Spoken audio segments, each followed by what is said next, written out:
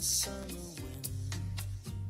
There's a certain melody takes me back to the place that I know. On the beach,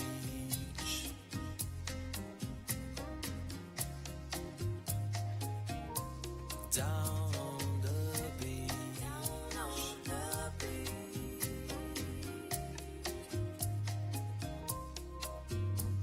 the secrets of the summer I will keep. The sun of time will blow a mystery. No one but you and I underneath the moon and sky. Take me back to the place that I know. On the beach. Yeah, yeah, yeah. Down on the beach. Yeah, yeah, yeah.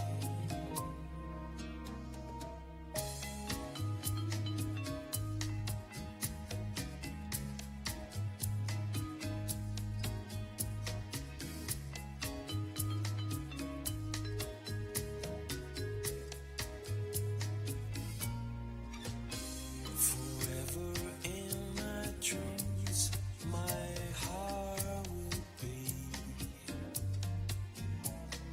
hanging on to these sweet memories.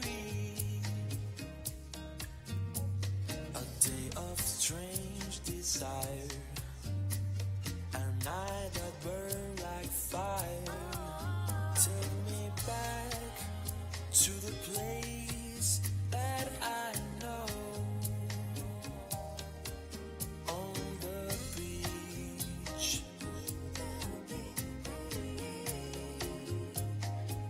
Down on the beach. Down on the beach.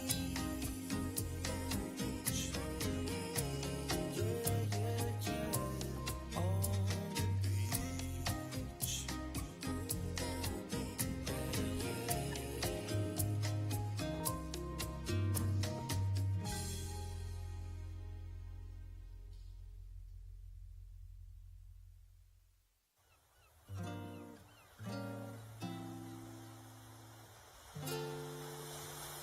When you close your eyes and you go to sleep,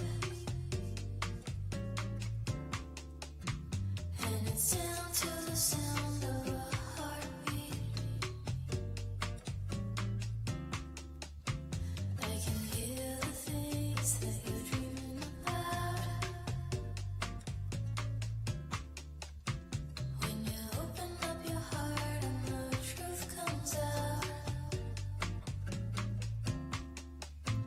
You tell me that you want me. You tell me that you need me. You tell me that you love me. And I know that I'm right, 'cause I hear it in the night. I hear the secrets that you keep.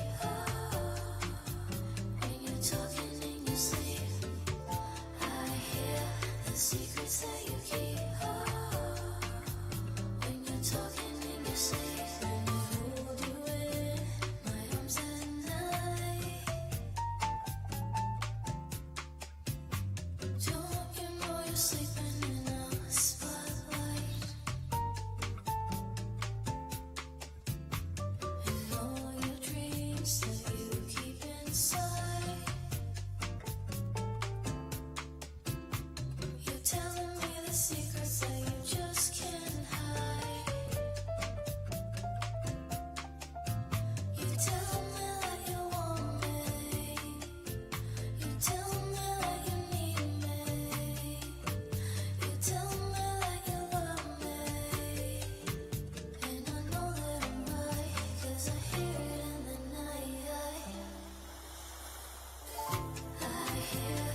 secrets that you keep. When you're talking in your sleep, I hear the secrets that you keep. When you're talking in your sleep, I hear the secrets that you keep. When you're talking in your sleep, I hear the secrets that you keep. When you're talking in your sleep, when you close your eyes and you fall asleep, everything about you is a mystery. You tell me that you want me, you tell me that you need me, you tell me that you love me. And I know that I'm right, 'cause I hear it in the night.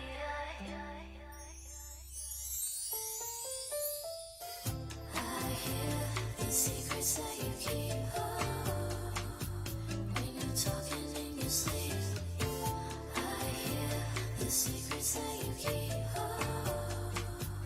When you're talking in your sleep, I hear the secrets that you keep. When you're talking in your sleep, I hear the secrets that you keep. When you're talking in your sleep.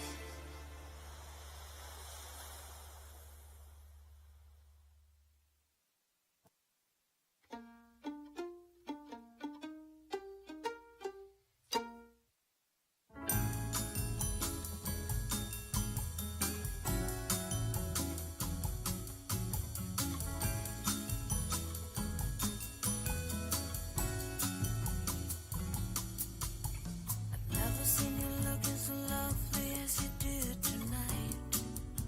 I've never seen you shine so bright. Did it good. I've never seen so many men ask if you wanted to dance. They're looking for a little romance. They've given half a chance. And I've never seen the dress you're wearing, all the highlights in your hair that catch your eyes. I have been blind, lady in red is dancing with me,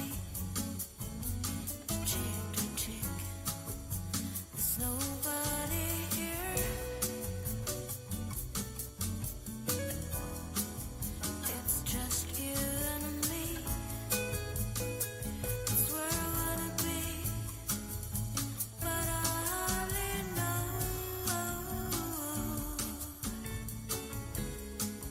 This beauty by my side, dear, dear, I'll never forget the way you look tonight.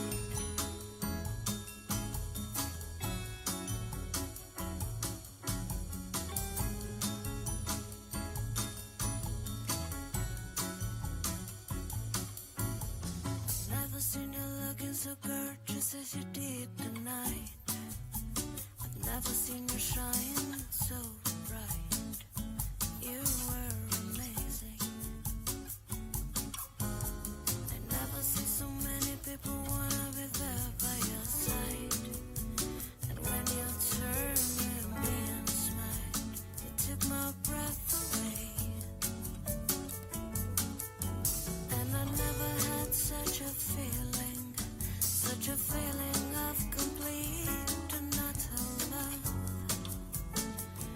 as I do tonight, lady in red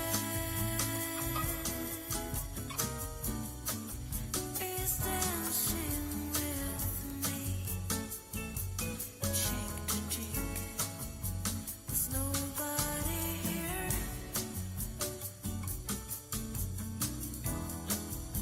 It's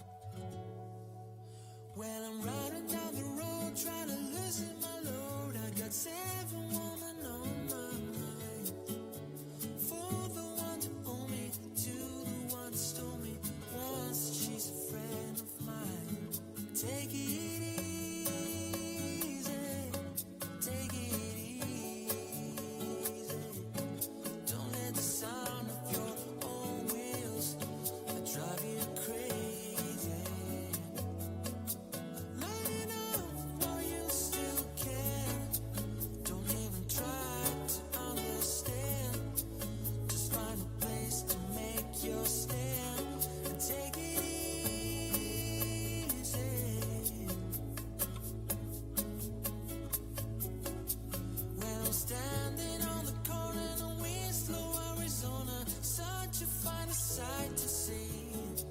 It's a girl, my lord, in a flatbed floor, slowing down to take a look at me.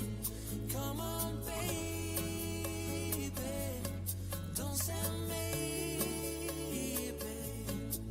I gotta know if your sweet love is gonna save me. We may lose and we may win, though we'll never be here again. So open up and climb it in. So take it easy.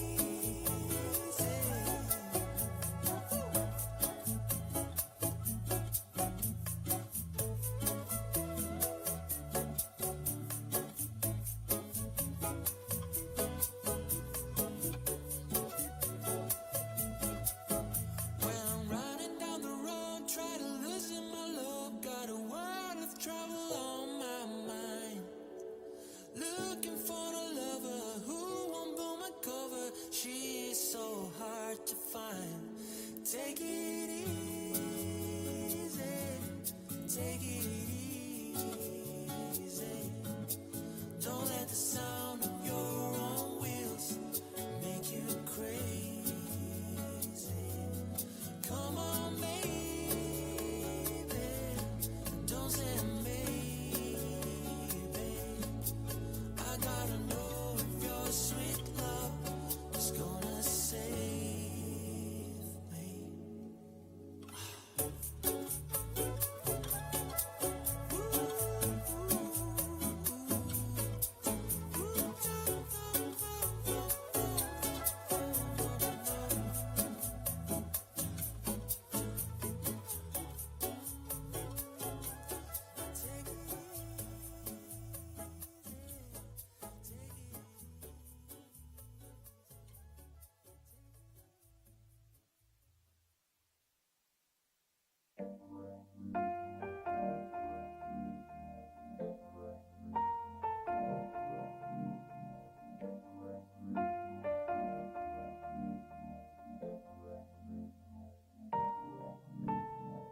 Step off the train, walking down the street again, past your door, but you don't live there anymore. It's years since you've been there, now you disappeared somewhere, kinda stayed. You found some better place, and I miss you. Like the deserts miss the rain, and I miss you. Like the deserts miss the rain. Could you be dead? You always were 2 steps ahead of everyone. Walk behind while you run.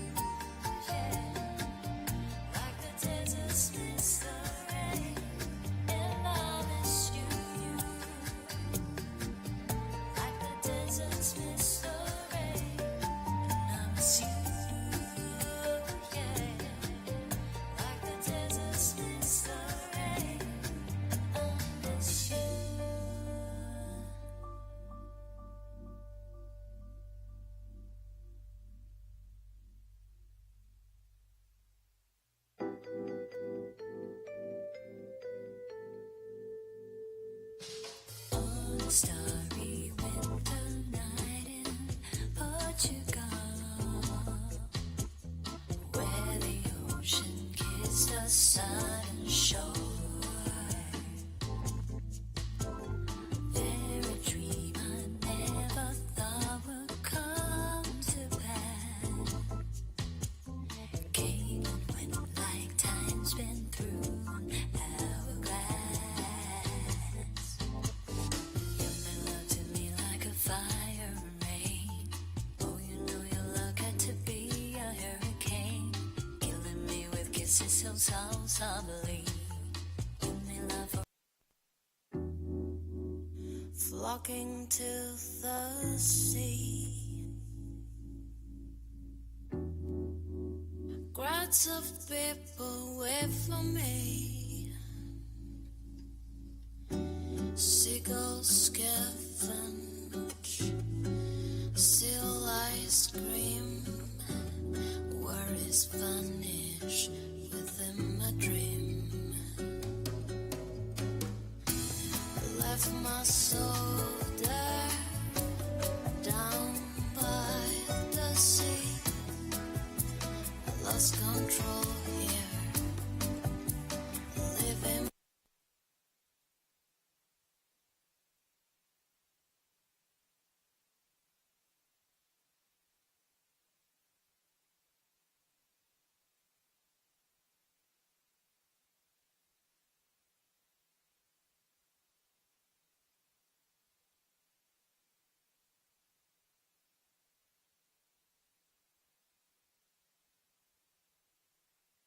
Why are women everywhere?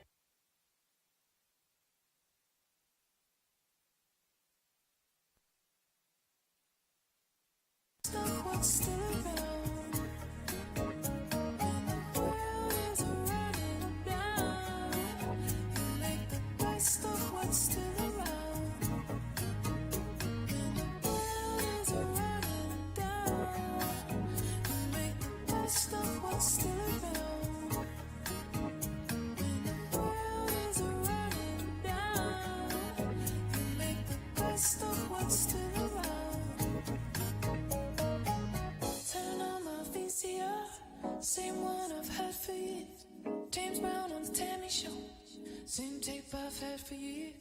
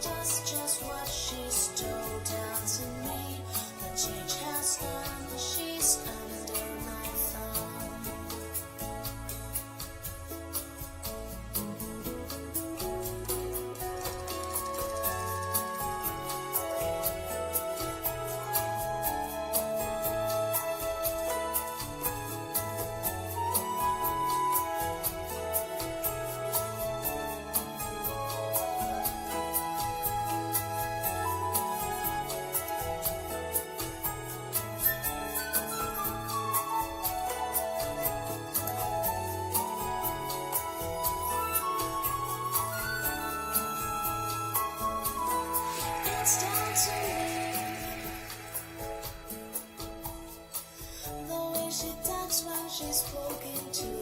Down to me, the change has come. She's under my thumb.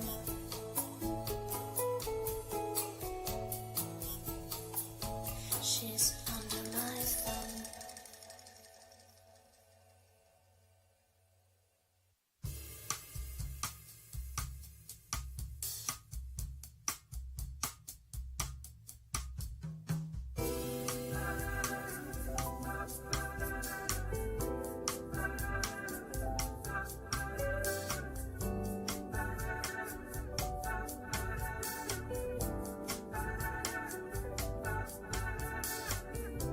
Golden, golden, golden as I open my eyes. Hold it, focus, hoping, take me back to the light. I know you were way too bright for me. I'm hopeless, broken. So you wait for me in the sky.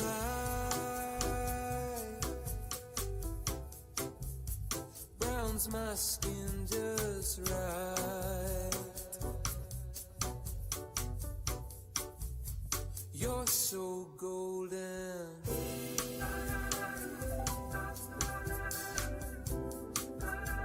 You're so golden. I'm out of my head. I know that you're scared, 'cause hearts get broken. I don't wanna be alone. I don't wanna be alone.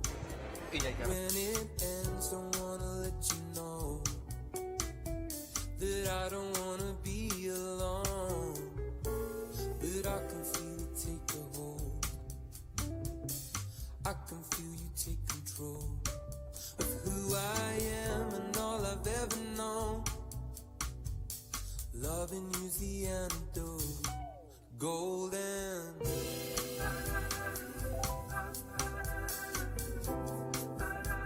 You're so golden. I don't wanna be alone. You're so golden. You're so golden. You're so golden. And I'm out of my head, and I know that you're scared, because hearts get broken.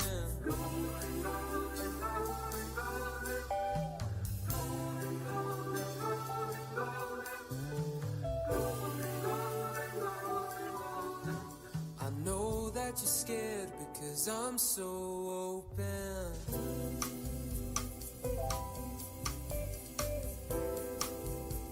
You're so golden. I don't wanna be alone. You're so golden. You're so golden. You're so golden. And I'm out of my head, and I know that you're scared, because hearts get broken.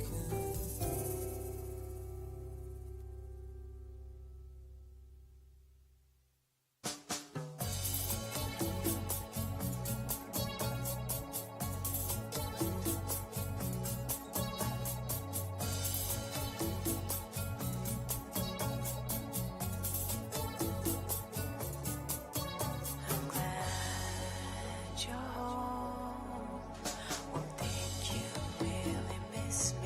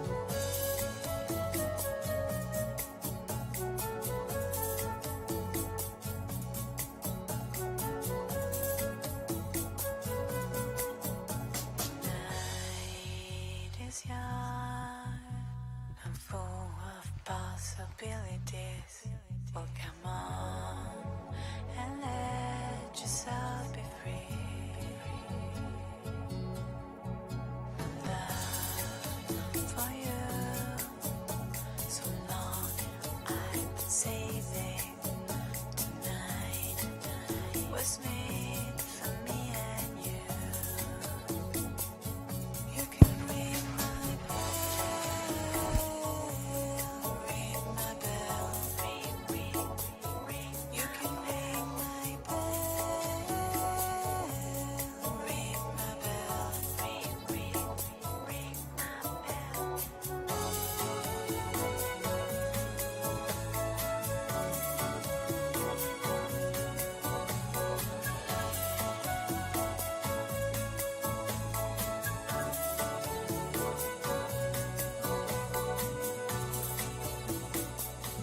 You can ring my bell,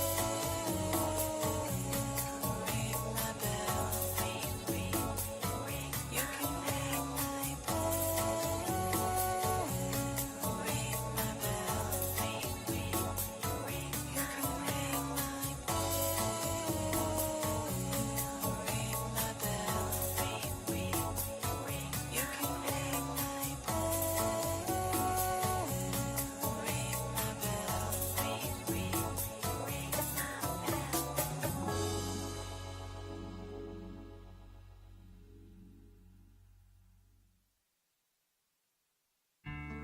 Junk in my heart is the junk in my mind. So hard to leave you all alone. We get so drunk that we can hardly see what used to that to you or me. See, I know there's nothing makes you shatter. No, no. You're a lover of the wild and a joker of the heart. But are you mine? I wanna make you happy. I wanna make you alive. Let me make you happy.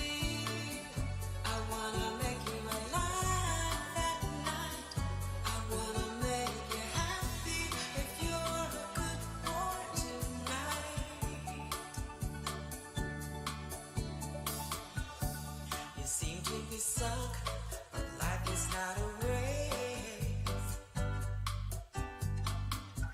When I'm not happy, I'm in disgrace.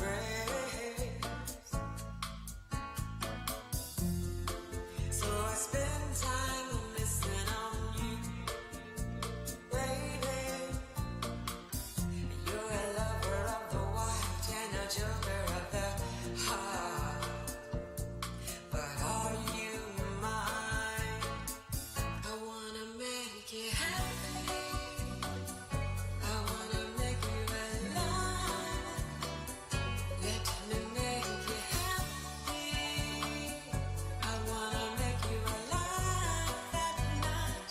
I wanna make you happy if you're a good boy tonight.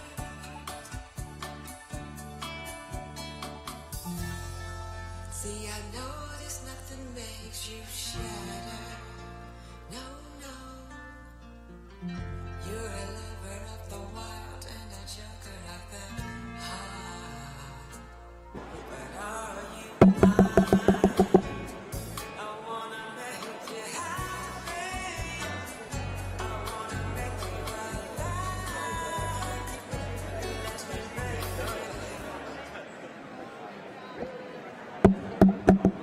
Muy buenas tardes, señoras y señores. Good afternoon.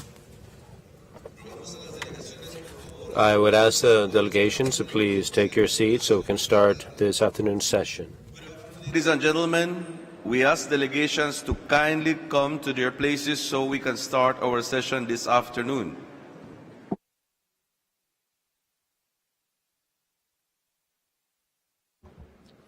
Muy buenas tardes.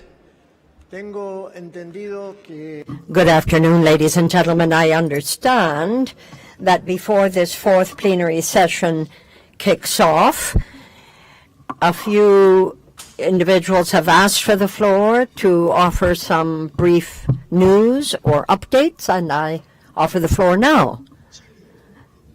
Chile has the floor. Thank you very much, Mr. President. Ladies and gentlemen, I am certainly not going to offer any comments on any particular report. What I would like to do is to use this time for a few minutes for something a bit more festive, because what we would like to do is to invite all of the countries of the Americas to join us on a new item for celebration, because that is when in October and November we shall be holding in Santiago in Chile the Pan American Games. Let me give you just a few ideas. We'll be having 9,000 athletes from Alaska to Tierra del Fuego in 39 different sports, millions coming from abroad, and more than 200 million tuned in globally.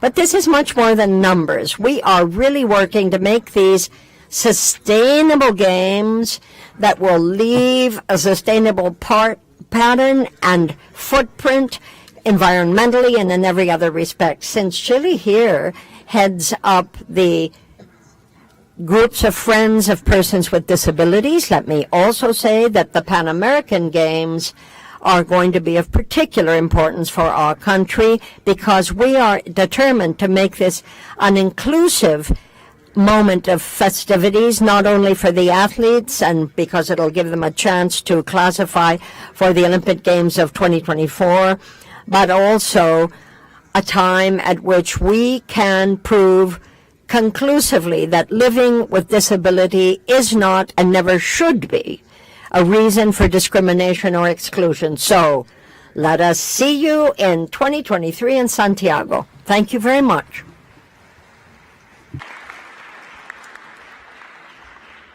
Muchas gracias, señor canciller, por ese importante. Thank you indeed, Minister, for that important announcement, and we wish you every success at those very important games. Thank you so much for sharing that news.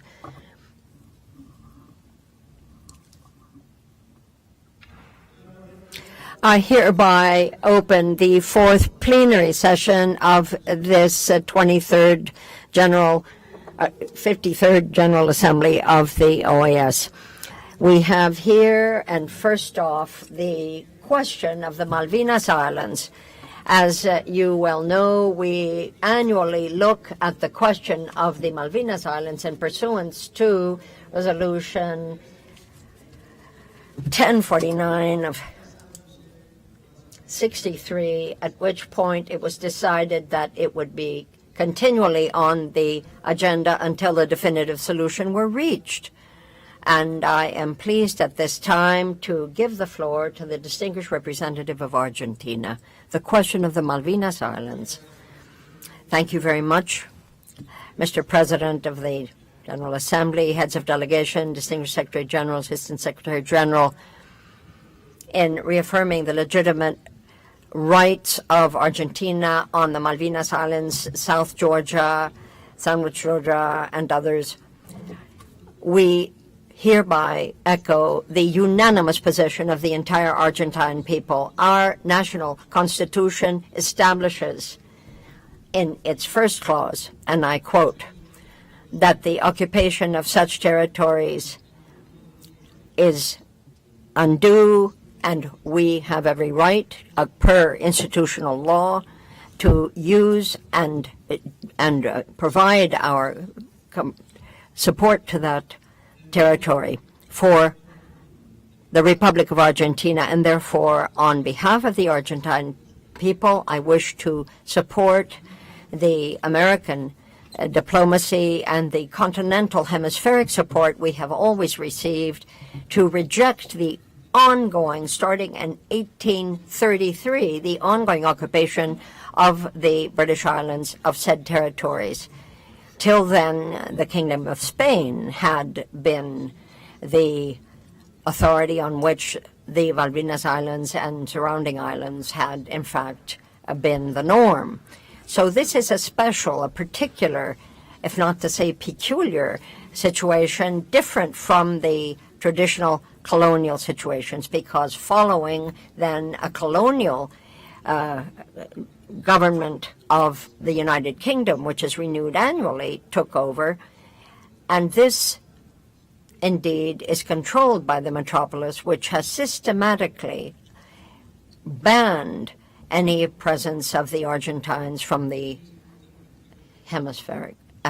southern hemisphere. We who have been born in the southern continent reject this. We would have every right to visit that territory, to live there, to carry out any professional or trade activities, should we so wish, but that is not possible.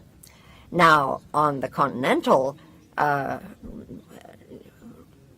Argentine territory, those inhabitants of the islands can come to us, have access to health services, can go to the university, they have a right to vote, and any number of other civic liberties. Not so the other way around. And we know that bilateral negotiation to find a peaceful solution without delay remains out of our reach, and we call for it to be applied in compliance with Resolution 1514, Romans 15. The interest of the inhabitants of the islands is also in question. This population is subject to colonialism. There is no such thing as self-determination, as the British authorities would in fact argue. The British powers are there by force, perpetuating a circumstance that is passé, that is colonial. The United Nations has said so, and there is no self-determination. And yet, the UK continues to assume that is the case and presume that is the case. The individuals who live there should have the right to opine, and the UN has stated clearly that that position of the UK is not applicable. Mr. Chairman, it's important to go back to the context of this dispute early on. This is where, in the Conference of Bogota, and meeting in Havana in 1949, and at the Inter-American Juridical Committee going back to 1948, the positions have been very clear. The colonial territories, including powers that had been subject to extracontinental powers, had self-determination that needed to be respected, and those disputes needed to be resolved as quickly as possible per the treaties in vigor, and should have been done long since.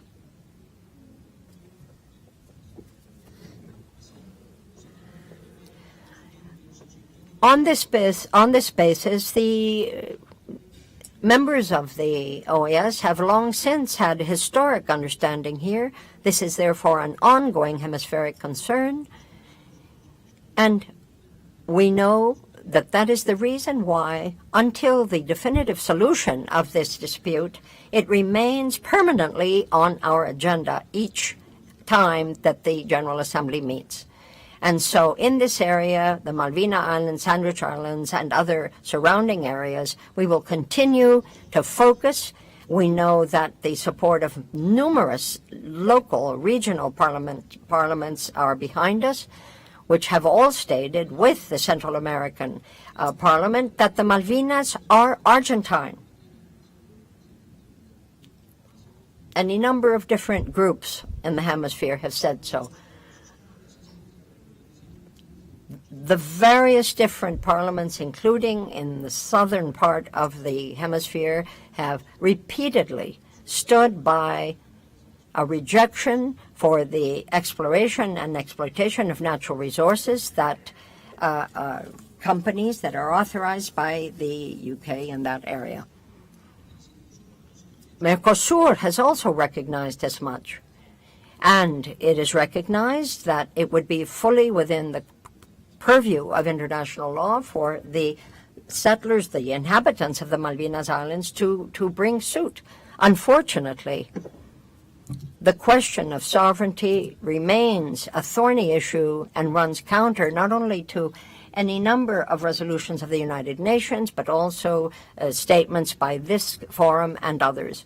The Republic of Argentina would hope that we be looked at as an area of peace and dialogue among nations. So we must find a way to resolve this ongoing controversy of the question of the Malvinas Islands. How can force be stronger than might?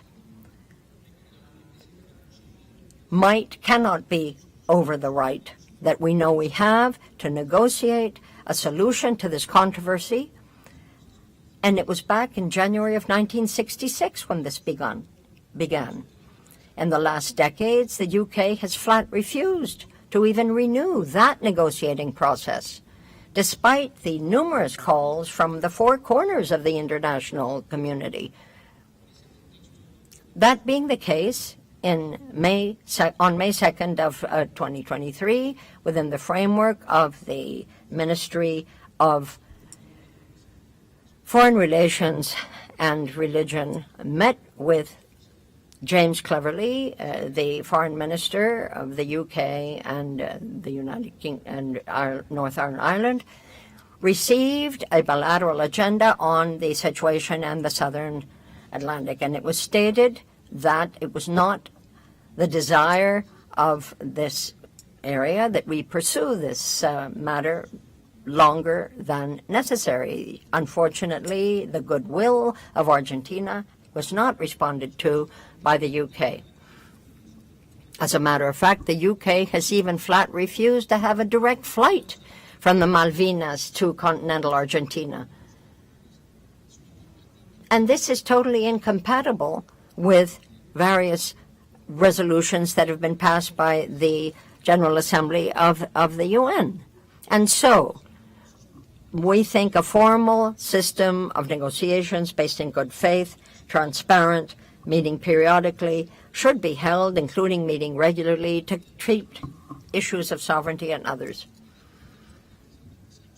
including practices that might lead to the best interests of both sides, preservation of natural resources, demilitarization of the areas in dispute. And that statement also states Argentina's will to go ahead and look at this matter in the context of humanitarian international justice, which the families involved, of course, have a right to appeal. But no response from the UK thus far, in spite of which the Argentine Republic will certainly pursue this interest and maintain its position in the framework of obligations that are rooted in international humanitarian law. There are a number of issues that have to be respected, including the travel of families of the people who were killed in the Malvinas Wars years ago, haven't been able to go there to see where their beloved family members are buried. We're going to persevere. We're going to continue to believe in dialogue under the aegis of international law and on the basis of the very precepts we have been underscoring since 1965. This is part of Argentine law and international law on this issue, and certainly also regionally as well as globally.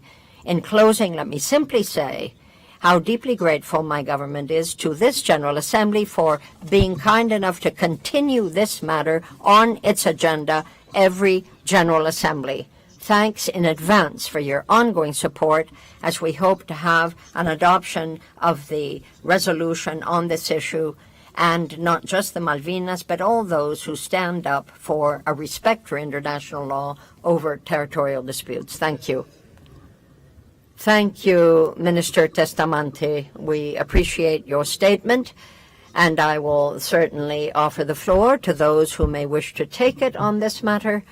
But I do beg you to be conscious of the time. Please keep your statements as succinct as possible, if you're so kind. Thank you very much. Honduras has the floor. I'm so sorry. Brazil has the floor. Mr. Chairman, heads of delegation, Secretary General of the OAS, ladies and gentlemen, the delegation of Brazil is pleased once again to put to the consideration of this plenary a draft declaration on the Malvinas Islands. This is a traditionally presented declaration here at this GA, which recalls those resolutions approved here on this topic and exhorts governments of Argentina and of the United Kingdom and North Ireland to resume as soon as possible negotiations to find a meaningful and definitive solution to this matter. Brazil has historically reiterated its firm support to the legitimate rights of Argentina in this dispute, matter of sovereignty over the Malvinas, South Georgia, Sandwich Islands, and surrounding areas. In all of the germane international fora, especially the UN, the Brazilian government has offered its support and solidarity to Argentina's case. Mercosur and CELAC, Brazil has given Argentina, in fact, the whole region has supported Argentina. South Atlantic is an area of peace, harmony, in which there should be full respect for a peaceful solution to conflicts. Brazil has had the opportunity to repeat the strategic outlook at the 8th ministerial meeting in Cabo Verde recently. This is an unshakable part of Brazil's foreign policy. Brazil expects that the countries represented here would add their support to this legitimate and fair claim of Argentina, the recognition of which will help to strengthen the relations between Argentina and the UK, the interests of our continent, and the relationship between our whole region and Europe. Now I'm going to read this draft declaration. Draft declaration on the matter of the Malvinas. The General Assembly, considering in repeated statements that the question of the Malvinas Islands is a matter of enduring hemispheric concern, recalling its resolutions, AG Res 928, 18-0/88, adopted by consensus on November 19, 1988, in which it requested the governments of the Argentine Republic and the UK of Great Britain and Northern Ireland to resume negotiations in order to find, as soon as possible, a peaceful solution to the sovereignty dispute, bearing in mind that in the resolution AG Res 1049-2090 it expressed satisfaction over the resumption of diplomatic relations between the two countries, recognizing that the accreditation of the United Kingdom of Great Britain and Northern Ireland under resolution CP Res 655-1041-95 as a permanent observer of the OAS reflects principles and values shared by that country and OAS member states which facilitate greater mutual understanding. Noting with satisfaction that the governments of the Argentinian Republic and United Kingdom and Northern Ireland maintain important political, cultural, trade ties, share common values, and are also engaged in close cooperation both bilaterally and in international fora. Bearing in mind that despite these shared values and ties, it has not yet been possible to resume negotiations between the two countries with a view to solving the sovereignty dispute over the Malvinas Islands, South Georgias, and South Sandwich Islands and the surrounding maritime areas in the framework of resolutions 2065, 23-160, 28, 31-49, 37-9, 38-12, 39 6, 40/21, 41/40, 42/19, and 43/25 of the United Nations General Assembly. The decisions adopted by the same body on the same question in the Special Committee on Decolonization and the reiterated resolutions and declarations adopted in the OAS General Assembly, and having heard the presentation by the head of the delegation of the Argentine Republic, which welcomes a reaffirmation of the will of the Argentinian government to continue exploring all possible avenues toward a peaceful settlement of the dispute and its constructive approach towards a solution, that they resume as quickly negotiations about the dispute, which is a matter of sovereignty, so that a peaceful solution can be found for this protracted controversy, to continue to examine the matter of the Malvinas in the next regular sessions of the GA until it's ultimately and definitively resolved. Thank you very much, Ambassador. I'm pleased to give the floor to St. Vincent and the Grenadines.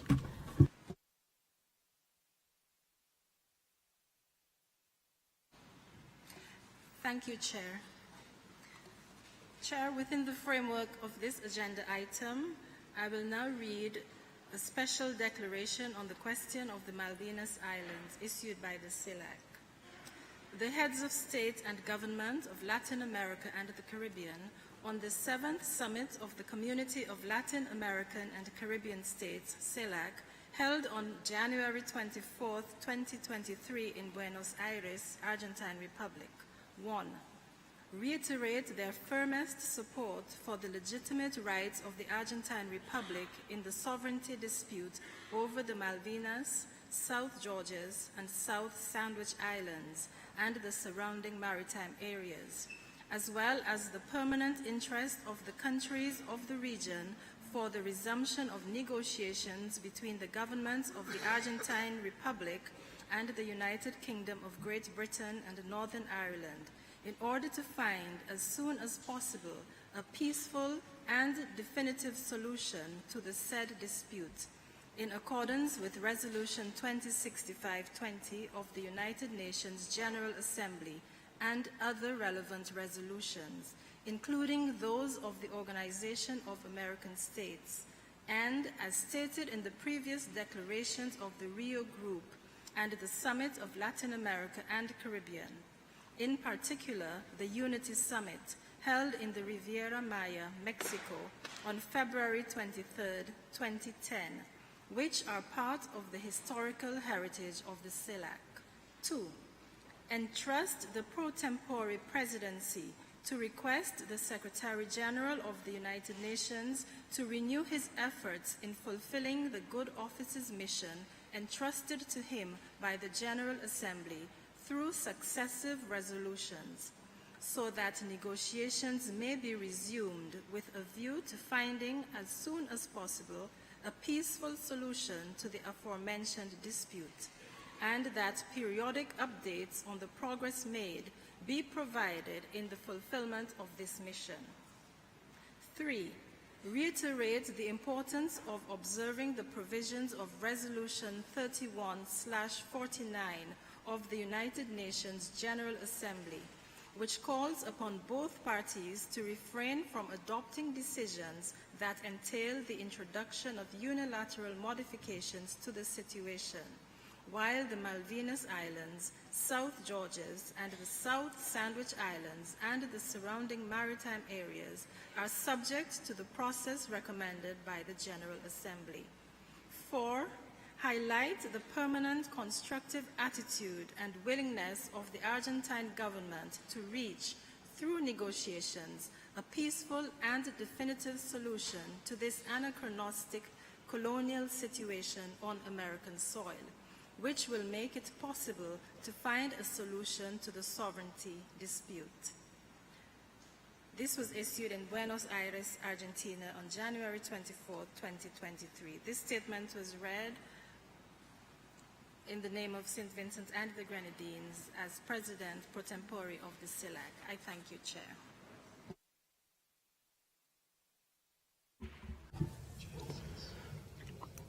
Thank you very much. Off the floor to Bolivia. Thank you, Mr. Chairman. The plurinational state of Bolivia supports categorically the current declaration on the matter of the Malvinas Islands and would like to refer to the ministerial declaration adopted in September of 2022 on the matter of the Malvinas Island and the pertinent parts.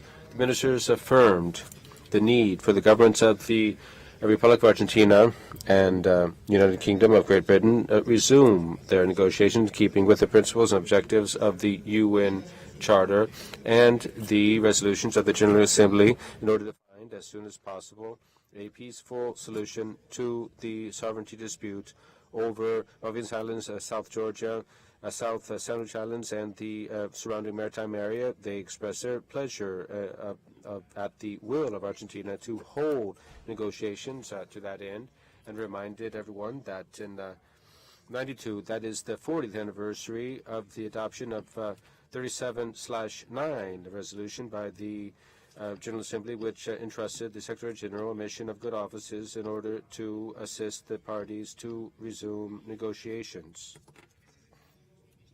The ministers asserted the principle of territorial integrity enshrined in Resolution 1514 of the General Assembly, and underscored the right of member states of the permanent group of sovereignty over its natural resources, as well as the right of Argentina to undertake legal actions with full respect to international law, and the pertinent resolutions regarding non-authorized prospection for oil in the area, and recalled the need for the requirement that no one make any decisions over the area until the Malvinas undergoes the process that was recommended by the General Assembly of the UN, in keeping with Resolution 3149 of the General Assembly. Thank you, Chairman. Thank you. Belize has the floor. Thank you, Mr. President. Excellencies, on this question of the Malvinas Islands, we take note of the positions articulated by Argentina and the UK, but we want to say that for Belize, the principle of self-determination is sacred. And we feel that people, including those of the Falkland Islands, Taiwan, and Palestine, should have their right to self-determination respected. That's all we have to say, and thank you, Mr. President. Muchas gracias. Thank you. Chile has the floor. Thank you, Mr. Chairman. I would like to say that the government of Chile supports the legitimate rights of the Republic of Argentina in the sovereignty dispute with the United Kingdom of Great Britain and Northern Ireland regarding the matter of the Malvinas Islands, South Georgia and South Sandwich Islands, and the surrounding maritime areas. We support the need for the governments of the Republic of Argentina and of the United Kingdom of Great Britain and Northern Ireland to resume negotiations in order to find as soon as possible a peaceful and definitive solution to the sovereignty dispute pursuant to the pertinent resolutions of the UN and declarations of the American states. We would like to say that Chile's stance regarding the Malvinas Islands has been expressed traditionally in support of the numerous declarations and resolutions issued in regional and multilateral fora. This week alone, we had the opportunity to once again support Argentina's submission before the Committee of Decolonization of the United Nations. Thank you very much. Guatemala has the floor. Thank you, Mr. Chairman. Guatemala is grateful for the presentation of the declaration on the matter of the Malvinas. My country reasserts its commitment to continue working within international law and those germane resolutions on matters of hemispheric interest, such as is this one. We also reiterate our firm support for the legitimate rights of the Republic of Argentina in the sovereignty dispute over the Malvinas Islands, South Georgia, and South Sandwich Islands, and the surrounding maritime area. It's important to underscore the ongoing interest that countries of the hemisphere have for this conflict between the governments of the Republic of Argentina and the United Kingdom of Great Britain and Northern Ireland resume as soon as possible negotiations to find a peaceful and definitive solution to this conflict. Mr. Chairman, Guatemala is a country that always promotes peace, that supports all efforts that seek out peaceful solutions to conflict, is pleased to see that the Republic of Argentina has kept up ties with the UK and Northern Ireland, because that helps to strengthen multilateral ties, and we also applaud the ongoing interest and the political will that Argentina has had to find a peaceful solution to this conflict as called for by the UN Charter. On this occasion, we join the call for the two governments to resume negotiations to find a peaceful and definitive solution to the benefit of the peoples of these beloved two countries. Thank you. Thank you. El Salvador has the floor. Thank you very much, Mr. Chairman. My delegation would like to reassert its support to the people and the government of Argentina on this dispute.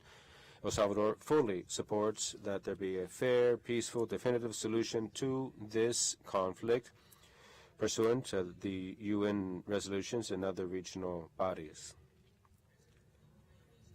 We favor swift resumption of negotiations between the United Kingdom of Great Britain and Northern Ireland and the Republic of Argentina. We also join the consensus on this matter and on this declaration submitted by the Republic of Argentina with the full conviction that a swift solution will contribute to peace and security in the region. Thank you, Ecuador. Thank you very much, Mr. Chairman. The delegation of Ecuador would like to reiterate yet again its historic support for the Republic of Argentina. With regard to the question of the Malvinas Islands, we stand for a peaceful and negotiated and just solution via referendum. We also feel, as the pro tem secretary of the Ibero-American Summit, what the special communique on the question of the Malvinas Islands states, just adopted in Santo Domingo, Dominican Republic, just last March, the 25th of March of 2023. It reads as follows. The heads of state and government of the Ibero-American countries meeting in Santo Domingo, Dominican Republic, at the time of their 28th Ibero-American Summit state as follows. Number one, reaffirm the need for the governments of the Republic of Argentina and the United Kingdom of Great Britain and Northern Ireland renew as soon as possible their negotiations with a view to find a prompt solution to the sovereignty dispute regarding the Malvina Islands, South Georgia, and South Sandwich Islands in the maritime areas that surround them within the framework of the Organization of the UN, the OAS, and relevant provisions of the Charter of the United Nations regarding the principle of territorial integrity. Point two, with regard to the unilateral actions taken to the exploitation and exploration of renewable and non-renewable resources that the United Kingdom has been carrying out in the area under dispute, they renew their call to the international community to abstain from taking such decisions, including unilateral modifications to the situation of the Malvinas, in conformity with the statement issued in Resolution 3149 of the General Assembly of the UN that contribute in no way to a definitive solution to this territorial dispute. Three, they point out yet again that the military presence in the area under dispute runs against Resolution 3149, as just mentioned, and is incompatible with the policy of the search for a solution that would be peaceful to this territorial dispute between the Republic of Argentina and the United Kingdom of Great Britain and Northern Ireland. Four, in that same vein, underscore the successive resolutions that have been undertaken by the General Assembly of the UN urging the Secretary General to move forward with its good offices in order to find a peaceful solution to the referred dispute. Five, underscore the ongoing peaceful and constructive position of the Argentine government to reach a definitive and a peaceful solution to this particular colonial situation as defined by the United Nations. Thank you. Thank you. Costa Rica is recognized. Thank you very much, Mr. Chairman. This is the first time that we have taken the floor, and so we would like to congratulate you for your election and for how you have been conducting this General Assembly. I would also like to acknowledge the presence of the Secretary of Foreign Relations of Argentina, Pablo Anselmo de Tamandi, and his distinguished delegation here in the room. Mr. Chairman, I reassert the firm commitment of Costa Rica for a peaceful solution to controversies, to disputes, respect for territorial integrity, and an international order that are based on norms and principles such as multilateralism. the disputed sovereignty between the Republic of Argentina and the United Kingdom of Great Britain and Northern Ireland over the Malvinas Islands, South Georges Islands, and South Sandwich Islands and surrounding maritime areas are a special and unique case of colonialism in which which plays a very important role. Costa Rica underscores the importance of 2066, that is the first 2065, which is the first resolution that exclusively focuses on the Malvinas, because that is an unequivocal endorsement by the General Assembly of the UN to the decolonization process. We regret that nearly after 60 years there has not been any progress. Now, in the context of increasing militarization in the world and an unstable political situation, Costa Rica recalls another resolution of the GA that calls or urges both parties in this sovereignty dispute to abstain from adopting unilateral decisions that entail any introduction of modifications that would just aggravate this dispute while the islands are undergoing this negotiation process, which has been recommended by this very GA, that is that GA of the UN. Costa Rica urges that there be full respect for 41/11, which urges all states to reduce and eventually eliminate any military presence, including the non-introduction of nuclear weapons or other weapons of mass destruction in the South Atlantic.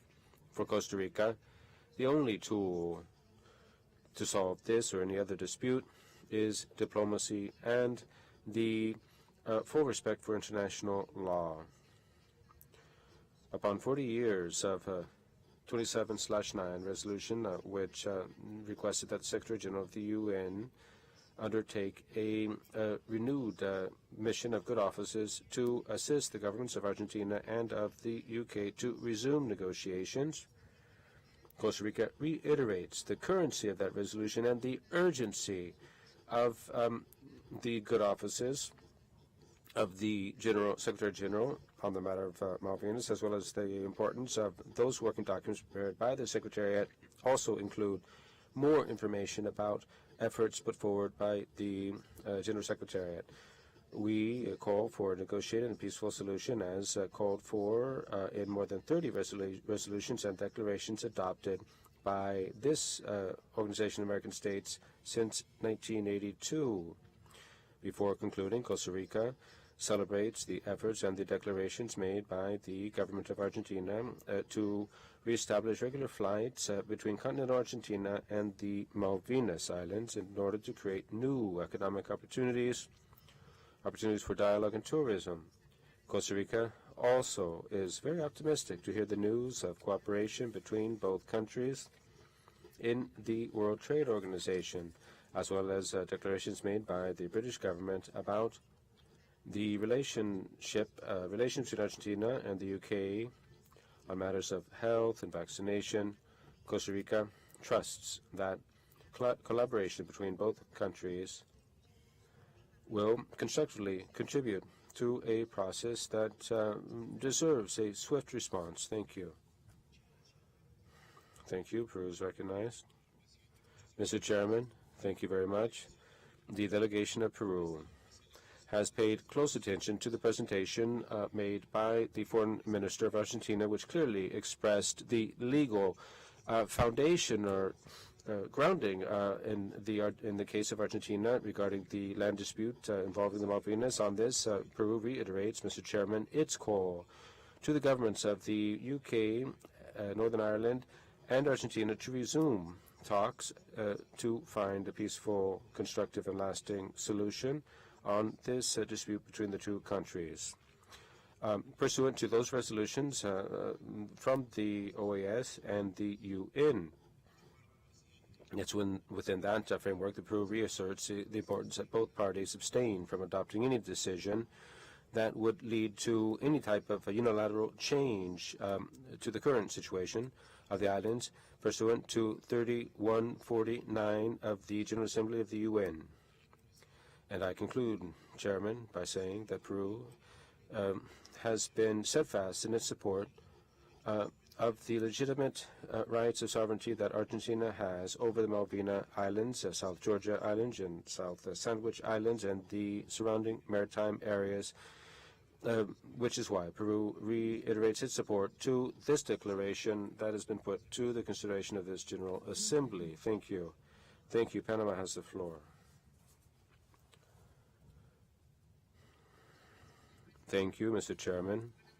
Panama reiterates its staunch support to the legitimate claims that the Republic of Argentina has expressed for the recovery and the preservation of its territorial integrity within the process of decolonization, which originated in the UN, and that should continue until a peaceful, agreed to and definitive solution is found regarding the sovereignty of the Malvinas Islands, South Georgia and South Sandwich Islands, and the surrounding maritime areas. We think that these territorial claims are a cause of the whole region, because we believe that solidarity and cooperation among all of the Latin American and Caribbean states will be fundamental for the progress and well-being of our peoples. I would also like to reaffirm that Panama believes that it's only through dialogue and negotiation will it be possible for us to find solutions to disputes among states in keeping with the obligation that is enshrined in the UN Charter of solving international disputes through peaceful means. Thank you. Thank you. Paraguay has the floor. Thank you, Chairman. I'm going to read the paragraphs of the last joint declaration of States Party to Mercosur of September 6, 22. The presidents of the Republic of Argentina, Alberto Fernandez, of the Republic of Uruguay, Paraguay, and Uruguay, and the Vice President of Brazil, States Party, Mercosur, and high-level authorities in Montevideo, Uruguay, on the occasion of the Summit of Presidents of Mercosur on December 6th of 2002, reaffirming the terms of the declaration of the Presidents of the States Party of Mercosur, the Republic of Bolivia, and the Republic of Chile, signed June 25th of 96 in Potrero de Unes in the Republic of Argentina, denominated the Declaration on Argentina, reiterated their support to the legitimate rights of the Republic of Argentina in the dispute of sovereignty regarding the Malvinas Islands. They underscored that the adoption of unilateral measures, including exploiting or harnessing natural resources in the area that's in dispute, is not compatible with what has been agreed to at the UN. And Argentina has the right to pursue legal, make use of legal means to resolve that dispute.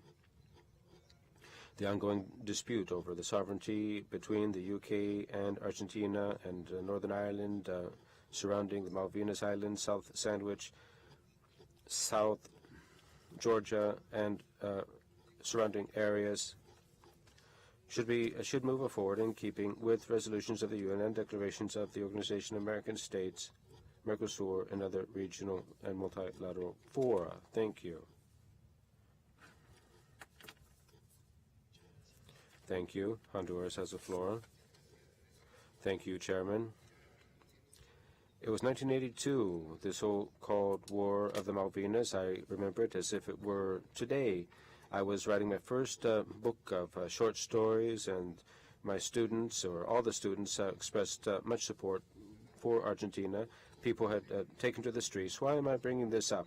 Because if I don't tell you, you're going to think that I'm copying Chile, Ecuador, Costa Rica, and other delegations and what they said. So this is a personal story that to tell you that for a long time we've all been in agreement, and that's the context in which I'm going to say some things that have already been said here by others. And this is a short message sent by my foreign ministry. Honduras offers its firm support in the different regional and international fora for the legitimate claims of sovereignty of Argentina over Malvinas, South Georgia Islands, and the surrounding maritime area. Honduras makes a call to the parties to resume negotiations in order to find, as soon as possible, a peaceful and definitive solution to this dispute. I would add here that we should not forget the resolution of the UN, which has not yet been fulfilled and should be complied with. According to what Argentina said, Argentina is more than willing to do so. So I exhort both parties to peacefully resume this negotiation to find a peaceful solution to this long-standing dispute. Thank you. Dominican Republic. Thank you, Chairman. The matter of the Malvinas continues to be a topic of top interest to the hemisphere. The Dominican Republic reiterates its support to the rightful claims of Argentina to exercise its rightful sovereignty over the Malvinas Islands, Sandwich and Georgia Islands, as well as the surrounding maritime area. We express our solidarity to the people and government of Argentina in support of its claim, its demands. We recognize that peaceful means and negotiation aren't the only right way to solve conflicts. It's timely to say once again that we do recognize the effort put forward by the Argentinian government to solve this dispute, and its ceaseless effort to find a peaceful solution to this conflict. We reiterate the importance of observing 3149 of the UN.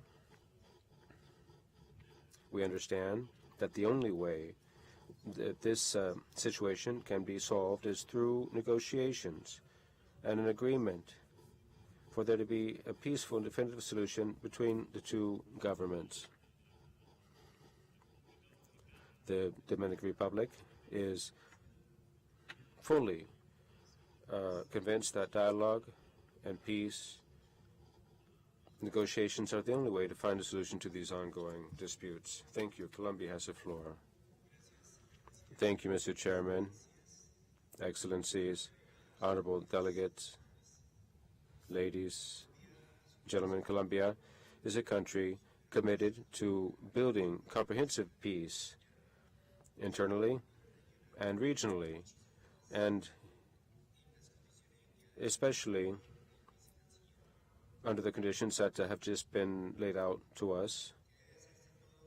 Everything needs to be done through dialogue. However, we do join in the declaration issued today, through which the Vice Minister has reiterated that this ongoing sovereignty dispute between the Republic of Argentina and the United Kingdom of Great Britain and Northern Ireland over the Malvina Islands and Sandwich and Georgia South Islands and the surrounding maritime area will, through these means, find a solution. We have heard everything that has been expressed by the Latin American countries here. They have been very clear in speaking in favor of Argentina. We've heard from Bolivia, Ecuador, Costa Rica, Chile, Paraguay, Honduras, have all just said something that's very important regarding something we've been going through since 1982. So we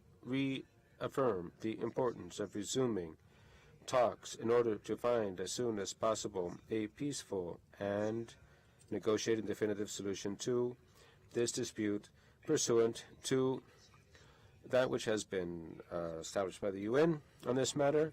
We think that is the only path, not just the UN, but also the OAS.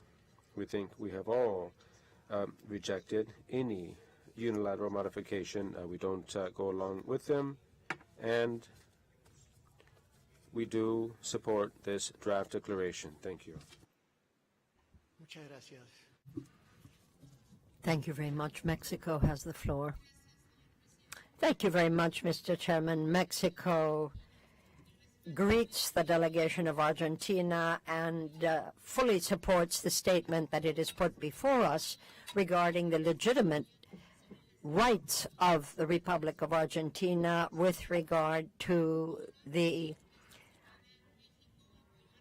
Falkland Islands, Sandwich, and Georgia South Islands, where, as we have stated repeatedly and with the greatest certainty that the Malvinas are Argentine, given the historic and legal claims that have assisted it always, as regards also the islands of South Georgia, South Sandwich, and the surrounding maritime areas. We have continued to work for international order that is rooted in international law and a clear and peaceful solution to controversies. We therefore support the legitimate right of the Argentine Republic to these issues, and the points made by no way can prescribed per Resolution 2060 of the UN, as well as the various resolutions of the OAS and of CELAC, particularly the Summit on Unity that was held on the Mayan Rivera, that is in the peninsula of Yucatan in Mexico. This is the ongoing dispute from colonial areas between an American republic and Great Britain. It is essential, for reasons of international peace, that Argentina and the UK renew their debate to reach a peaceful, just, and definitive solution, one that will be mutually acceptable on the question of the Malvinas Islands, per the many resolutions passed by the United Nations. Resolution 31/49 of the General Assembly, in particular, must be abided by, that states how important it is to refrain from taking unilateral measures to aggravate the situation, while there is an opportunity to work on resolutions 2065 and 3160. We await a definitive solution to this controversy. Thank you. Thank you very much. Antigua and Barbuda is recognized. Thank you very much. My delegation simply reiterates its position that we encourage discussions between the governments of Argentina and the United Kingdom on this prolonged issue. Antigua and Barbuda enjoys friendly relations with both countries, and we are aware of the long-established economic and other connections between Argentina and the United Kingdom, which endure and thrive today. Therefore, we recognize that there is a firm basis for negotiations between these two countries to find a definitive solution. It is in the interest of peace in our hemisphere, the unfettered economic development of the Malvinas, and the importance to the inhabitants of the islands to have some predictability in their lives for this matter to be settled. We are conscious that the United Nations General Assembly resolutions continue to urge the United Kingdom and Argentina to engage in negotiations to find a peaceful settlement to this dispute. And Antigua and Barbuda fully supports that position. Thank you, Mr. Chair. Thank you, Chair. Muchas gracias, Secretario. I thank you, sir. The Secretary General has the floor. Thank you. We're very grateful for the presentation of Pablo Tetamanti, the Secretary of Foreign Affairs of Argentina, on the basis of the documents he's presented, but also on the basis of principles of international law. We must and can do nothing other than to continue insisting in this venue and in others that there be a peaceful settlement to this question. We are very cognizant of the ongoing claims of the Argentine Republic over the Malvinas Islands and South Georgia and South Sandwich. The effort is to move away from colonialism. These are questions that are based in law, and multilateral fora have spoken very clearly numerous times on how the matter must be resolved. the ongoing use of force to maintain a situation which is in its very essence colonial is untenable. We appeal to the United Kingdom to bear this in mind. Thank you. Thank you very much. I offer the floor to the delegation of Uruguay.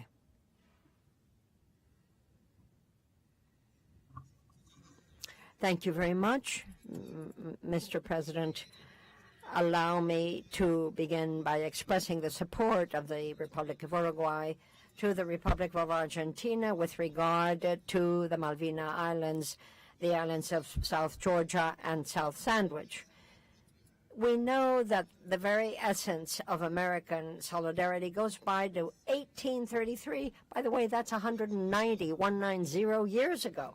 And ever since then, the entire public that I've just mentioned has repeatedly taken the same position over the 20th century and into the 21st century.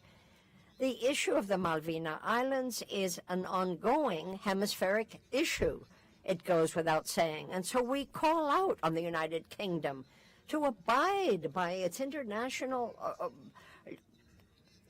duty and come to the table and resolve this ongoing dispute with regard to the Malvina Islands, South Georgia, and South Sandwich, as well as surrounding maritime areas. We call on the final end to colonialism in the South Atlantic and a move away from that colonial era and an entering into a modern era of proper relations with the countries concerned. We are absolutely convinced of this truth, and that is why I beg that we simply support this draft resolution by acclamation. Thank you. That is my proposal.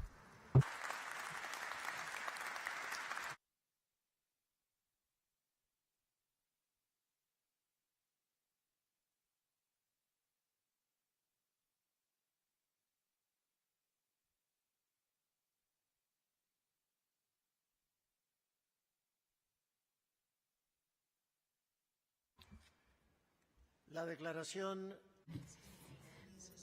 The declaration on the Malvina Islands has been adopted by acclamation, as you've just heard, ladies and gentlemen. It is approved. Thank you very much. The next item on our agenda refers to the election. The delegation of Argentina is asking for the floor. Indeed, very briefly, Chair, but I couldn't possibly let the opportunity pass. We are deeply, deeply grateful to each of you for this decision by acclamation. I cannot begin to say how much it means to us. And this joint and several call for a resolution, to a peaceful resolution to this very, very long dispute is deeply, deeply grateful. And we take with us a heartfelt gratitude for the support of one and all. Let me also, sir, expressly thank you for your assistance in steering us through this debate and the support of the General Secretariat of this organization. Thank you. Thank you, sir. Ambassador, thank you. Let us, says the chair, if no one else wishes to take the floor, to the next item on our agenda, which speaks to the election of members of a number of organs, agencies, and entities of the organization. 4 members of the Inter-American Commission on Human Rights, 2 members of the Inter-American Juridical Committee, 1 member of the Administrative Tribunal, 1 member of the Audit Committee, 3 members of the Justice Studies Center of the Americas. Let me point out that per Resolution 1757, modified by 2167 of this General Assembly regarding the measures to be taken to support prompt payment of quotas, the Secretariat has distributed AG Doc 5793/23 Rev 1, in which you have a list of countries that are in an irregular status in that regard, those that are to date with their payments and those that are not.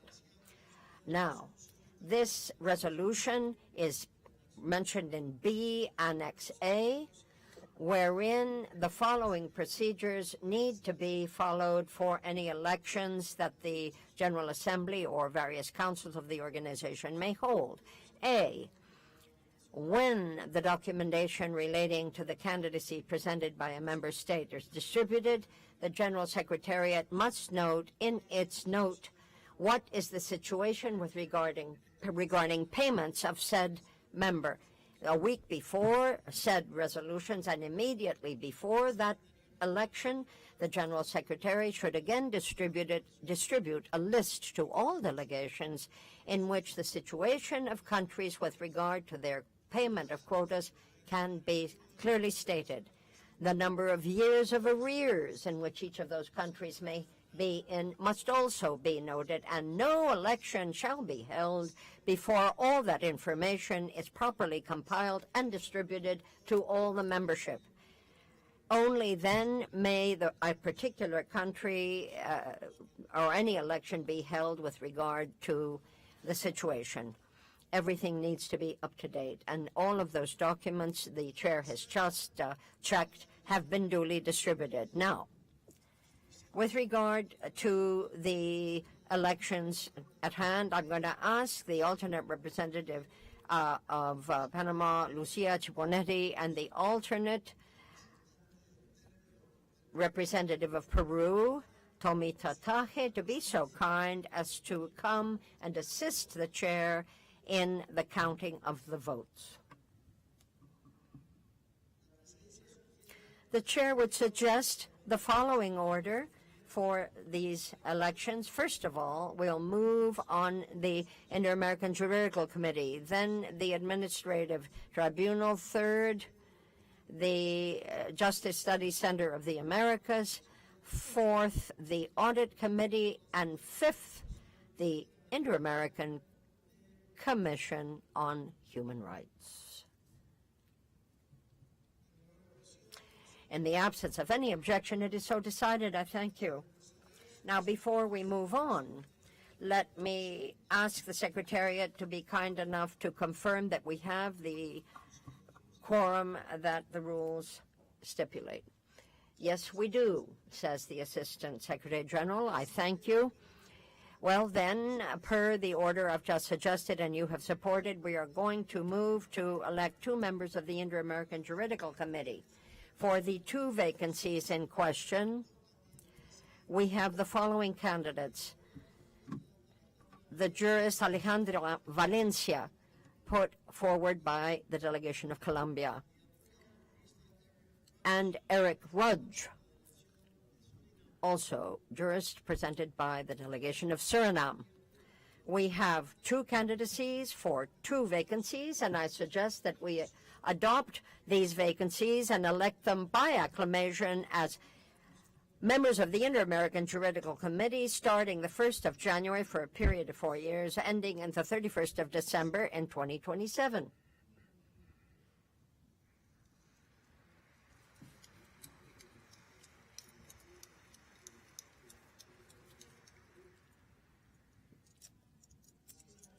Thank you very much. It is so decided.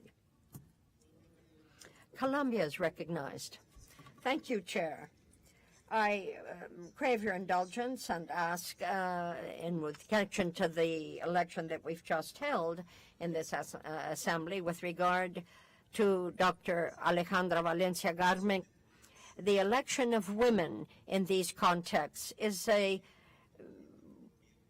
testament to the commitment of the present government of Colombia to be very sensitive to the question of gender and the advancement of women. This is a main body of the OAS, which has the mandate to work on progressive and a forward policy in these regards, and we feel that it is essential that we have a regional understanding as to how we can move forward in the hemisphere regarding the Inter-American position in the face of our population's demands, so that we have, indeed, a better and clear understanding of the rights of our citizens. Thank you very much for your position and for the vote that we've just taken. Thank you. Thank you, sir. I offer Alejandra Valencia and Mr. Eric Roger our sincerest congratulations for your election, and we hope that you have an excellent and a successful term in your position as the Inter-American Juridical Committee members. Let us now move to the election of one member to the Administrative Tribunal. We have Mr. Michael P., who has come forward on behalf of the United States. There is one candidacy and one.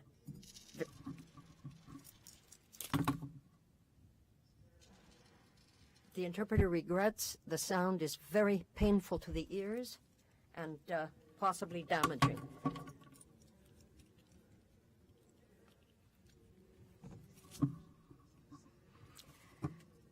It's the first. The interpreter regrets this is very dangerous to the hearing of the interpreters.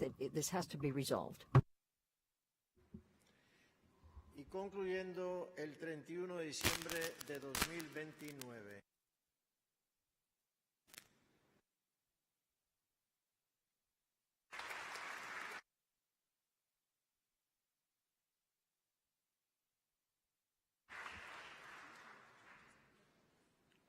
Expreso a nombre de la Asamblea General.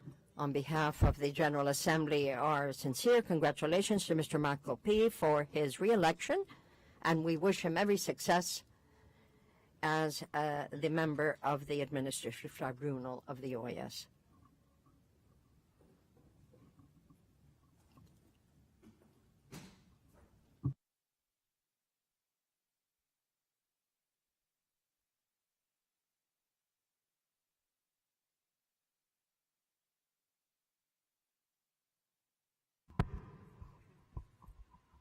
Hasta los micrófonos se cansan.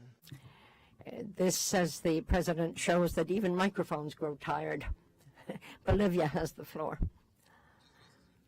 Thank you, Mr. President. I just want to say, as a former judge of the Administrative Tribunal here at the OAS, where I had the honor of meeting Judge Michael Pei, and I want to congratulate him for his appointment. Congratulations to the United States for this election. We're talking about a wonderful jurist and a wonderful person, and we know that he will bring a very great deal to the community. Thank you very much. Thank you, sir. And thank you for correcting me on the way I should pronounce this person's last name.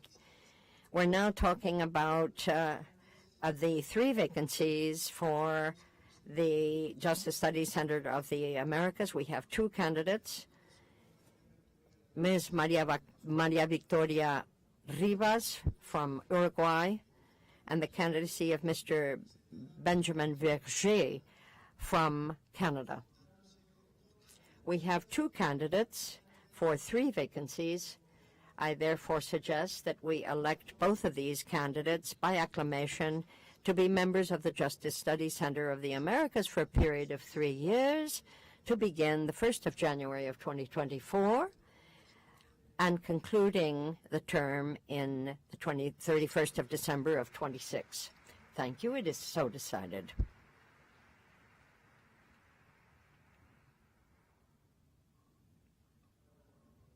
Paraguay has the floor. Thank you, Chair. Very briefly also, I just wanted to say that Paraguay considers it a very great privilege to put forward the present candidacy to Ceja, Maria Victoria Rivas, who has been reelected as a counselor in that body, and we wish her every success. Thank you. Canada has the floor. Mr. Chair, just a brief word of thanks to this group for your support for the Canadian candidate. We're also very honored and pleased to have Professor Berger's contribution to this important organization. Thank you. Muchas gracias. I thank you, Canada.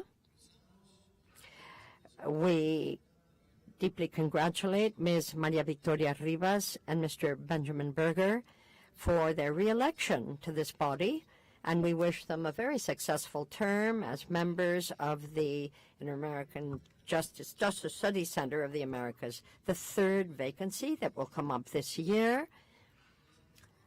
prompts us to propose that the GA suggests to the Permanent Council to hold that election in the first regular meeting that will be held after the 23rd of September of 2023, that is this year, and it's just after its first meeting.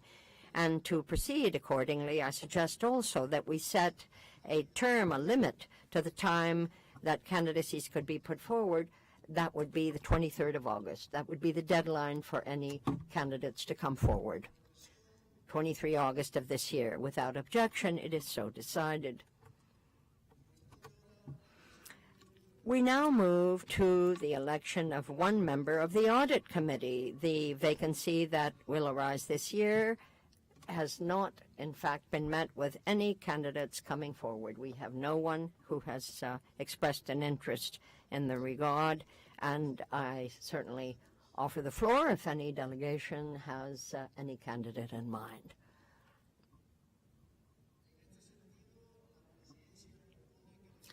The chair suggests that the General Assembly suggests to the Permanent Council that the election of that member of the Audit Committee also be held at the first regular meeting that will be held after 23rd September of the present year, 2023, and accordingly, I suggest that the deadline for any presentation of candidates be the 23rd of August, as we just did in the other case. No objections. It is so agreed. Thank you. We now move to the election of 4 members of the Inter-American Commission on Human Rights. For the 4 vacancies that will come up in the course of this year, we have the following 6 candidacies. Pier Paolo Pigozzi, presented by Ecuador. Stuardo Rallon, by Guatemala. Christopher Arif Bolkan, from Guyana. Andrea Pochak, by Argentina. Gloria Monique Demez, by the delegation of Suriname. Lydia Casas Becerra, by Chile. Inasmuch as we have 6 candidates and 4 vacancies, we will be voting by secret ballot per agreed in Article 5 of the Commission regulation that established that the members of the Commission shall be elected by secret ballot at the General Assembly and shall be declared elected when the greatest number of votes has been obtained from the majority of the member states, 18. If all of the members need to be elected via several elections, then successively we will be eliminating them seriatim as the General Assembly will be receiving the number of votes, and those who have received the least number of votes will successively be eliminated. So let me now turn this over to the Secretariat and ask that the ballots be distributed.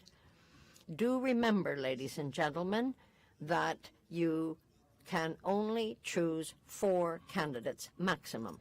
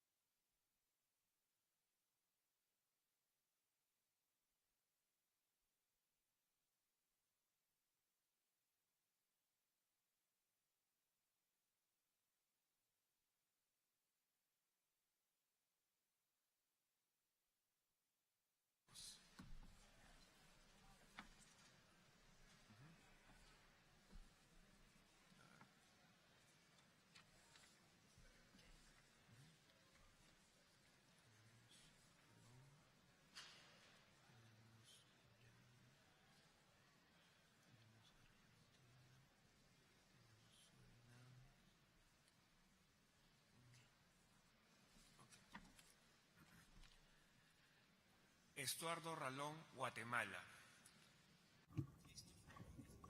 Christopher Arigan Vulcan, Guyana, Andrea Pochak, Argentina, Gloria Monique Neves, Suriname. Shall I repeat? Once again. Estuardo Ralón, Guatemala. Christopher Ariz Vulcan, Guyana. Andrea Pochak, Argentina. Gloria Monique Demez, Suriname.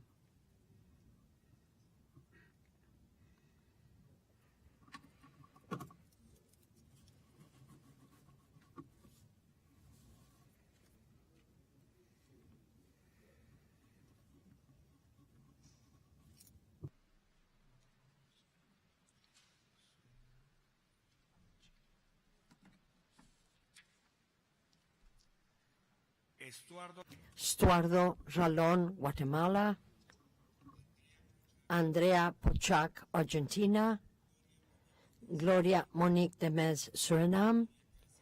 Lidia Casas Becerra, Chile.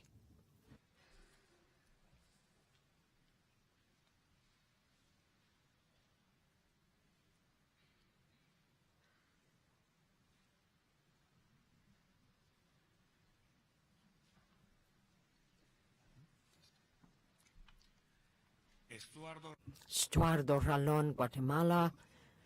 Christopher Ariz Vulcan, Guyana. Andrea Pochak, Argentina. Gloria Monique Demez, Suriname.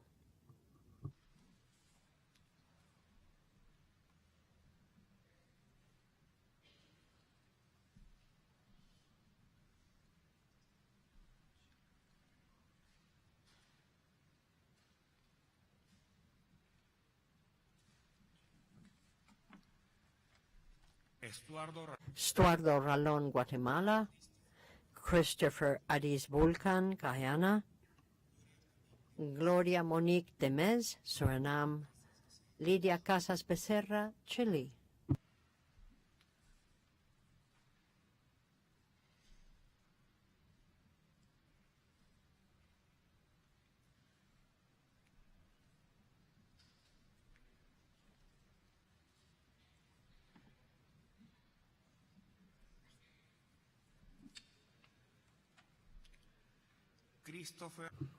Christopher Ariz Vulcan, Guyana. Andrea Pochak, Argentina. Gloria Monique Demez, Suriname. Lidia Casas Becerra, Chile.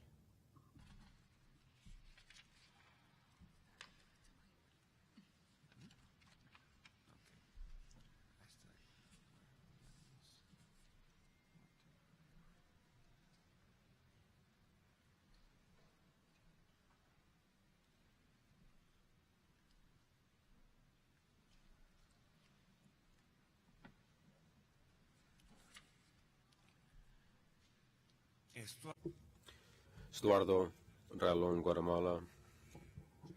Andrea Pochak, Argentina.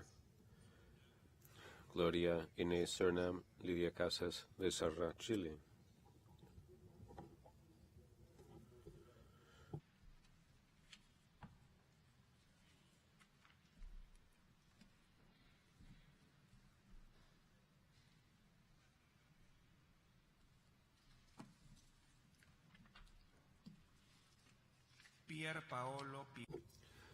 Pier Paolo Bigosi, Ecuador.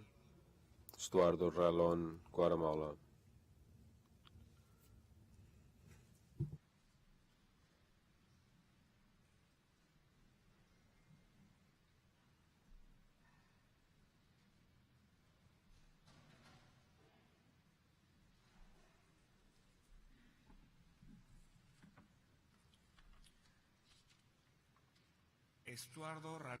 Estuardo Ralón, Guatemala. Christopher Ariz Vulcan, Guyana. Gloria Monique Demez, Suriname. Lidia Casas Becerra, Chile.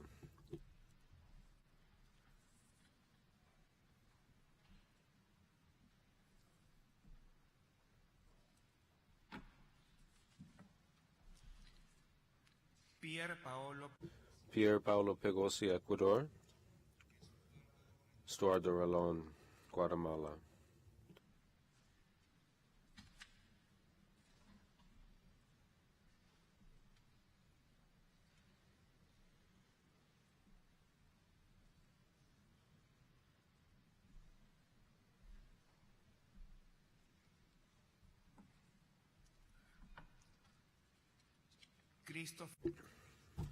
Christopher Arif Volcan, Guyana.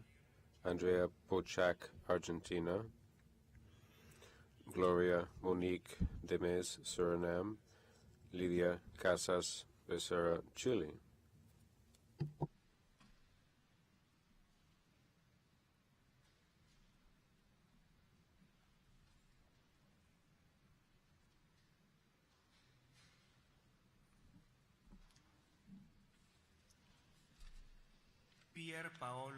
Pierre Paolo Pegosi, Ecuador. Estuardo Ralón, Guatemala. Christopher Aris Volcan, Guyana. Gloria Monique Demes, Suriname.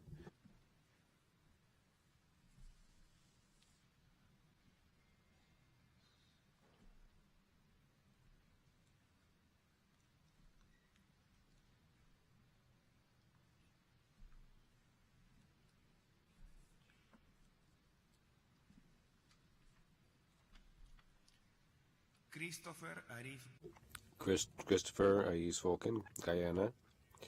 Andrea Pochak, Argentina. Gloria Monique Demes, Suriname.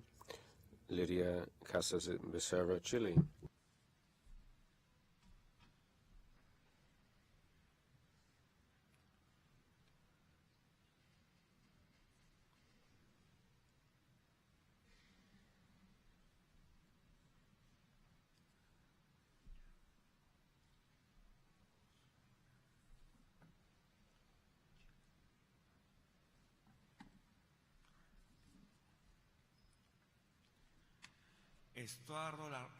Estuardo Ralón, Guatemala. Christopher Aris Volcan, Guyana. Gloria Monique Demes, Suriname. Lydia Casas Becerra, Chile.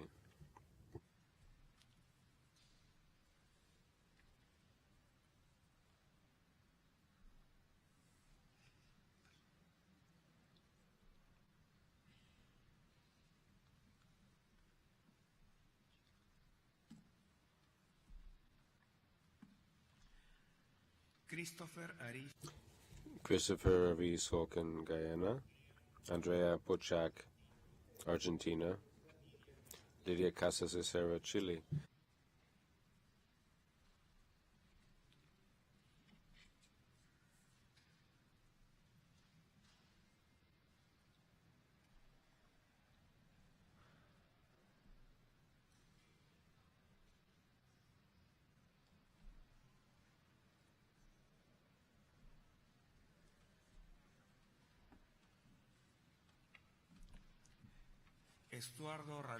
Estuardo Ralón, Guatemala. Christopher Aris Volcan, Guyana. Andrea Pochak, Argentina. Gloria Monique Demes, Suriname.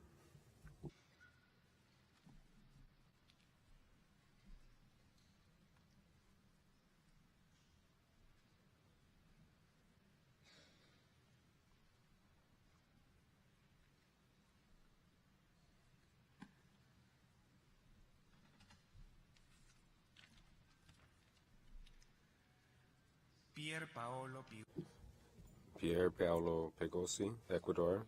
Estuardo Ralón, Guatemala. Christopher Aris Volcan, Guyana. Lydia Casas Becerra, Chile.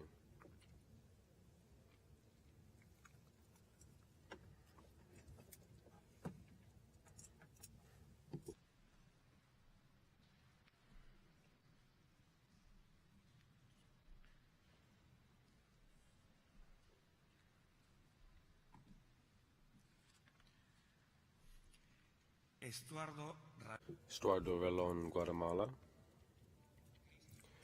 Christopher Reese Vulcan, Guyana. Gloria Monique de May, Suriname. Lydia Casas Isera, Chile.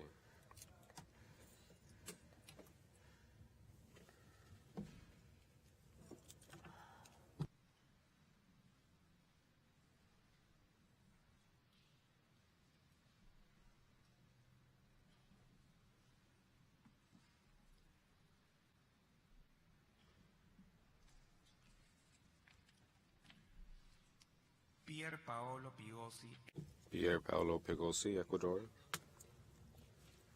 Stuart Relonen, Guatemala. Christopher Reese Vulcan, Guyana. Gloria Monique de May, Suriname.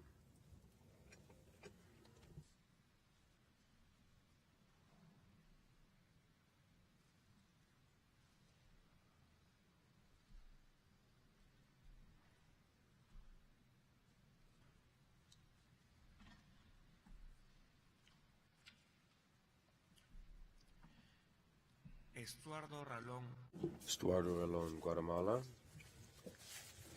Christopher Arif Vulcan, Guyana. Andrea Pochak, Argentina. Gloria Monique de May, Suriname.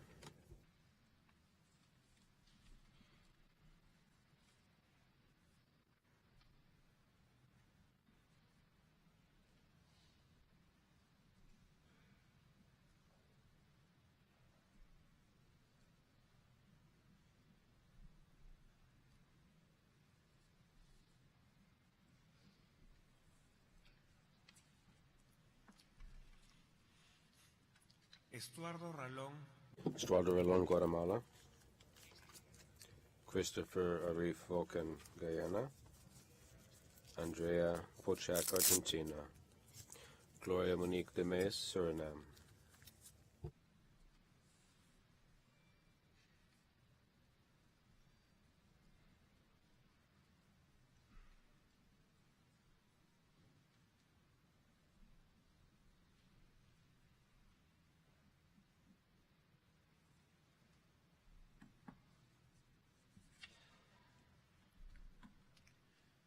Christopher Arif Vulcan, Guyana, Christopher Arif Vulcan, Guyana. Andrea Pochak, Argentina. Lydia Casas de Serra, Chile.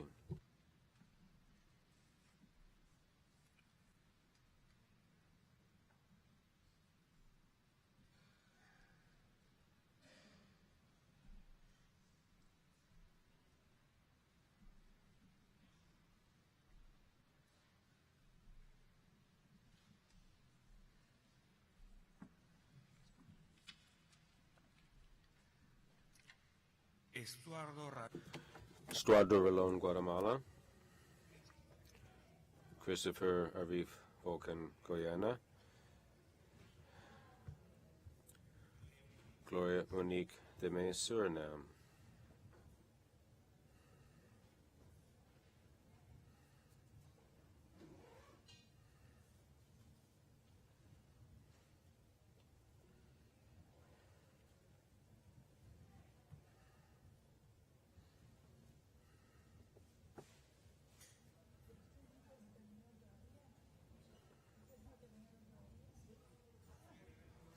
Pier Paolo Pegosi, Ecuador. Estuardo Ralon, Guatemala. Christopher Arif Vulcan, Guyana. Lydia Casas Sierra, Chile.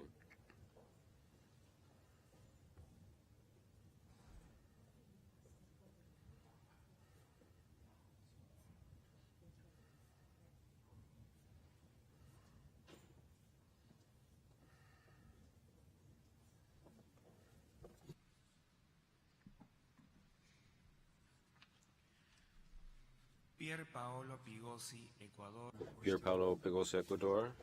Estuardo Ralon, Guatemala. Andrea Pochak, Argentina. Lydia Casas Becerra, Chile.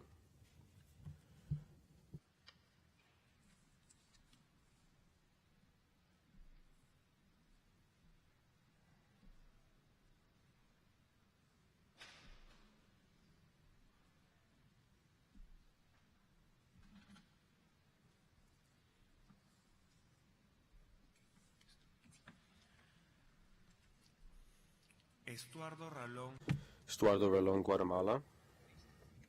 Christopher Arif Volcan, Guyana. Andrea Puchak, Argentina. Lydia Casas Isera, Chile.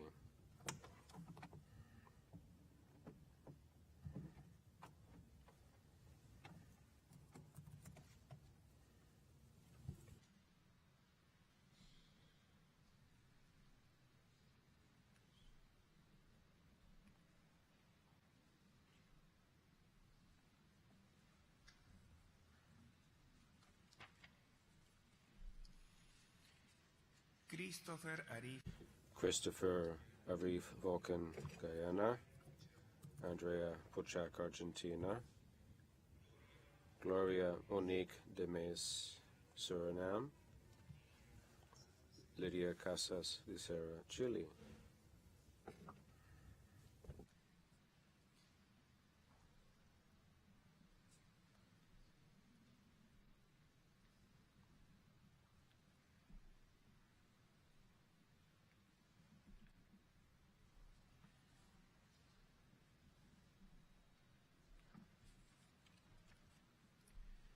Estuardo Ralón, Estuardo Ralón, Guatemala.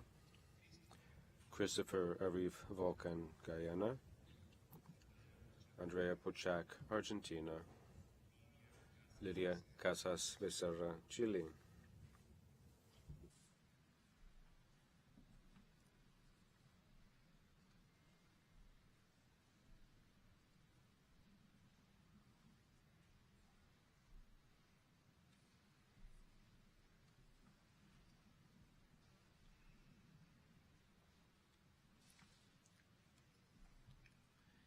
Estuardo Ralón, Estuardo Ralón, Guatemala.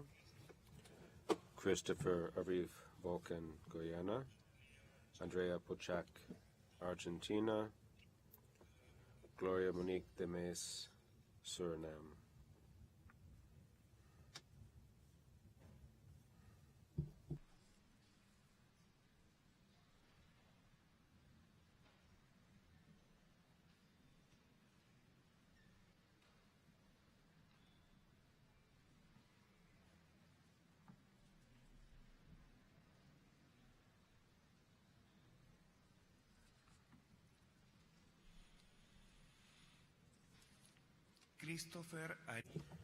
Christopher Arif Volcan, Guyana. Andrea Puchak, Argentina. Gloria Monique Demes, Suriname. Lydia Casas Becerra, Chile.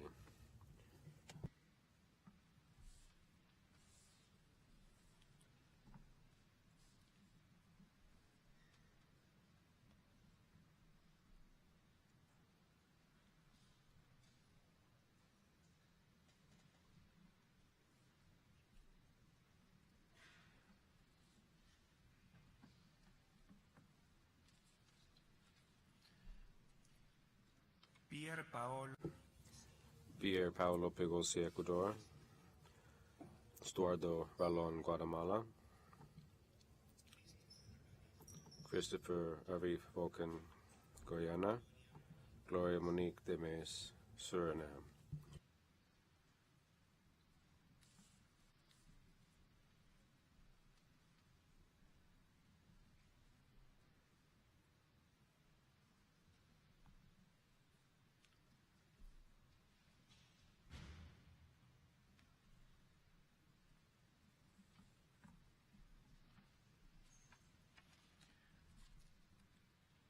Estuardo Ralón, Estuardo Ralón, Guatemala.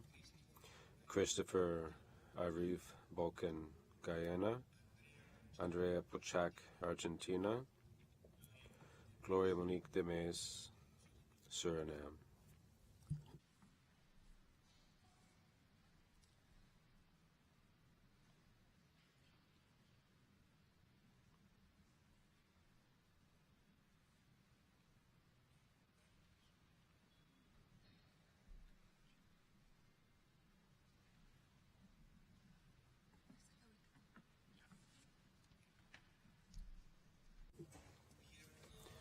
Pierre Paolo Pegosi, Ecuador. Christopher F. Bocan, Guyana. Gloria Monique Demez, Suriname. Lydia Casas Becerra, Chile.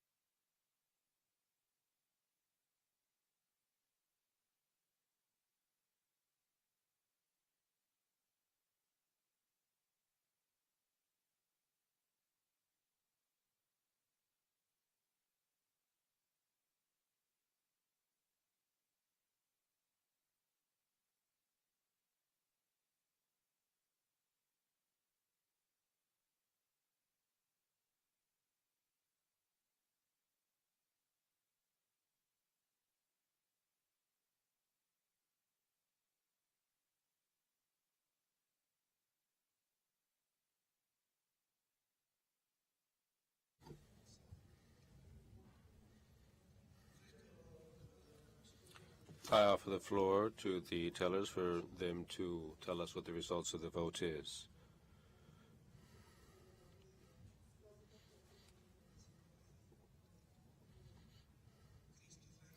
Mr. Christopher F. Bocan of Guyana, 27 votes.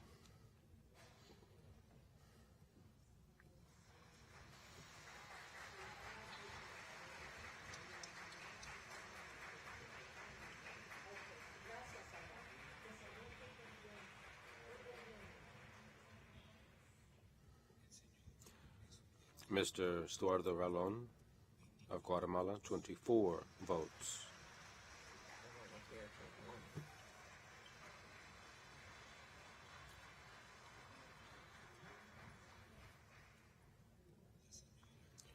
Ms. Gloria Monique Demez of Suriname, 23 votes.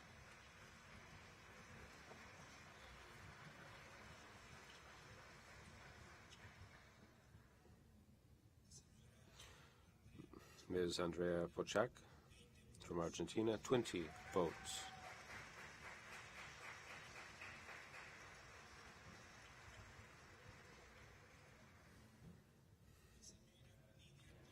Ms. Lydia Casas Becerra from Chile, 19 votes.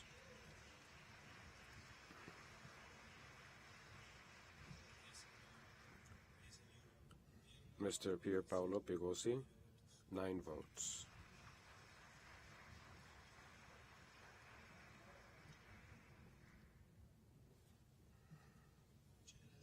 Thank you very much.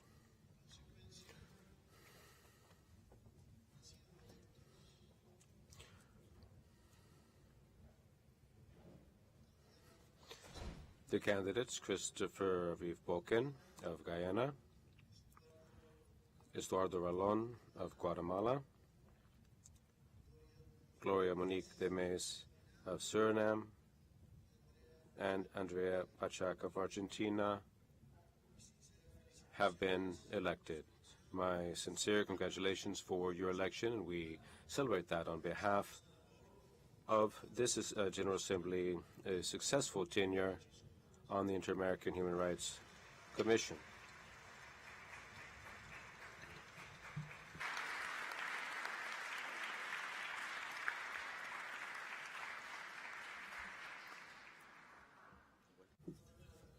Guatemala has the floor.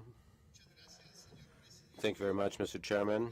On behalf of the people and the government of Guatemala and of Dr. Alejandro Giammattei, the constitutionally elected President of the Republic of Guatemala, I would like to deeply thank this Assembly for having elected Edgar Suardo Ralón Orellana to sit on the Inter-American Commission of Human Rights for the period 24-27. He has played a very successful role as a commissioner in cases involving Cuba, Peru, Suriname, Haiti, Ecuador during his mandate, and the work that he has done from day one. What stands out is his professional commitment toward human rights.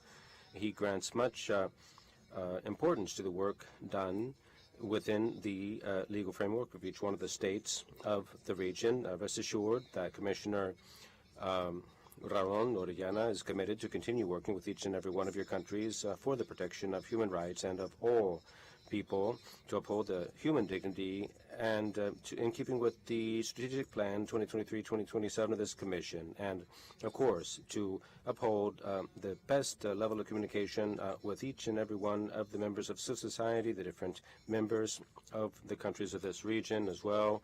Through this candidacy, Guatemala reaffirms its commitment to human rights, protection and promotion of human rights, and its desire for the whole region to achieve the desires of its people. So thank you very much, colleagues, for your support. Congratulations. Suriname has the floor. Thank you, Mr. Chair. I thank all of the member states who voted for the candidate of Mrs. Gloria de Meis.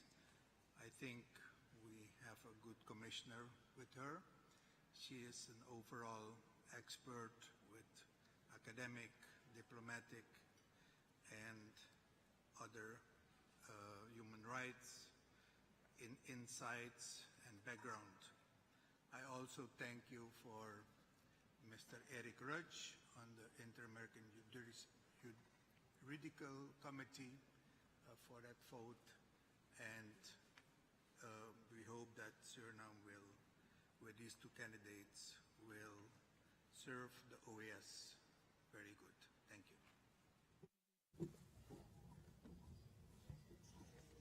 Argentina has the floor. Thank you very much, Mr. Chairman. I would just like to convey, on behalf of the Republic of Argentina, thanks for all the support received for candidate Andrea Bocak. We see in her acknowledgement of her background, her trajectory, her commitment to human rights, her knowledge of the Inter-American human rights system, which is so key at this point in time for the situation we face regionally and internationally, of course. And for that, we are very grateful for the acknowledgement and the commitment carried out by the Commission, and we did submit the best candidate that we had to submit, and on the behalf of the government of Argentina, we are grateful that Andrea Bocak has been elected, and thank you very much. Thank you. You have the floor, my friend. Thank you, my dear colleague. First of all, let me say on behalf of His Excellency and the President of the Cooperative Republic of Guyana and the people of Guyana, thank you very much to member states for supporting Guyana, and for those who will be sitting on the Human Rights Council for this term. Guyana attaches great importance to the protection of and defending human rights. We've had our own history in ensuring that human rights of every individual, rights protected, and we want to, by extension, at the level of this institution, along with other member states, ensure that human rights within this hemisphere of every citizen of every member state is protected, and by extension, providing leadership globally. It's also, I should mention that Dr. Arif Bolkan is no stranger to this environment. He's an expert. He has served at the level of the United Nations. And we were very grateful as a country that he has availed himself to provide his service at the OAS. And I know that his service here would be well deserved, and I know that he will be able to represent the interests of each and every member state here at this organization. So once again, thank you very much, and we continue to work together for the betterment of this hemisphere. Thank you. Thank you very much. Before we move on to item 3 of the agenda, I remind the distinguished speakers that in agreement with the preparatory committee of the General Assembly, the time that is assigned for each one of the presentations is a maximum of 5 minutes. And I thank you now for adhering to the time. The chair will also give the floor to those delegations that wish to take it after the presentations have been concluded. And we will begin with the executive or the president of the Inter-American Commission on Human Rights. I would like to remind you that for those of you who are long distance runners, we are in a marathon. We have made a lot of progress, but we are basically between 39, we're about to hit the wall of the marathon between kilometer 29 and 32. So we hope to be able to get through the speakers that we have on the list and finish this General Assembly as soon and as successfully as possible. We'll now move on to hear the presentation of the IACHR, which is the responsibility of the first Vice President, Commissioner Arosemena Troitiño. You have the floor.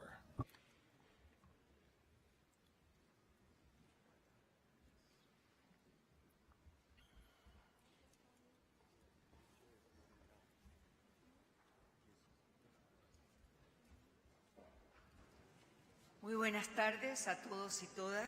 Good afternoon, everyone. Excellencies, Roberto Alvarez, President of the General Assembly, Luis Almagro, Secretary General of the OAS, Nestor Mendez, Assistant Secretary General of the OAS, heads of delegation, permanent and alternate representatives of the member states, permanent observers of the OAS, ladies and gentlemen, President of the Inter-American Court of Human Rights, and those who were chosen to be commissioners of our Inter-American Commission on Human Rights. It is an honor to address you as first Vice President of the Inter-American Commission on Human Rights to present our annual report 2022. I want to convey to you greetings from Margaret May Macaulay, who apologizes because she is ill and asked me to act on her behalf. She has stated, commissioners, I would like to express my gratitude to you and to the staff of the Executive Secretariat, your commitment under the Secretary, Tanya Reneum. And I would like to thank the rapporteurs for freedom of expression and for economic, social, cultural, and environmental rights. The Commission continues to promote access to inter-American justice through the decisions that come out of the petitions system. And we received 1,420 in 2022. Only 13% are still being processed.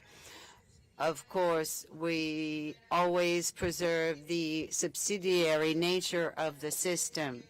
And also, we have been able to eliminate our backlog. We approved 380 admissibility reports, and 65 merits reports were approved in keeping with the standards of the inter-American system.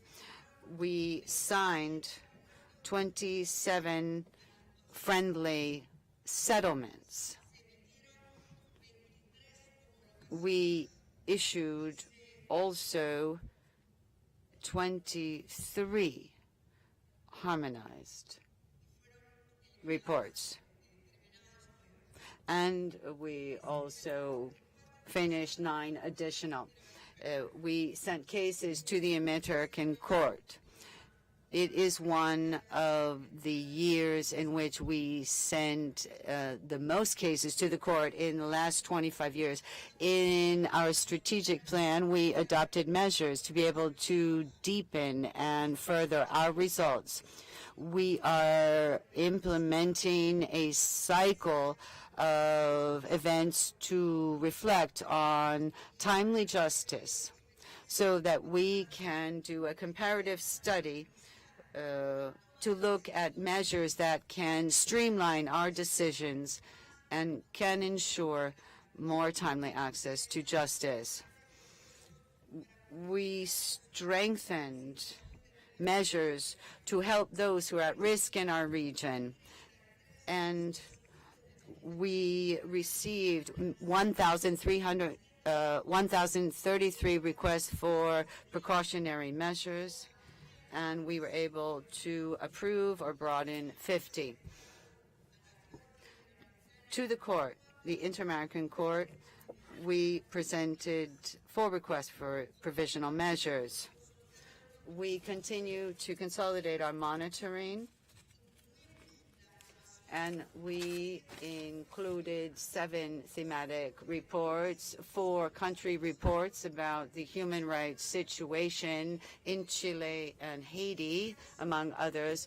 We published over 100 press releases, and we sent requests for information to member states. We did in situ visits to 13 countries. And I would like to underscore the visit to Peru, which we did so immediately after we saw there was a crisis in the human rights situation at the end of 2022. Chapter 4A presents a comprehensive vision of human rights in the region, and it identifies a series of challenges. The Commission remarked with concern the weakening of democratic institutions, judicial independence, and weakening of national institutions on human rights, the closing of democratic spaces, obstacles to freedom of expression, increase in violence, and criminalization of journalists and human rights defenders, the increasing use of emergency situations to address citizen security situations. We saw greater state repression of protests, an increase in firearms by individuals, non-state violent group actors, and a dispute for territory and for illicit activities. Overcrowding in prisons and jails, which now affect or affects many, many peoples, as well as situations where we have human mobility. Chapter 4B includes 4 reports, a report on Cuba where we do not have guarantees of separation of powers, judicial independence, arbitrary restrictions on the right to protest and the freedom of expression. In Guatemala, more than 30 justice operators have had to leave the country after they were criminally persecuted. And we've had an exacerbation of censor. In Nicaragua, there is total control of civic spaces. All critical voices are silenced, and even the Catholic Church is being persecuted, as well as civil society organizations. In Venezuela, there were extrajudicial killings of young people in poverty, forced disappearance, torture in the custody of state, arbitrary detention, restrictions of freedom of expression, persecution of defenders of human rights. There was a deterioration with respect to standards of living, and the health system collapsed. We have seen 7 million people who have been forced to leave the country since 2015, the greatest migration in the region and second in the world. Commissioner, if you could conclude as soon as possible, please. Just allow me to conclude by thanking this General Assembly for increasing our regular fund allocation. We thank member states, observer states, and donors for those contributions. They have helped us to have these wonderful results.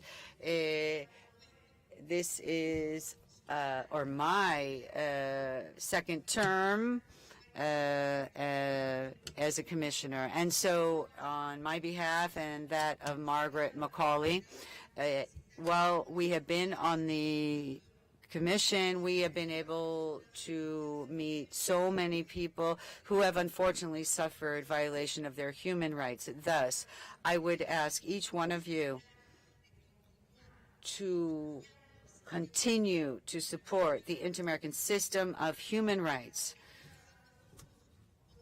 to be able to work together for a region where there's more equality, more dignity, more justice, more peace, more long-lasting democracy. Thank you very much.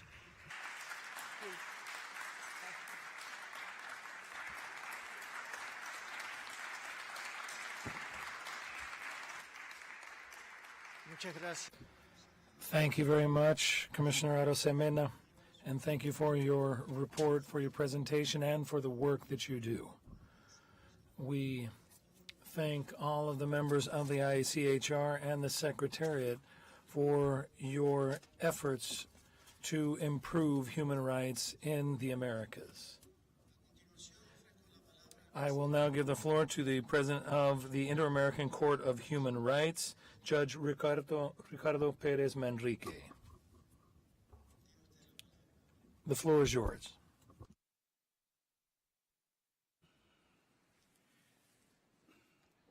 Buenas tardes. Good afternoon.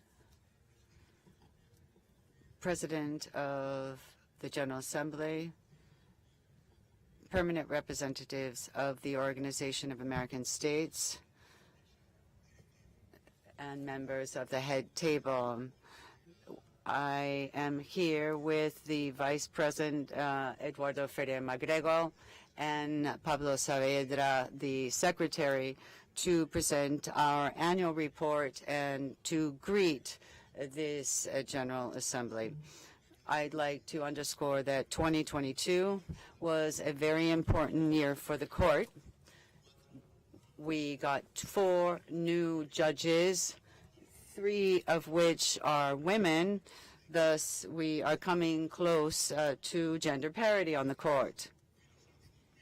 In recent months,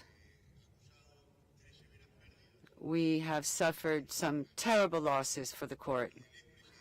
The former president, Augusto Trindade,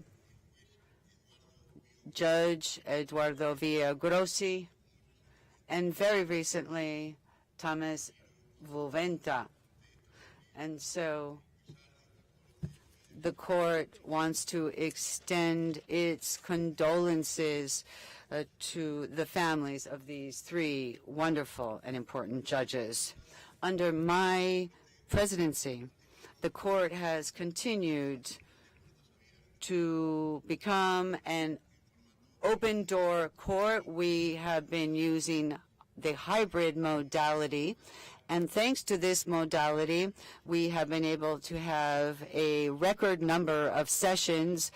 We worked 24 weeks, 12 in person, 12 remotely. Last year, we were able to issue 24 judgments, and this meant we had one more than the previous year. The court in 2022 took up again on-site visits. We were invited to different countries to hold our sessions. For example, we went to Brazil and Uruguay, and we thanked them for the invitation. And recently, we were in Chile. Furthermore, we have been invited to Colombia to hold our session in the second half of the year, and we hope that in upcoming years, other states will invite us to be able to work there. The visit in situ also meant that judges could go to other countries, for example, Panama, for this supervision of the provisional measure on immigrants. We also had hearings in Argentina, and recently a delegation of the court was in Honduras. With respect to the court's jurisprudence, we want to point out some of the concerns that have been expressed throughout this assembly. Judicial independence, freedom of expression, and also states' responsibility for the exercise thereof, also the honor of public servants. The court also developed political rights, freedom of expression of political parties, and the responsibility of the state for exterminating people because of their political views. We also delved into women's rights, the right to live a life free of violence, obstetric violence, and victims of forced disappearance, women, for example, who have disappeared. We also have been looking at economic, social, cultural, and environmental rights and how they can be litigated. With respect to Nicaragua, through the resolution adopted in September, we provided that the court would provide a report to the Permanent Council with respect to Nicaragua's ongoing contempt of the court's provisional measures. The court extended to those who were seen as critics of the Nicaraguan administration, and these people were being mistreated. And in March 29, the court reported to the Permanent Council that Nicaragua has not complied with the provisional measures that we extended. And on top of this, Nicaragua has refused to do so several times. I want to underscore that the last official communique that we received from Nicaragua was received on 11 April 2022. In light of this, the court appeals to the state's party to collectively ensure that human rights are respected and that our judgments are complied with. and enforced. On another level, in 2022, the court undertook an important effort to better manage and better communicate its work. For example, we implemented a new public notification system with respect to judges, or judgments rather, and hearings. We have judges who are charged with monitoring compliance so that there can be closer monitoring. We have an ethics code that was approved for the judges of the court. The court implemented measures, green measures, to decrease our impact on the environment. In 2022, we had 20-some workshops with respect to the court's jurisprudence, and 1,800 people participated. The court continues to have a dialogue with journalists on human rights in Latin America and the Caribbean, and 6,500 journalists are part of this network. We have a channel where we are actually disseminating our hearings, and we have agreements with other courts in order to be able to convey our judgments and exchange materials. We have created a training center for the court's jurisprudence where we seek to have an Inter-American Judicial School. We have taken steps so that this school is directly linked to the Ibero-American network of judicial academies. At this point, we would like to thank you for your cooperation with the court.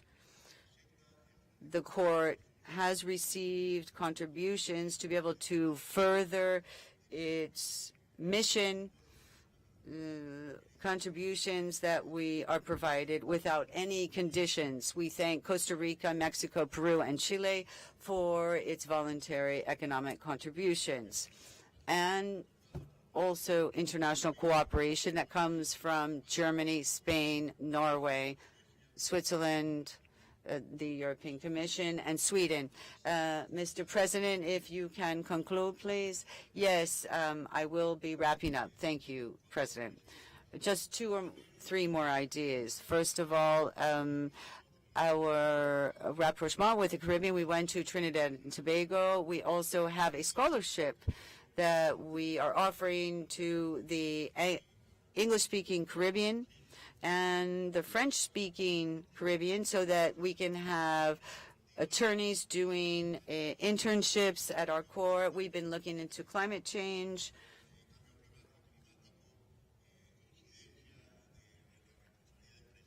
Also, advocacy with respect to firearms, and we'd also like to ask for member states' cooperation. We ask you to, whether you have accepted the jurisdiction of the court or not, to be active in asking us for advisory opinions. I will not go on much more, President. The court believes that we need to have our whole budget come from the OAS. The court needs this kind of budget. Also, we want to work on having timely justice in the inter-American system. We want the court to be able to consider the cases under its jurisdiction as soon as possible. And I would like to conclude by stating the following. This court, since its creation 40 years ago, has been a court that furthers peace, the rule of law, and democracy. We have exercised our function throughout different eras, throughout overcoming problems that may have existed in the region and the court. We have always identified with the following. First, democracy, the rule of law, the validity of human rights, and the need to have sustainable development. Those are the lines under which we work and which we are consolidating our efforts. Thank you very much, President. Yes. Thank you. Muchas gracias. Thank you, Chairman of the court. And we express our solidarity to all of the members of the legal community, the inter-American legal community, and in light of the deaths of the three great judges, Bergenthal, Villagrossi, and Trinidadi. I now will give the floor to the permanent representative of Chile to OAS as the president of the Inter-American Committee Against Terrorism. Ambassador Korailovich, you have the floor. Thank you, Chairman. Yes, on behalf of Chile, as the chair of the Inter-American Committee Against Terrorism, we are going to present a summary of the annual report of the 2022 report. During this period, the SICTE Secretariat provided technical support for the 22nd regular session held in July, the meeting of consultation of the states parties to the Inter-American Convention Against Terrorism held in September, and the fourth meeting of the Working Group on Confidence Building Measures in Cyberspace held in Mexico last October. In turn, the Secretariat coordinated with its efforts with other specialized organizations, promoted the development of information exchange tools, and continued to facilitate the operation of specialized networks in the committee's areas of competence. During 2022, the SICTE Secretariat made progress with the implementation of a broad portfolio of technical projects in the following areas: cybersecurity, disarmament and nonproliferation, particularly through the implementation of the United Nations Security Council Resolution 1540, border security, supply chain security, and security in crowded spaces, and the prevention of violent extremism, and technical assistance to combat the financing of terrorism. As delegations are aware, the complete annual report was distributed and considered and approved by the member states during the 23rd regular session held in Mexico City in May. And I will therefore refer to the General Assembly just the most important results of these thematic areas. In the area of cybersecurity, the Secretariat continued to support the states in the development of cybersecurity policies, regulatory frameworks, technical capacity building, particularly the Computer Incident Response Teams, or CSIRTs, together with the work carried out to promote awareness when it comes to cybersecurity. SICTE also accompanied the government of Ecuador in the development of its first national cybersecurity strategy, and there were new editions of the Symposium on Cybersecurity, the Cyber Women Challenge, and the Cybersecurity Summer Boot Camp. And there was a range of specialized courses that benefited all of the organization's member states. In the area of disarmament and nonproliferation, that's the second area, SICTE continued to make progress in implementing the project Strengthening Biosecurity and Biosafety with Argentina, Chile, Colombia, Mexico, Panama, Paraguay, the Dominican Republic, and Uruguay. It has also held special workshops on the nonproliferation of chemical, biological, radiological, and nuclear weapons, domestic compliance programs, and export control regimes. In the area of border management, the Secretariat is implementing several specialized programs in the area of maritime and port security, aviation security, cargo and container security, and supply chain security. During this period, the SICTE Secretariat began implementing a major project entitled Countering Internal and External Threats to Civil Aviation in Latin America and the Caribbean, which is being executed in close collaboration with ICAO. And they continued to implement the project on cargo and container security in several countries in the region. It implemented the project Combating Illicit Trade in chemical, biological, radiological, and nuclear materials in the free trade zones of Latin America. It also recognizes the support that came from the SICTE Secretariat for the Guatemalan government for the development of its national maritime security strategy and a series of specialized workshops on the authorized economic operator program in the area of security of crowded venues, including tourist destinations and major events, and in close collaboration with the United Nations Interregional Crime and Justice Research Institute. SICTE provided support to Chile as a host for the Pan American Games and the Para-Pan American Games, and these will take place in October 20th, 2023. SICTE also collaborated with the government of Costa Rica in its security planning efforts for its hosting of the FIFA U20 Women's World Cup. In the area of technical and legislative assistance against financing of terrorism, national and sub-regional courses were held on the subject, taking into account the emerging risks in various countries of the region. The SICTE Secretariat also participated actively in the meetings of Latin American Financial Action Task Force, or GAFILAT.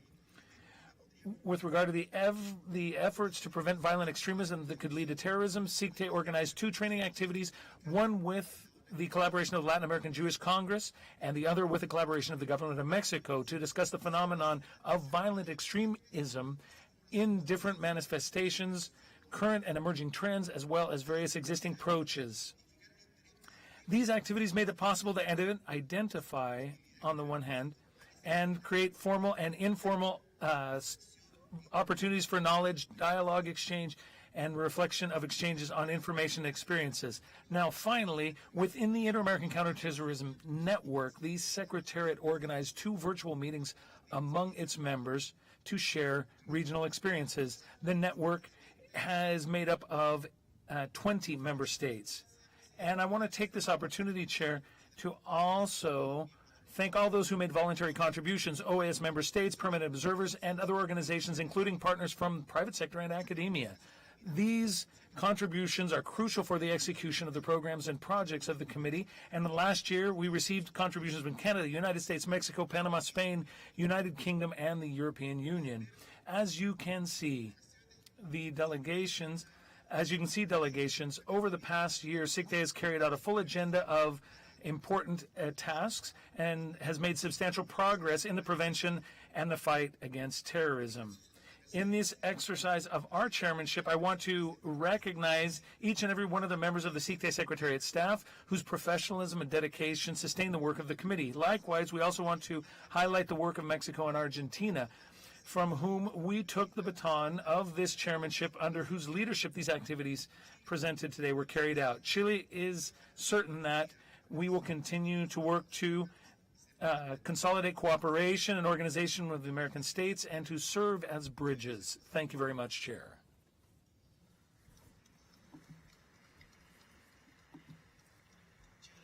Thank you, Ambassador. Thank you for that important presentation. We will now give the floor to Minister Maria Inés Castillo, Minister of Social Development of Panama and President of the Inter-American Commission on Women, the SIM. Welcome, and the floor is yours. Thank you, Excellencies, authorities, representatives of the OAS member states, and friends from civil society. It is an honor for me to speak to all of you as the president of the SIM and to present our annual report for 2022 within the framework of this 53rd session of the General Assembly. The report that we have for you today recognizes the substantive work that we have done to promote and develop standards to strengthen the regional legal framework when it comes to economic rights of women, highlighting the establishment of the Inter-American Model Law and the guide for its implementation. We continue to work towards parity and the presence of women in political spaces, like the plan of parity, gender parity in the Secretariat General of the OAS. And for electoral candidates, this has benefited more than 1,500 electoral candidates. Regarding the work done to strengthen the national mechanisms for women, we have launched a cross-cutting strategy called Transversal Plus, which seeks to create the transversalization or the cross-cutting nature of gender issues. We have also established a new roadmap to launch a program called Roads Toward Peace and Security, an agenda for the Americas focused on women, and which establishes how there can be security for women and how we can promote the agenda of women, peace, and security in the Americas so that there are new opportunities for actors and priorities. Chairman, one of the main lines of work that we have had in the last year has been women's leadership. Yesterday, in a high-level event that took place with the support of the governments of Spain and Italy, we launched the results of a series of interviews with leaders who are women, so that we seek to highlight the disruptive work and innovative work of women that shows how they can participate in politics.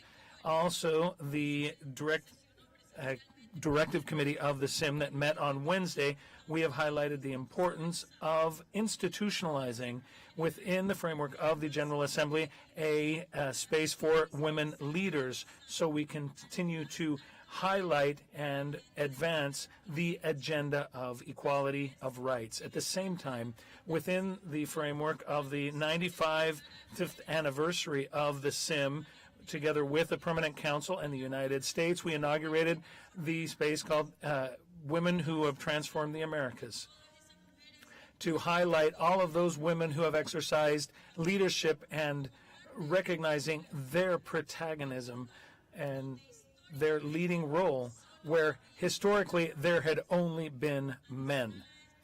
Additionally, we want to refer to the long work that has been done to include in the substantive agenda of this assembly the issue of women's rights, and in particular the rights of all women, adolescents, and rural children. We were able to have a draft resolution be agreed to that makes historic contributions that this group of women contribute to our countries. And we have worked with the Canadian Embassy to have a dialogue with a number of feminist organizations so that we can expand access to venues for dialogue and for reaching consensus. Chairman, SIM has undertaken important efforts with the member states, with ministers and high-level gender authorities, academia and other key sectors, together with the governments of Canada, Italy, and Spain. We thank the governments of Spain, Liechtenstein, Mexico, Portugal, Trinidad and Tobago for their support within the SIM and within the MSECPI. And in the same way, we wish to recognize the cooperation of Eurosocial, which has put gender in the center of the work being done by Latin America and the European Union. All of these actors have contributed important resources to the work of this commission. And within the negotiations regarding the program budget of the OAS, the commitment of the OAS member states with SIM has been fundamental, and we are grateful for this support to maintain SIM within the OAS. Chairman and representatives of the member states, we must take the opportunity that this assembly gives us to put gender equality in the center of our discussions and to ensure that we can move toward equality and well-being of our societies. Thank you.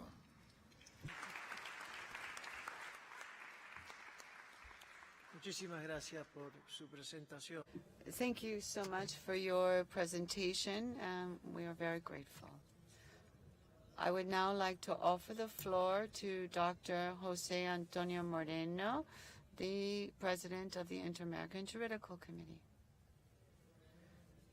Dr. Moreno, welcome. Tiene usted la palabra. You have the floor, sir.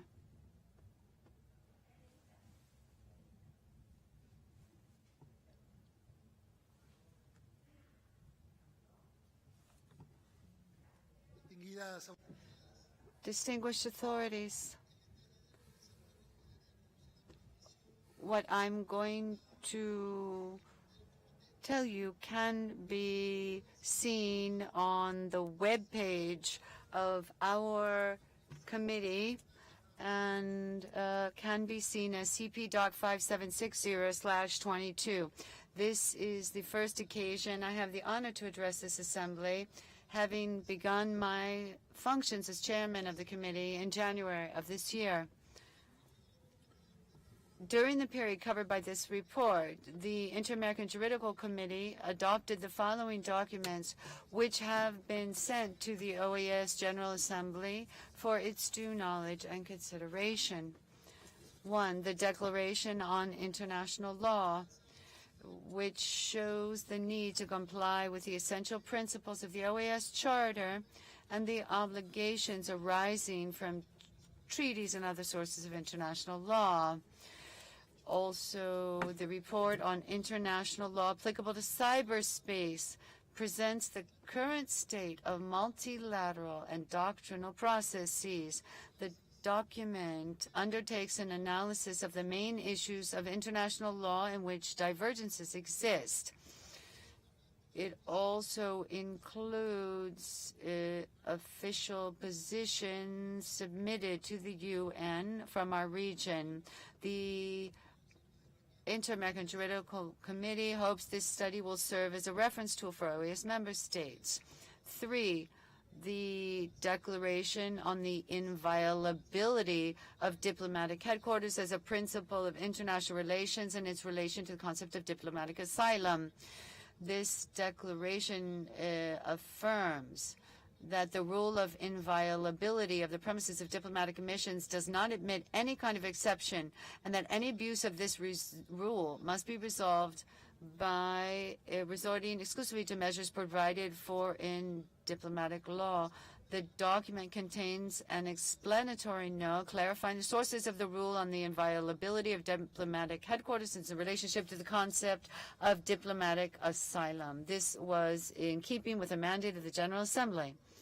I'd like to take this opportunity to place on the record 3 works recently adopted by the committee at its March 2023 meeting, which have been forwarded to the Permanent Council for consideration by the General Assembly. 1, the Declaration of Inter-American Principles on Neurosciences, Neurotechnologies, and Human Rights, which formulates a set of proposals that seek to link advances in neuroscience and neurotechnologies to protective measures in the area of human rights, such as dignity, identity, the right to privacy and intimacy, physical and mental health, as well as the prohibition of torture and cruel, inhuman, and degrading treatment, among others. 2, the Declaration of Inter-American Principles on the legal regime for the creation, operation, financing, and dissolution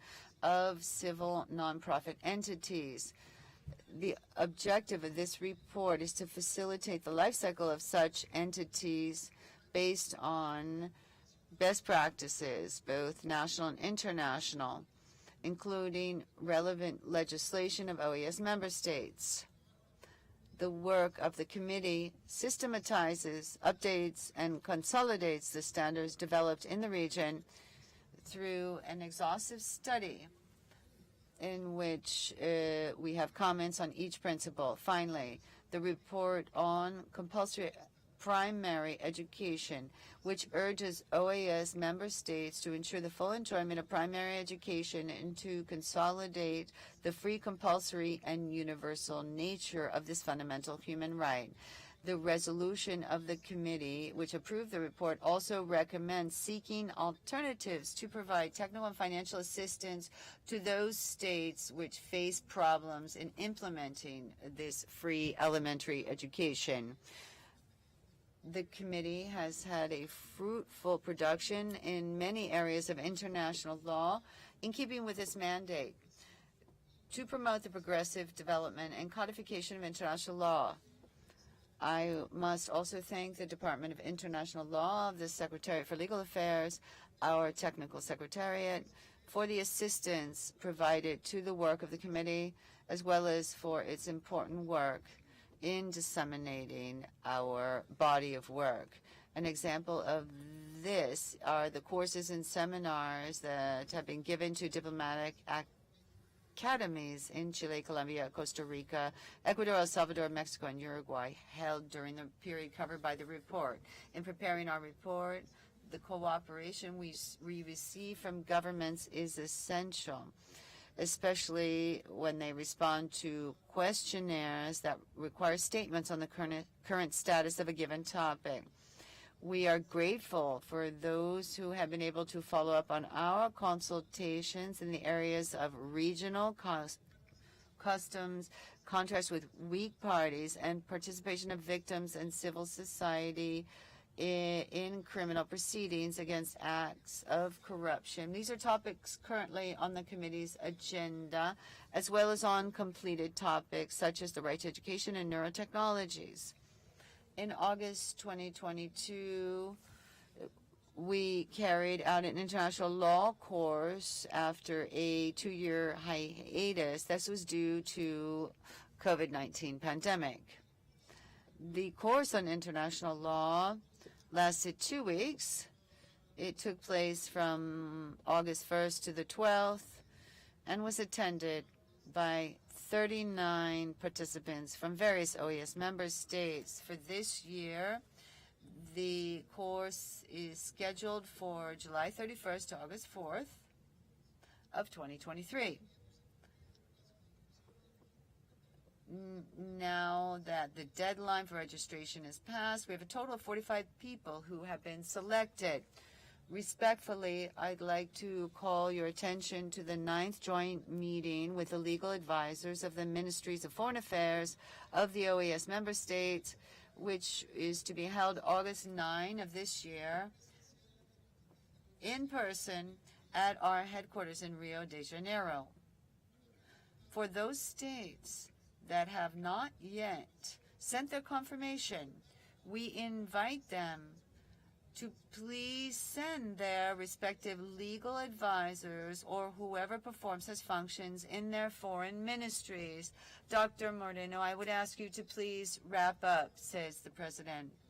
This allows for direct dialogue between the members of the committee and those in charge of the Inter-American system in the Ministries of Foreign Affairs.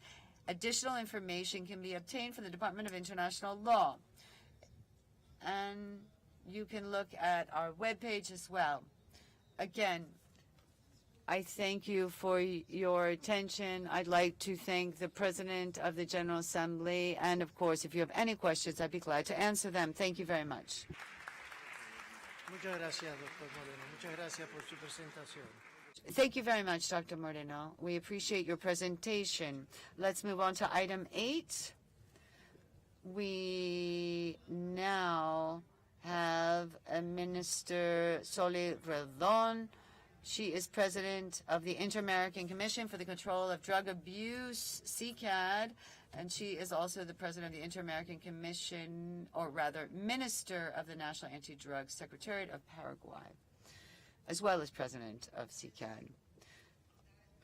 Good afternoon, everyone. Mr. President, heads of delegation, permanent representatives, Secretary General of the OAS, Mr. Luis Almagro, ladies and gentlemen, I'm grateful for the opportunity to address this distinguished audience on the occasion of the 53rd regular session of the General Assembly of the Organization of American States, to present to you the report on the measures taken in 2022 by the Inter-American Drug Abuse Control Commission, CCAD, whose chairmanship is currently held by my country, Paraguay. Mr. President, to begin, allow me to take advantage of this privileged space to recognize the incredible work of the team from the CCAD Executive Secretariat. I'd like to thank them for the leadership and professionalism and their support to me, as well as the expert groups and commissioners in the implementation of the annual activities scheduled for the CCAD 5 programmatic areas, in keeping with the framework of the Hemispheric Drug Strategy 2020, as well as in the fulfillment of the Plan of Action 2021-2025 that stems therefrom, and to the member states that benefit from the hard work carried out by CCAD. I would also like to thank and make special mention of the permanent mission of Paraguay to the OAS for its commitment and willingness to work as a team. Thank you. I would also like to highlight and congratulate the excellent work that has been carried out by Costa Rica as chair of CCAD during the 2021-2022 period. Thanks to them, it was possible to consolidate the results of the enormous challenge undertaken by the countries that led the various expert groups in 2022, and whose results were evidenced by the participation achieved in the successive face-to-face and virtual meetings held. We welcome and encourage this type of exchange of experiences. We are certain that the effective involvement of member states in the various forums for dialogues generated by CCAD will facilitate the achievement of common objectives. With regard to the report on the activities conducted during 2022, the CCAD Executive Secretariat made progress in its 5 programmatic areas, supporting member states in strengthening their drug policies, conducting in-depth research and evaluations on drug-related issues and emerging trends, providing effective technical assistance and specialized training focused on capacity building. With respect to supply reduction, CCAD continued to provide training and technical assistance on the control of chemical precursors, synthetic drugs, maritime anti-drug cooperation, and maritime port drug trafficking control.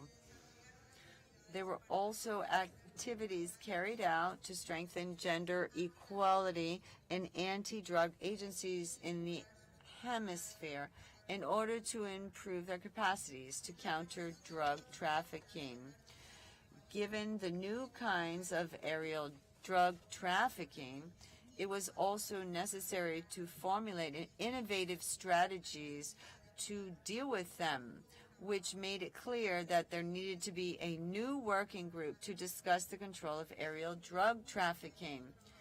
This group has been working since 2022, and during its sessions, the group discussed the challenges faced by the member states in this area, as well as the initiatives, tools, and best practices to counteract them. In the area of demand reduction, CCAD assisted member states in developing and promoting sustainable policies, strategies, plans, and evidence-based programs to promote healthy lifestyles, as well as prevention, treatment, and rehabilitation of persons with drug use problems. It offered training sessions for trainers in the areas of prevention and treatment of adolescents with substance use disorders, as well as the launching of a network of women for the treatment of substance use. And important synergies were achieved with civil society. In the area of institutional strengthening, CCAD continued to support member states that requested technical assistance to develop models of alternatives to incarceration, launching a new phase to support therapeutic justice programs for adolescents with problematic drug use involved with the justice system, and finalizing the first phase of the Gender in the Criminal Justice System initiative. CCAD also provided technical support for the formulation of plans and strategies on drugs at the national level. The Inter-American Observatory on Drugs of CCAD continued to furnish technical assistance to the Hemisphere's national drug observatories, strengthening their information networks and drug research methods, as well as collecting, analyzing, and disseminating alerts on emerging drugs in various countries in the region through an early warning system. The observatory prepared several publications, including the report on drug supply in the Americas 2022. The multilateral evaluation mechanism, MEM, began the second year of the 8th round, which is focused on drug supply reduction. In this sense, it published 2022 thematic national evaluation reports on the 8th round of the MEM on measures to control and counter the illicit cultivation, production, trafficking, and distribution of drugs, and to address their causes and consequences. If you could please wrap up, asked the president of the GA. The MEM Hemispheric Summary 2022 on Drug Demand Reduction, entitled Prevention, Treatment, and Recovery Support Measures. Finally, I would like to conclude this report by highlighting the importance of recognizing that in order to address the regional level drug problem, we must strengthen our national capacities first, and to that end, we must exchange experiences and lessons learned that CCAD's forums provide for. These forums offer a dialogue to member countries, and this is truly invaluable. I apologize and thank you very much. Thank you very much, says the President of the General Assembly. I'd like to now offer the floor to Dr. Jarbas Barbosa, Director of the Pan American Organization, or Health Organization. You have the floor. Muchas gracias. Thank you very much, Excellency, President of the General Assembly, Ministers of Foreign Affairs, ambassadors, permanent representatives, observers, Secretary General Luis Almagro, Assistant Secretary General Nestor Mendez, directors of secretariats of the OAS, distinguished colleagues, distinguished guests, ladies and gentlemen, it is an honor to address this assembly for the first time as the director of PAHO, to be able to participate in this important debate. And this is very special. Good health is at the center of a good life and a strong society. It should not be seen as a privilege, rather a foundation in which our societies can develop. Unfortunately, there are many socioeconomic and commercial actors which put people at risk a risk of violence and disorders. For example, if you live in poverty, if you live in environmentally polluted areas, if you are exposed to climate change, this can have an impact on your health. A woman, if you're Afro-descendant, that means you are more at risk. The flaws we see in our health systems, the holes in our social protection networks, they make these vulnerabilities worse. Health is a human right. We should all protect it. However, despite decades of regional and national efforts, which have improved health indicators for most of the region, the grave inequalities, humanitarian crises, and violations of human rights continue to undermine universal access to health care. The pandemic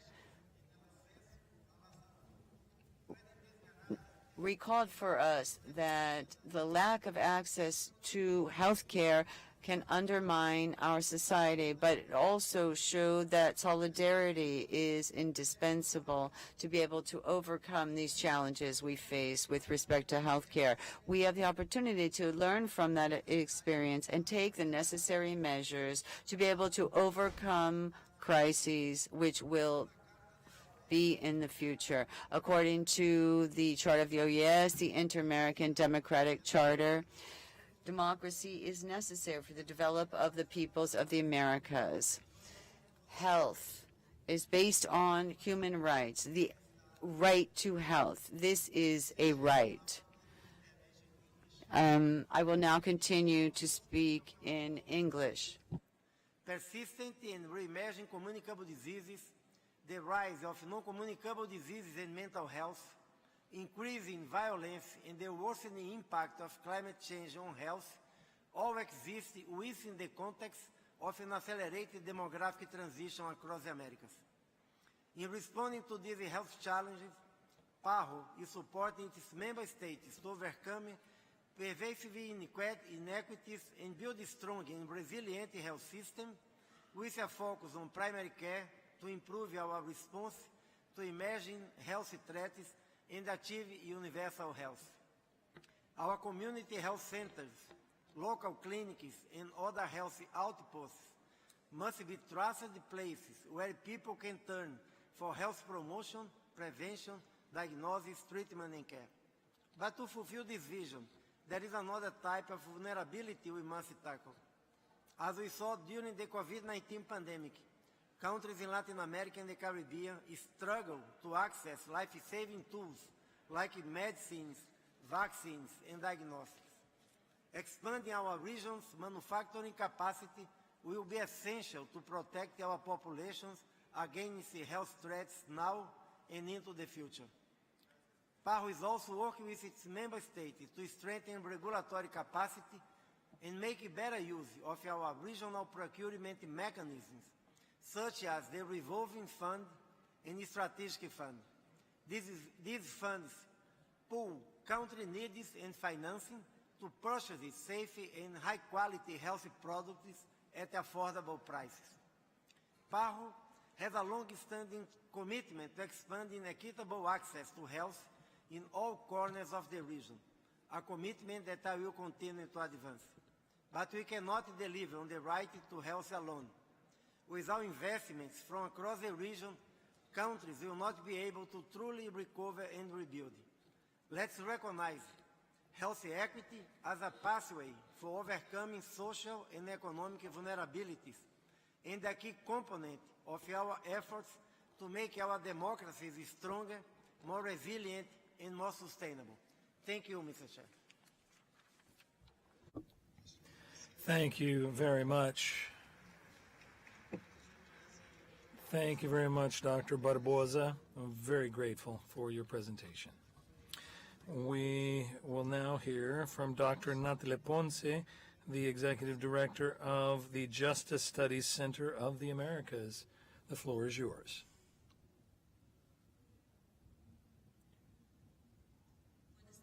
Good afternoon, everyone.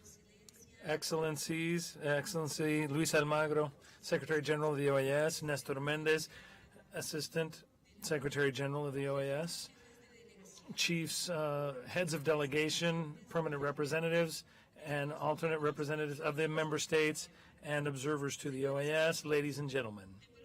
It is my honor to speak to you as the Executive Director of the Justice Studies Center of the Americas, CEJA. OAS, specialized organization on strengthening the judicial systems of the hemisphere. CEJA was created by consensus of the states in 1999, by consensus of the states. Today, it is recognized for its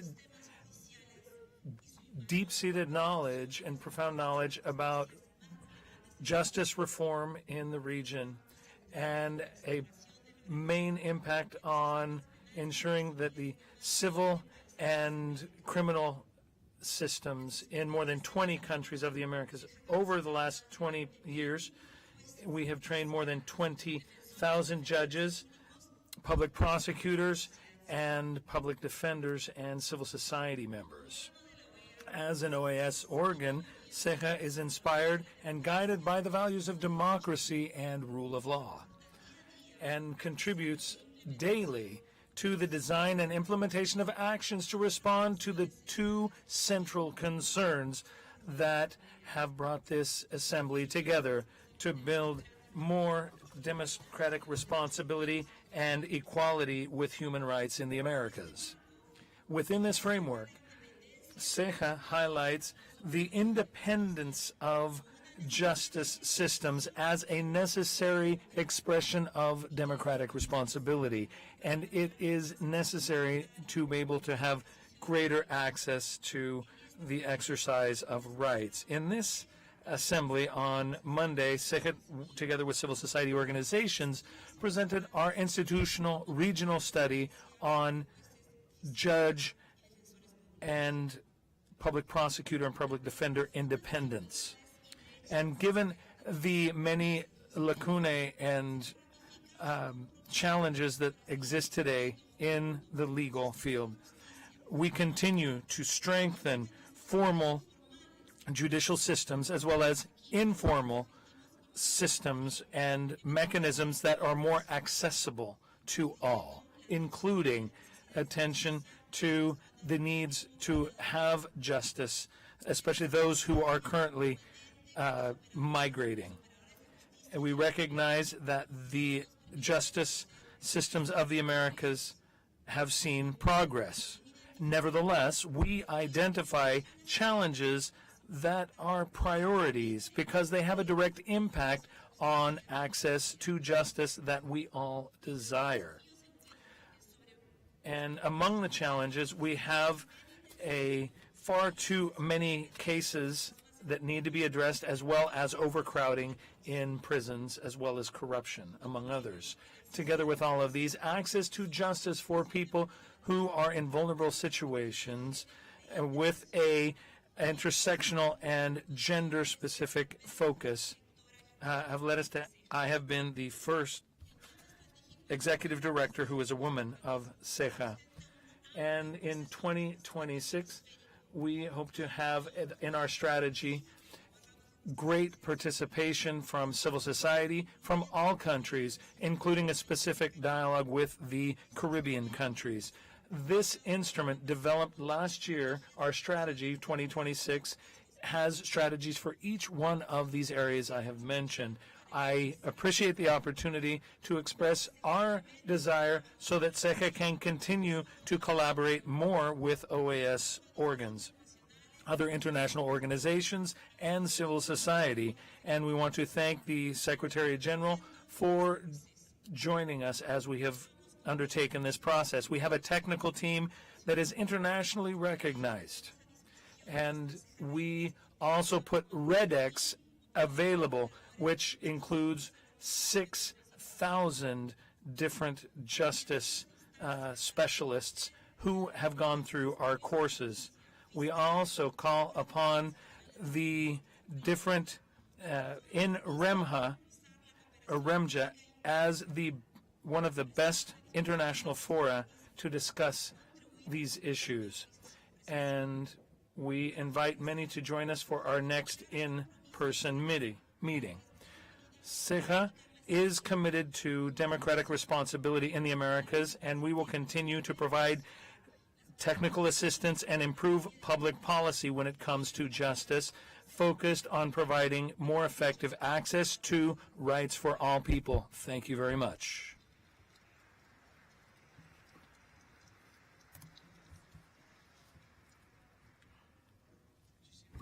Thank you very much, Dr. Ponce, for your presentation. I now give the delegations that wish to refer to the reports of the different organs that have spoken. Costa Rica. Thank you. Thank you, President. Costa Rica is grateful for the reports by the Inter-American Human Rights Commission and the SIM, as well as the Secretary of SICTE, CICAD, CEJA, the Justice Studies Center of the Americas, the Inter-American Juridical Committee, and also the PAHO, as well as the court. We would like to refer to the different reports that have been mentioned today, especially the annual report presented by Ricardo Pérez Manrique, the judge and president of the Inter-American Court of Human Rights. It shows the ongoing effort of this court since 2022. They have had 9 regular sessions and 3 special sessions, 24 new cases, 32 new public hearings, and 3 different meetings on a number of cases, and they've had 105 declarations, as well as a number of provisional measures as well. I think these numbers speak for themselves, showing the effort to defend the human rights of all citizens in the region, especially those that are in greater situations of vulnerability. Additionally, we must remember that in 2022, we recognize the incorporation of 3 female judges to the court: Nancy Hernandez Lopez, Veronica Gomez, and Patricia Perez Gormer. Costa Rica reiterates the importance of the Inter-American Human Rights Court in strengthening the legal frameworks, says the speaker, so that there is effective protection of people's rights, and this allows us to build more inclusive, respected, and respectful societies based on human rights and the democratic rule of law. Chairman, I would like to say that with the composition of the court, we have had a significant step forward to introduce parity in the organs of this Inter-American system to ensure the equality of opportunities and gender equity in our institutions. We would also like to quote, as Judge Perez says in his report in March before the Permanent Council of the OAS, we received a report where we learned of a situation of permanent, an ongoing contempt of the provisional measures based in the mandate found in the resolution dated November 22nd, 2022, in accordance with Article 65 of the American Declaration of Human Rights. We have to look at the collective guarantee as a measure focused on measuring the effectiveness of the American Commission and the effectiveness of provisional measures. And Ricardo Pérez Manrique mentioned in his report today, we consider that today, more than ever, we must guarantee those 3 Ds that he indicates in his report: more democracy, more sustainable development, and more human rights. Costa Rica also recognizes the report of the IACHR, where they gave a detailed report of the efforts undertaken to provide the users of the Inter-American human rights system a more rapid and efficient response. One of the points that we must highlight is that in 2022, the Commission worked on its 2023 to 2027 strategic plan that helped move toward the consolidation of a positive agenda for the states and a strengthening of the monitoring of human rights and intensifying the collaboration with the state actors or state agents. Chair, I would also like to refer to the report that was presented by the SIM, in which we talked about the integral measures that have been adopted to eradicate the structural causes of violence against women and girls and to defend the rights of women and the gaps that continue to exist and affect the region. I would also like to refer to the report of the Inter-American Juridical Committee, where they referred to the training that was provided to Costa Rica. And we would also like to thank the CICAD president through Paraguay and Chile, also referring to CICTE as well. And to thank them for the training that we received for security of large-scale events. And we also want to recognize the report by PAHO, where we have seen the improvement and strengthening of the national capacities of the member states of this organization, taking into account the importance of mental health to strengthen and provide better services for all people in equal conditions in the region. We have cut our report so that we can make sure that we finish within 5 minutes. And so once again, I simply want to express our unconditional support to the Inter-American human rights system on behalf of my delegation and the work that is being done by all of its organs and moving to promote human rights and the well-being of all the inhabitants of the Americas. Thank you, Chair. Thank you very much. United States, you have the floor. Thank you very much, Chair.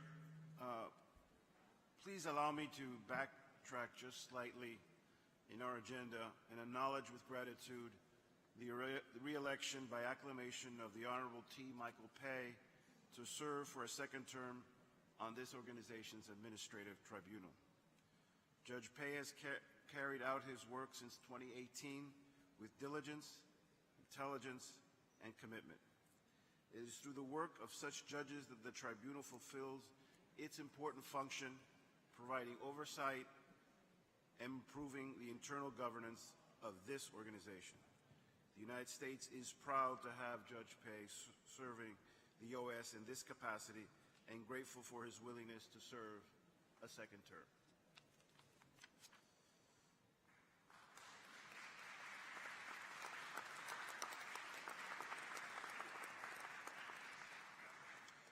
Mr. Chair, we wish to commend the Inter-American Commission of Women for their commitment to promoting gender equality for women and girls in all their diversity across the hemisphere. Advancing women's political leadership is an integral part of strong democracies, and the Commission is doing excellent work to address the challenges faced by women who desire to seek elected positions. Mr. Chair, therefore, we are pleased to announce a partnership with the Commission to provide funds for the expansion of their electoral candidate courses to reach even more women, including tailored courses aimed at promoting political participation by women in the Caribbean and by Indigenous women. We are proud and grateful for the opportunity to fund this expansion. We look forward to the implementation of these courses in the years ahead and thank the Commission for the opportunity to support this initiative to empower women and equip them with the skills necessary to run for office. Mr. Chair, regarding the Inter-American Commission on Human Rights, first, my delegation takes this opportunity to congratulate those new commissioners that were just elected or re-elected for the coming commission. We also want to recognize Commissioner Arosomena's final term, having served with distinction in the commission. We appreciate her work and support. We welcome the Commission's report and applaud the range of efforts you have taken over the course of the past year to defend human rights for all persons in our region. I take this opportunity to recognize the public service and principal commitment of the late Elizabeth Abi Merched, former Assistant Executive Secretary of the Commission and longtime friend of the U.S. mission. We had the honor to work with Elizabeth for nearly 3 decades to advance the cause of human rights and the rule of law through the Inter-American human rights system.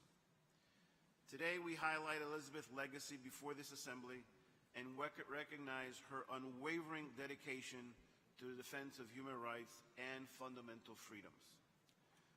Together with the Commission, it is my privilege to announce the Elizabeth Abi Merched Fellowship for Follow-up and Monitoring of Cases in honor of her commitment to helping and mentoring young people to advance the work and impact of the Commission.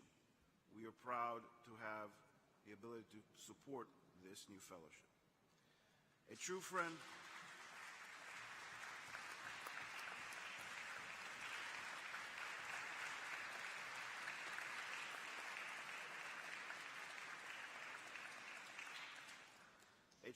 and ally of the OAS, Elizabeth is deeply missed.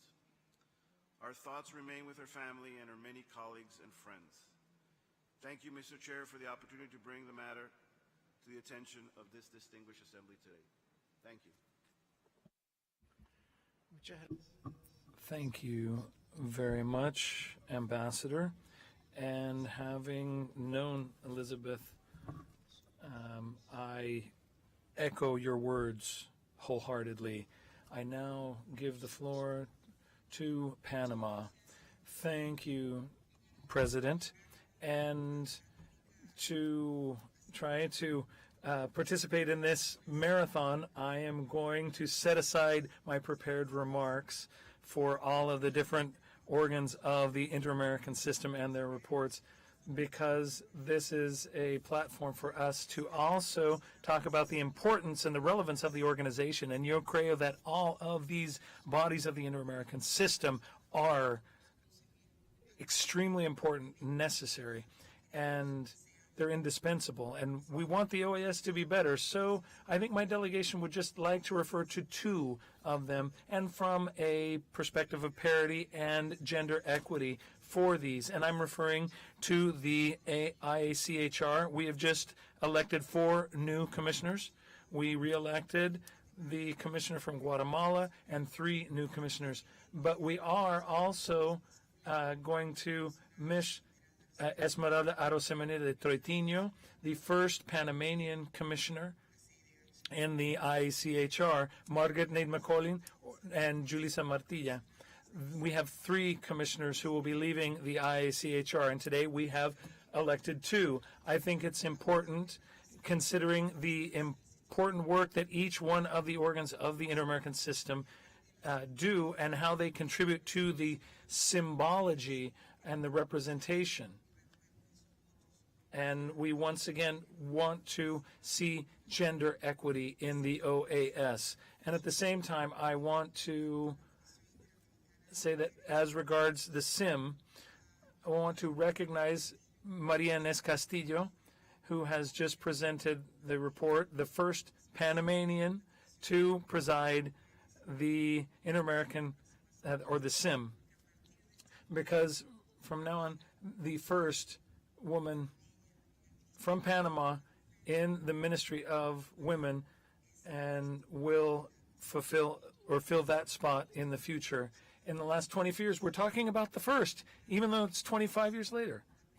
as Nathalie Ponce said, the first executive secretary of the Justice Studies Center of the Americas. We need to talk about the OAS that we want. We should see how many of us are there and how many should we be, and to work so that being the first not be such a something that is newsworthy, but something regular in a region where there is true democracy. Thank you so much, Chair.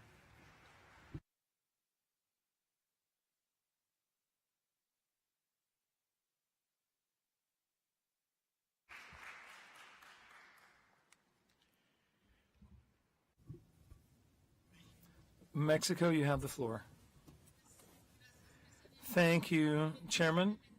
President, briefly, I would like to say that tomorrow, the 24th of June, the United Nations, through a resolution, has established the Day of Women in Diplomacy, and I want to recognize the work and the contributions of women in this hall and in all of our foreign offices who are committing their work, their creativity, so that we can have a better world, a better international system. I think it is important to recognize what the United Nations has done, to see this as a very positive step that highlights that women in diplomacy are still not at the level or the number and the recognition of their work and their contributions. Thank you, Chair.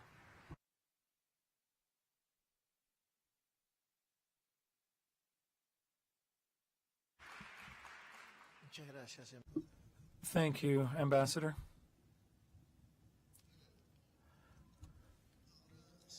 Very well. We are going to be able, we can now see the finish line, but we would ask you for increased effort to be brief. We are going to move on to the next item, which is the report of the General Committee regarding the topics that it received. This General Committee, as you all know, and are here, maybe there are some that do not, it was meeting in parallel in the Bolivar room below, where they were doing the arduous work of this assembly. And we will now hear from the rapporteur, François Joubinville, the alternate representative of Canada, and the rapporteur of the General Committee. You have the floor. Gracias, señor presidente. D'abord, permettez-moi d'offrir une pause bien méritée aux interprètes de. And I thought I would speak in French, so, as the rapporteur of the General Committee. I had the honor of being charged with presenting this report in keeping with Article 25 of the regulations of the General Assembly. And so the General Committee was installed on the 21st of June, and it was presided over by the ambassador of Uruguay at Washington, Abdallah. And during its first meeting, which took place on June 22nd, we approved the order of business, AGCG OD 1/23, which had 2 draft resolutions and 7 2 draft declarations and 2 draft resolutions. The committee then elected its vice president and rapporteur. The delegation of Colombia proposed the first counselor of Carlos Guillermo Sampaya from the Mission of Colombia, and this was seconded by Argentina. The first Secretary Fernandez was elected by acclamation. In Ecuador, proposed my name as the rapporteur, and it was also approved by acclamation. The General Committee approved by consensus 2 draft declarations and 5 draft resolutions. The 2 draft declarations are: 1, the Inter-American Decade for Rights of Women, Adolescent Girls, and Girls in Rural Settings in the Americas. 2, the draft declaration for the protection and integration of migrant refugee children in the Americas. The 5 draft resolutions approved by the General Committee: 1, accessing or enhanced access to financing, advanced hemispheric security, a multidimensional approach, human rights crisis in Nicaragua, strengthening democracy, immediate facilitation of security and humanitarian assistance in provision of support for human rights, and strengthening democracy in Haiti. That I would comment that 2 of these were studied by the plenary and then sent back. These 2 resolutions are measures to encourage the timely payment of quotas to the OAS regular fund, and 2, discontinuation of the discount for prompt payment of quotas.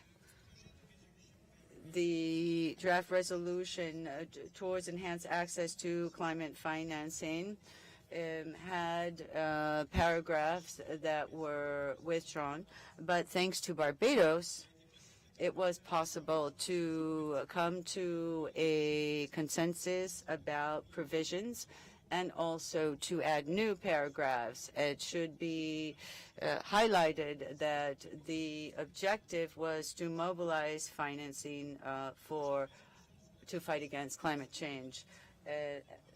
The advance in hemispheric security, a multidimensional approach, was approved during the 2nd meeting of the General Committee after the delegation of Canada lifted its ad referendum on paragraphs 46, 48 in this section that had to do with the Inter-American Defense Board. The draft resolution about the human rights crisis in Nicaragua had consensus in 10, 11, 12 of the preambular, as well as several operative paragraphs. We asked the government of Nicaragua to cooperate with human rights organs and to follow the recommendations of the IACHR. The draft resolution about strengthening democracy was subject to a lengthy debate. And the absence of an agreement, a working group was created informally in order to resolve the differences of 6 with respect to the Inter-American Democratic Charter, as well as 11, which was the promotion of interparliamentary relations. During the session that took place today, there were additional debates on the operatives' 2nd and 3rd paragraphs with respect to electoral observation missions in order to arrive to a consensus. But Bolivia has said that they are going to present or have the right to present a footnote. Now, with respect to the resolution on Haiti, it was reformulated, and it is now and has a different title: Restoration of security, humanitarian assistance, and provision of support in Haiti. The text of the resolution was approved, although there was a new paragraph put in the preambular section and paragraphs 1 and 6 in the operative section. Efforts were made by the ambassador of Trinidad and Tobago and the working group on Haiti in order to find consensus. The delegation of Mexico has also stated it intends to have a footnote on the first operative paragraph. The draft resolution about the Inter-American Decade for the Rights of Women, Adolescent Girls, and Girls in Rural Settings in the Americas, which was approved by consensus, and Panama was one of the proposing or sponsoring delegations.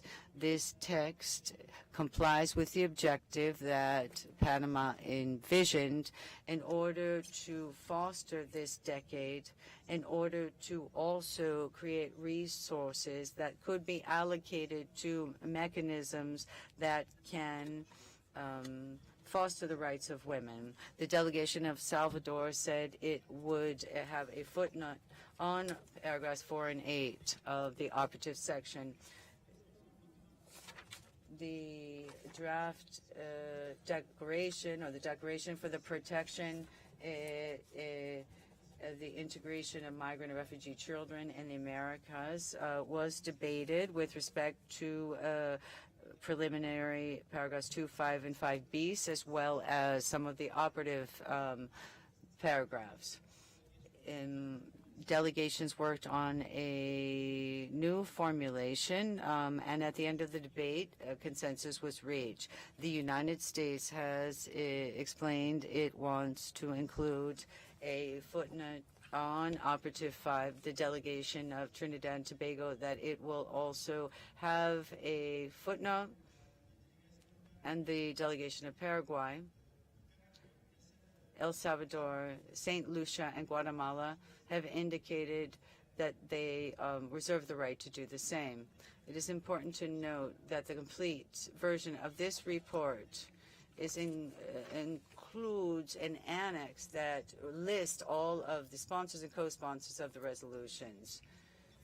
After the work of the General Committee, Carlos Guillermo Sampaio thanked delegations for their active participation and also for supporting the chair and the vice chair.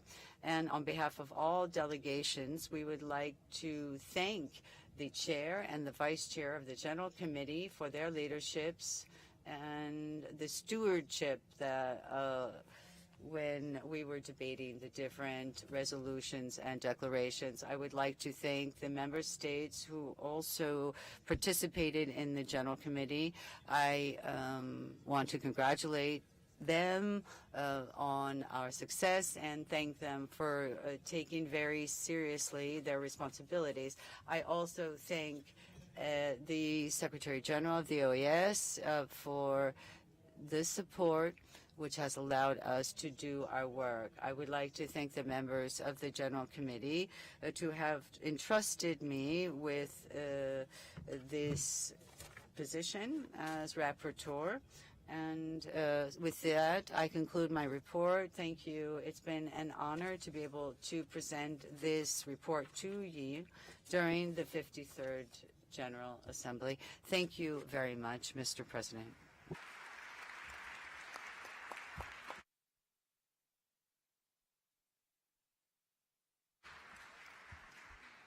Muchas gracias.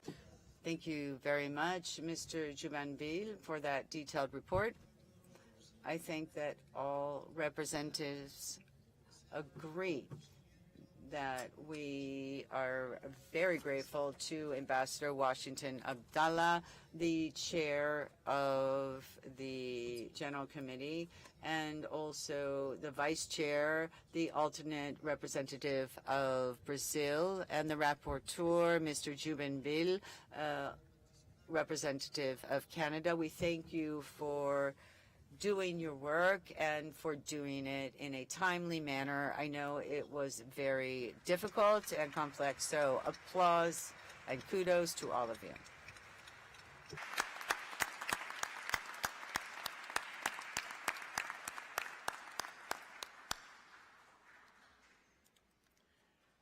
Habiendo escuchado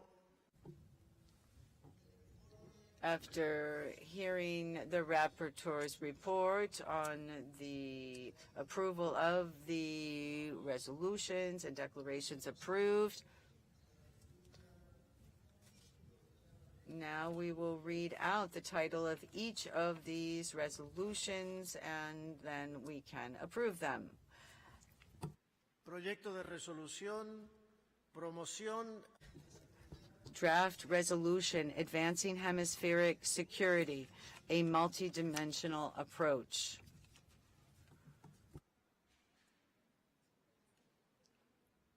Esas solicitudes de palabra. The request for the floor is about this draft resolution. Antigua and Barbuda, excuse me, or rather, it's Guatemala. Please. No? Antigua and Barbuda. El Salvador, Costa Rica. Entonces, en ese caso, aprobado. In that case, approved.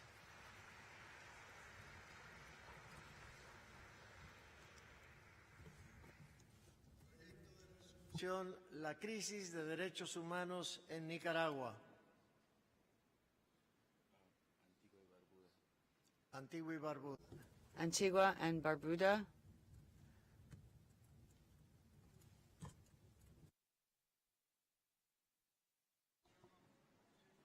Simply to state that Antigua and Barbuda, which is a co-sponsor of this resolution, strongly supports its content, recognizing the urgent need to address the grave human rights crisis in Nicaragua.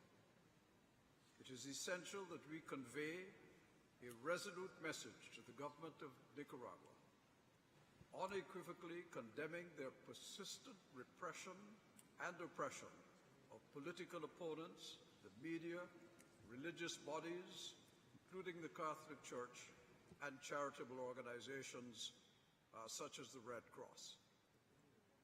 As emphasized in my country's national statement yesterday, the air of our hemisphere should always remain untainted by the foul stench of oppression and repression.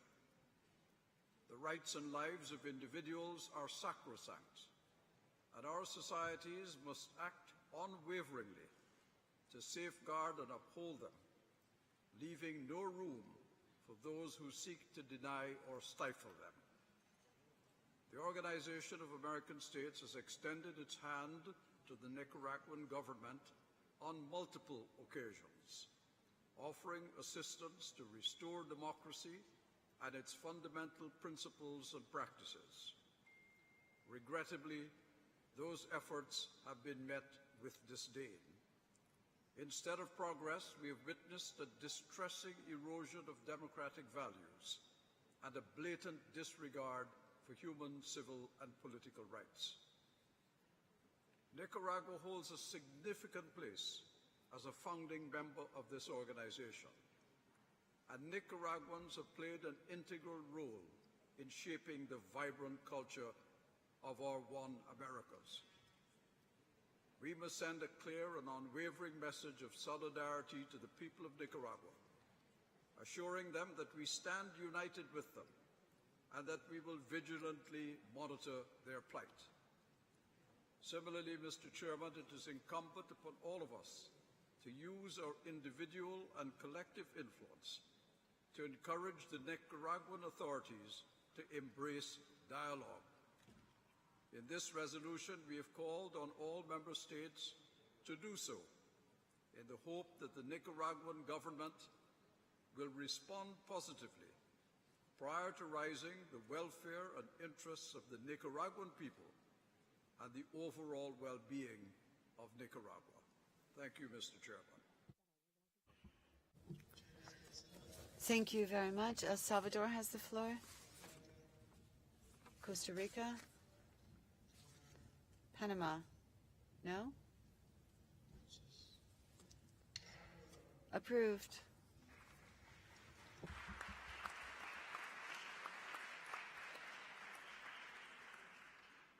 Proyecto de resolución.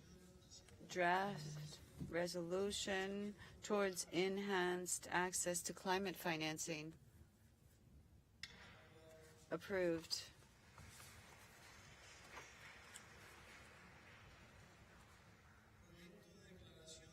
Draft declaration, Inter-American Decade for the Rights of Women, Adolescent Girls, and Girls in Rural Settings in the Americas. Approved. Proyecto de resolución hacia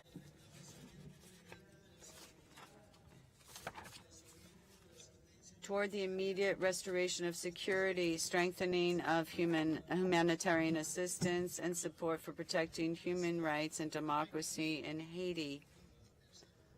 El Salvador.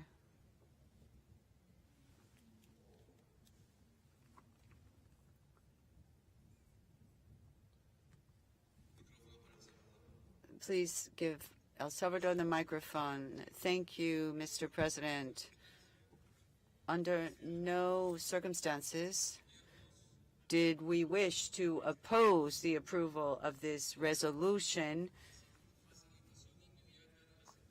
called Facilitation of Security and Humanitarian Assistance and Provision of Support for Human Rights and Strengthening Democracy in Haiti. To the contrary, El Salvador hopes, as indicated by its name in this resolution, that this becomes an immediate response on the part of the OAS and its member states to the urgent needs of our brother country, Haiti. And in keeping with what was stated this morning by Alexandra Hill, my foreign minister, we exhort that multilateralism moves from words to actions and take specific measures to help our peoples. And I agree that this morning, Ministra Hill signed with her counterpart from Haiti, Jean-Victor Genous, an agreement for cooperation and for opening an office for cooperation in Haiti. And so this establishes a framework of understanding which will allow for giving priority to cooperative initiatives that are identified by vulnerable peoples and can lead to the execution of plans and programs for humanitarian assistance, technical assistance, scientific assistance, and also providing qualified personnel and other areas.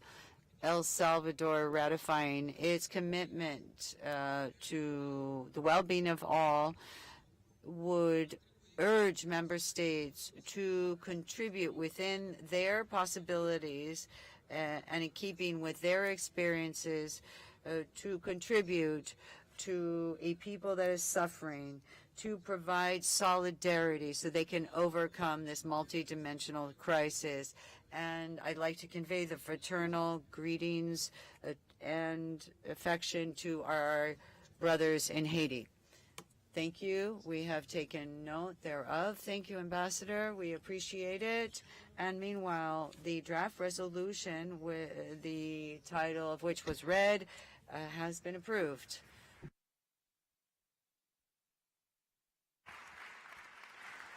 A continuación. We now have the Declaration for the Protection and Integration of Migrant and Refugee Children in the Americas.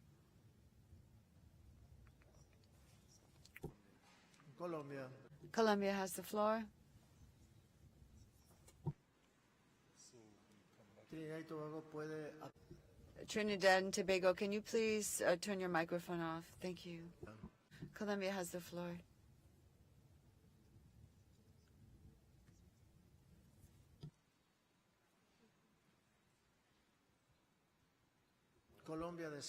Colombia, would you like to take the floor? Ask the President. Yes, after the approval, sir. It is approved.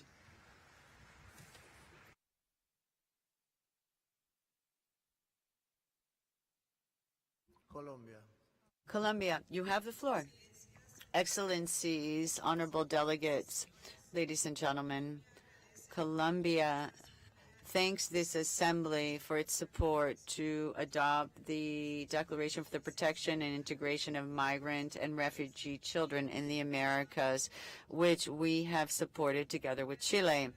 For the government of the administration of Gustavo Petro, this is a priority.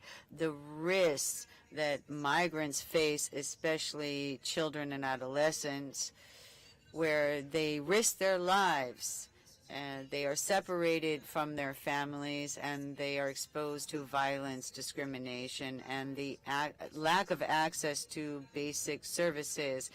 This is an urgent priority. Within the irregular and forced migration, children who are migrants and refugees are very vulnerable because of their age and because they are moving and they are displaced. So we must ensure their fundamental rights, including the right to life, security, education, and health, always protecting their best interests. The protection and guarantee of the rights of these minors must be a matter that interests all member states. As we've seen in this declaration, as a region, we are indebted and we must find structural solutions that we can implement through the OAS by recognizing shared responsibility to be able to promote secure, orderly, and regular migration. The declaration adopted today by this assembly is a step in the right direction. Colombia believes that given the reality we face, with 30,000 children that have been identified just in the first 5 months of this year who are migrants, we need economic measures for vulnerable people in keeping with international legal instruments to promote and protect human rights. That is why we are convinced that our governments together need to commit to further mechanisms that are effective in hemispheric coordination and cooperation to safeguard in the best way possible the rights of minors and to not leave them behind. The care of our smallest children is important for their development and the development of our societies and our future in general.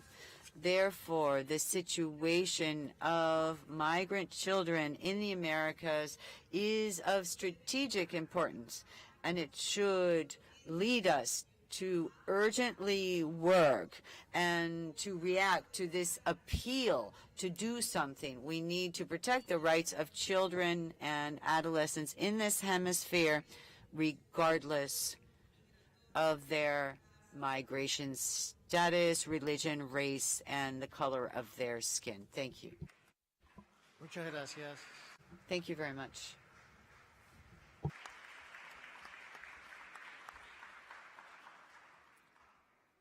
A continuación pasamos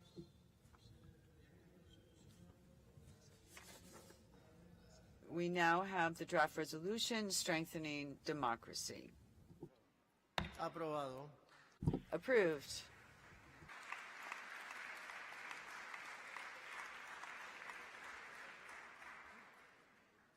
Con base en la recomendación de la Based on the recommendations made by the General Committee, I'd like to consult with delegations whether we agree that the measures to encourage the timely payment of quotas to the OAS regular fund and discontinuation of the discount for prompt payment of quotas will be sent to the Permanent Council for their consideration under the Committee on Administrative and Budgetary Affairs, CAP. Is there consensus? Approved.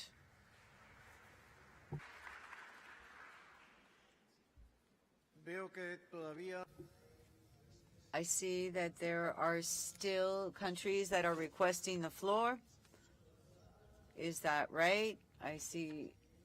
Let me see. Costa Rica first, Panama, United States. Costa Rica has the floor. Thank you very much, Mr. President. I wanted to refer the resolution that was just adopted about the situation in Nicaragua. But first, I want to thank Ambassador Washington Abdallah, the chair of the General Committee, his rapporteur, and the member states that participated very constructively in the negotiation sessions in the General Committee, especially the members of my delegation. Chair,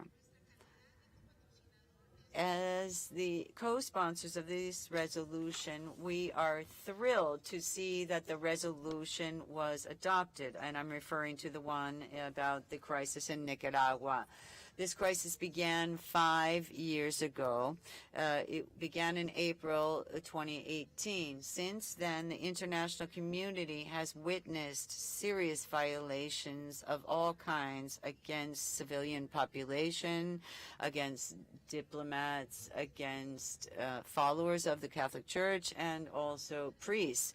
The IACHR has documented these violations, and the figures in its recent report are painful reminders of this crisis and families in Nicaragua. At least 350 people have died. Even Hugo Torres, a political prisoner who was in jail. More than 1,000 people have been injured. 1,200 people were incarcerated. More than 300 people were arbitrarily stripped of their nationality, and more than 3,000 civil society organizations were closed. On top of this, there have been illegal seizures of bank accounts and illegitimate takeovers of private property. Also, this includes the national office of this organization and expelling staff of the OAS in Managua last year, and also seizures of their assets, of the office and also offices of the Catholic Church, and the expelling of the Catholic Church representatives. The regime in Nicaragua has stripped more than 300 people of their statehood, and in some cases this has had irreparable measures because their existence has been wiped out. There is no registry of their studies, for example, their births, and also they have seized their Social Security accounts. This is a clear violation of international law as well as inter-American regional law on human rights, which have to do with the prohibition of an arbitrary deprivation of statehood. Mr. President, the situation in Nicaragua cannot be ignored. And we had to put it on the agenda for this period of sessions. The countries of this region cannot be indifferent to the ongoing repression in one of our member states. This anti-democratic, anti-constitutional measures need a reaction from all of us, using measures we have in the Inter-American system. For example, the tools provided to us by the Inter-American Democratic Charter. As a member of the working group on the situation in Nicaragua at the OAS, Costa Rica has actively participated in creating initiatives so that we can have a democratic return in Nicaragua, and also resolutions that have been backed by most of member states here. Along these lines, these same member states need to support the denunciation that was presented by the Inter-American Court of Human Rights Mr.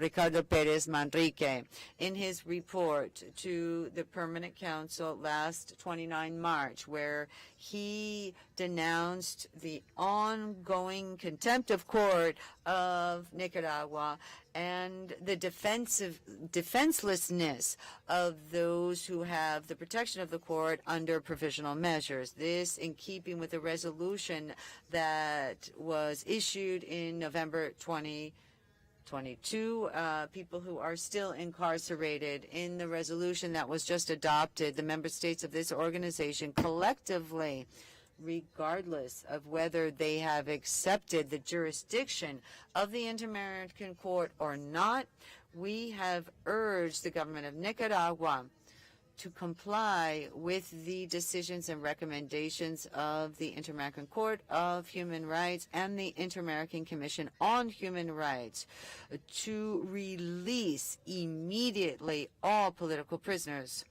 Mr. President, we are making an appeal for Nicaragua to respect all human rights and that its government goes back to the road of democracy, that there be frank and sincere high-level negotiations to respect institutions and human rights in all spaces, civic, religious, political. Thank you. Muchas gracias. Thank you very much. We still have 8 countries that have requested the floor. If we are not concise, if we cannot be brief, we're going to go over time. And we do have some restrictions because of simultaneous interpretation. So I beg you, please, that you be as concise as possible. I want to respect, of course, the sovereignty of every state. United States, you have the floor. Perdón. Panamá, disculpe usted. But again, I apologize. Saludo, presidentes. Thank you, Secretary General, Excellencies, representatives of civil society, representatives at the OAS. I'd like to thank all missions, especially the mission of Panama, for the work that they have done to adopt the declaration, which has created the decade for the rights of women, adolescent girls, and girls in rural settings in the Americas. We know that it was not easy to negotiate this declaration, so we thank you for your time and your commitment. Also, we thank you for showing that as a region, there are many things that bring us together and that we agree on more than what we disagree on. Colleagues, we are not only responding to the rights of all women and adolescents and girls in rural settings in the Americas. Since the 90s, rural women's groups have been asking for this. They have been asking for their rights to be included in initiatives and in the inter-American system in general.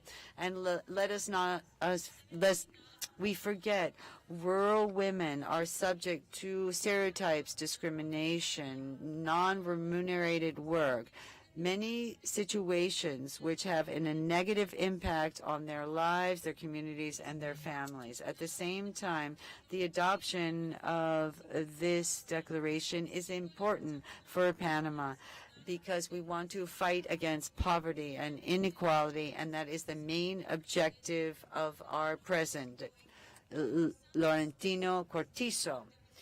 We have seen him reach out to vulnerable regions, the agricultural rural Panama.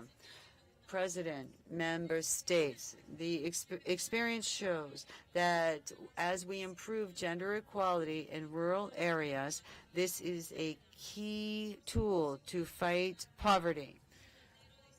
And this can lead us to sustainable development for all. And as Lujaro has said, the president of Rural Women's Network in the Americas, we need to continue to work for the most humble women in our region who do not have a voice, either in their households or in their communities. We must continue to work so that none of them are left behind. Thank you very much, United States.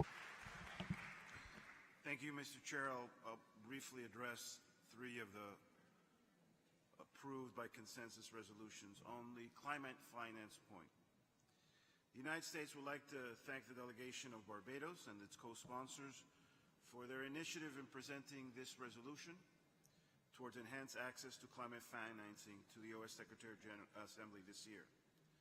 I would also like to thank Barbados and the many delegations which took part in a long, detailed, highly technical negotiation process for your efforts, persistence, and patience.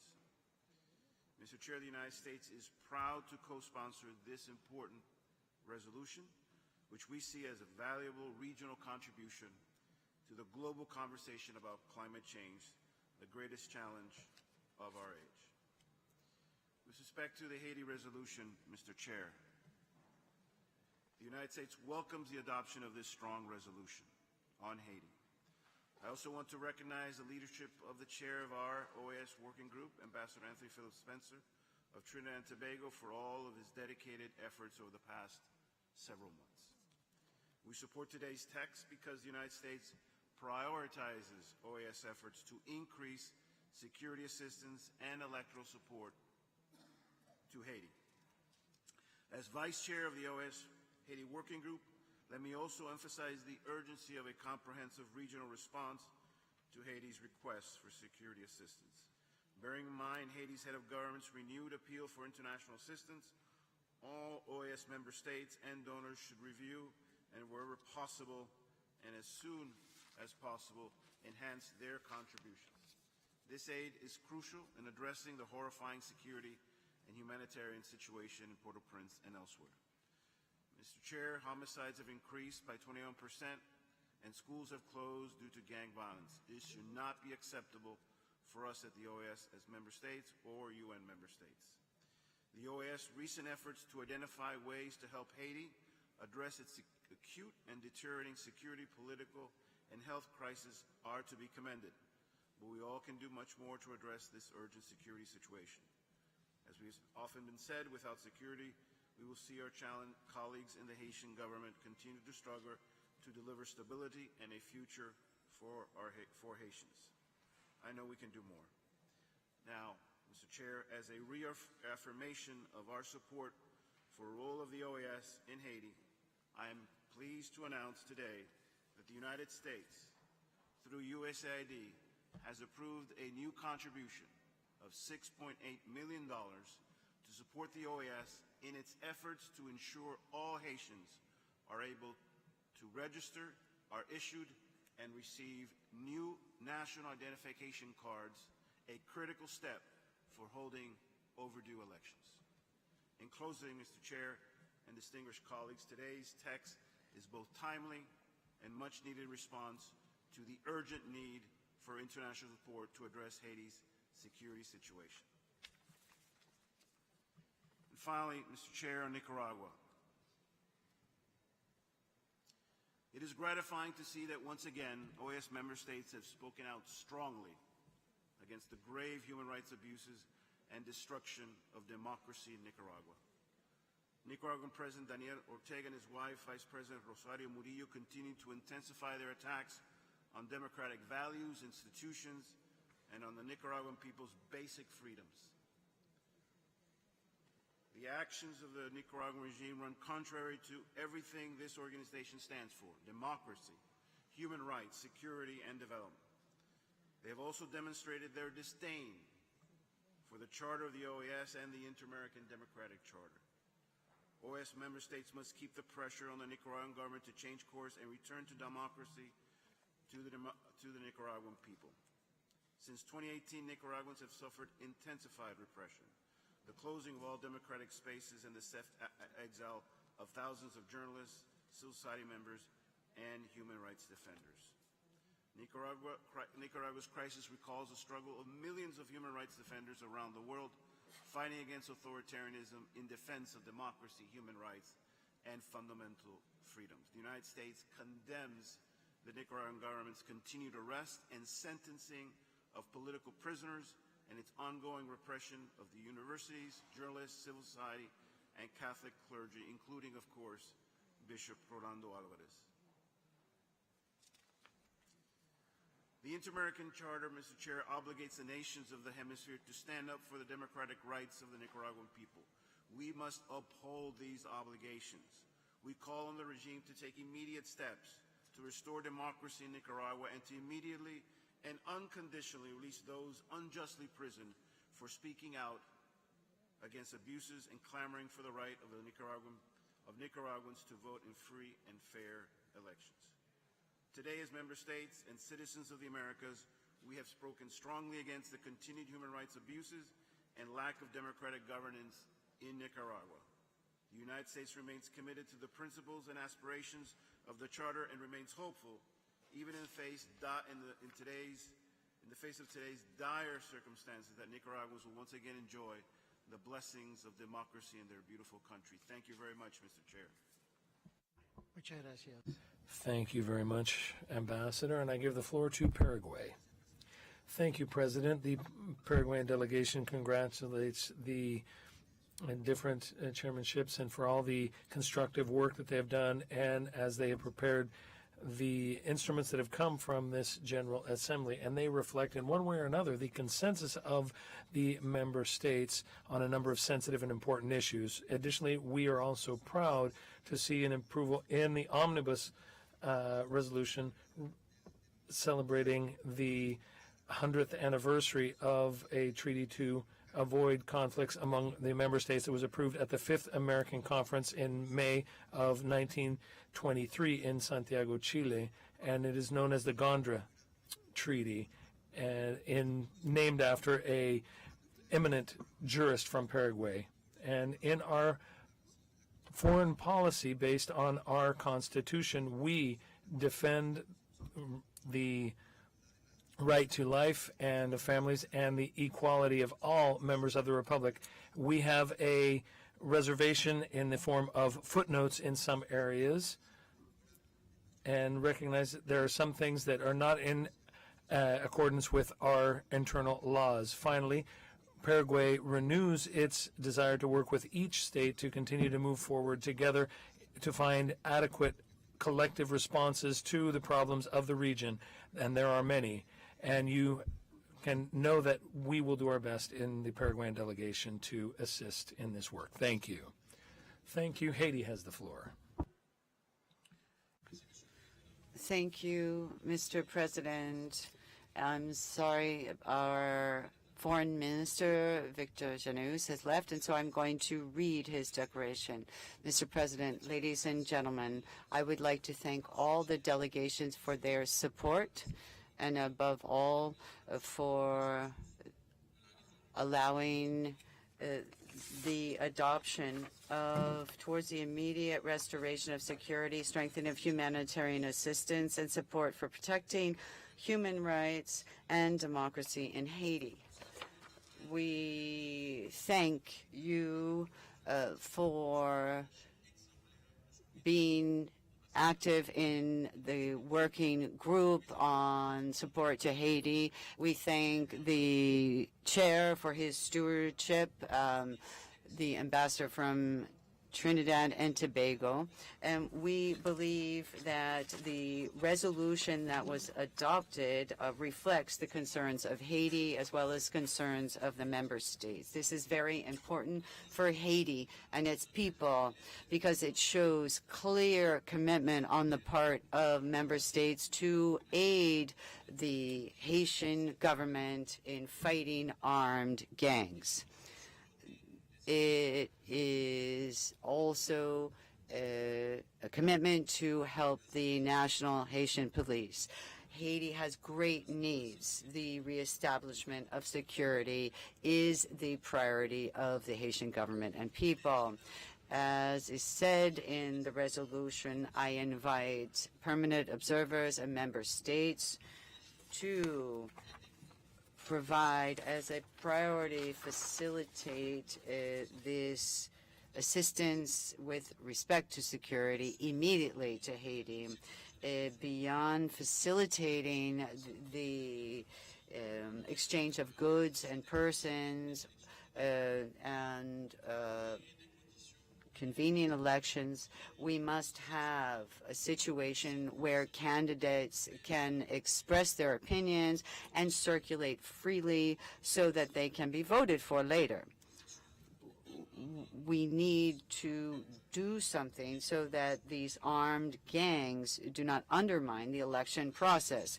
The Haitian government is thrilled to see the provisions of this resolution to address food insecurity, to support the dialogue process underway in Haiti between political forces and civil society. Mr. President, ladies and gentlemen, the adoption of this resolution is not the objective in and of itself. Now we must all provide capacity so that the goodwill expressed in this resolution translates into action. Before I conclude, Mr. President, we would like to take this opportunity to underscore the importance of the agreement, the two agreements signed between Haiti and El Salvador, which has to do with a special cooperation framework, and also with Guatemala for training diplomats. I thank you very much, ladies and gentlemen. Haiti. I now give the floor to Barbados. Thank you, Mr. Chair. I will speak on two resolutions that have already been adopted. I'll do so quickly to save time. First and foremost, the resolution on enhanced access to climate finance that was tabled by the delegation of Barbados. I wish to thank all of the members who co-sponsored this resolution. 18 members, including all of CARICOM, as well as Canada, Costa Rica, Guatemala, Panama, and the United States. The adoption of this resolution coincides with Prime Minister Motley's successful lobbying to coalesce global support for the Bridgetown Initiative. Now, the decision to bring this resolution to the Organization of American States was centered on the need to garner political support for the member countries of the hemisphere for the Bridgetown Initiative and its goals. There is wide recognition that adaptation and mitigation efforts by small developing countries, which are some of the most indebted countries in the world, are even more compounded as they must now seek additional resources to finance the climate fight. It is projected that in the developing world, countries will need many more financial resources than had been originally envisioned or estimated to battle the adverse effects of climate change. It is therefore against this backdrop that the government of Barbados is pioneering the Bridgetown Initiative across the world. The initiative calls for the comprehensive reform of the current global financial system to enable the mobilization of additional financing for climate transition and for improved resilience in frontier countries. Through the implementation of the 6 key areas, as Prime Minister Motley has stated, the Bridgetown Initiative is about securing a new financing deal not just for Barbados, but for the world. And therefore, Mr. Chair, I thank all of those members who supported this resolution. The work has only just begun.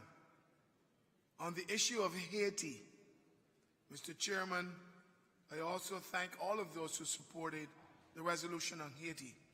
I particularly single out the Ambassador of Trinidad and Tobago, Anthony Philip Spencer, for his sterling work in getting us through the working group on this particular resolution. But let me say, sir, the work has only just begun. Black lives matter everywhere, and not just in countries where people believe that we can make a token of black people. The Haitian people are suffering every day, and it is not getting any better. And this organization has a lot more convening power than we give it credit for. The OAS must be involved in seeking to cure the plight of the Haitian people. When we leave this assembly, we go home we get into our big cushy cars and we go home to our nice homes in Washington, D.C. and wherever else you're going. The Haitian people are suffering. They're part of our hemisphere.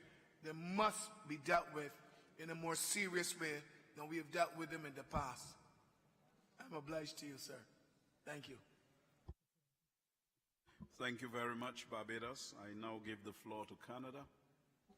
Thank you very much, Mr. Chair. I take the floor on behalf of the delegation of Canada to make a few very brief observations. First, Canada would like to express its appreciation to you and also to our other chair as well for leading us through a successful General Assembly.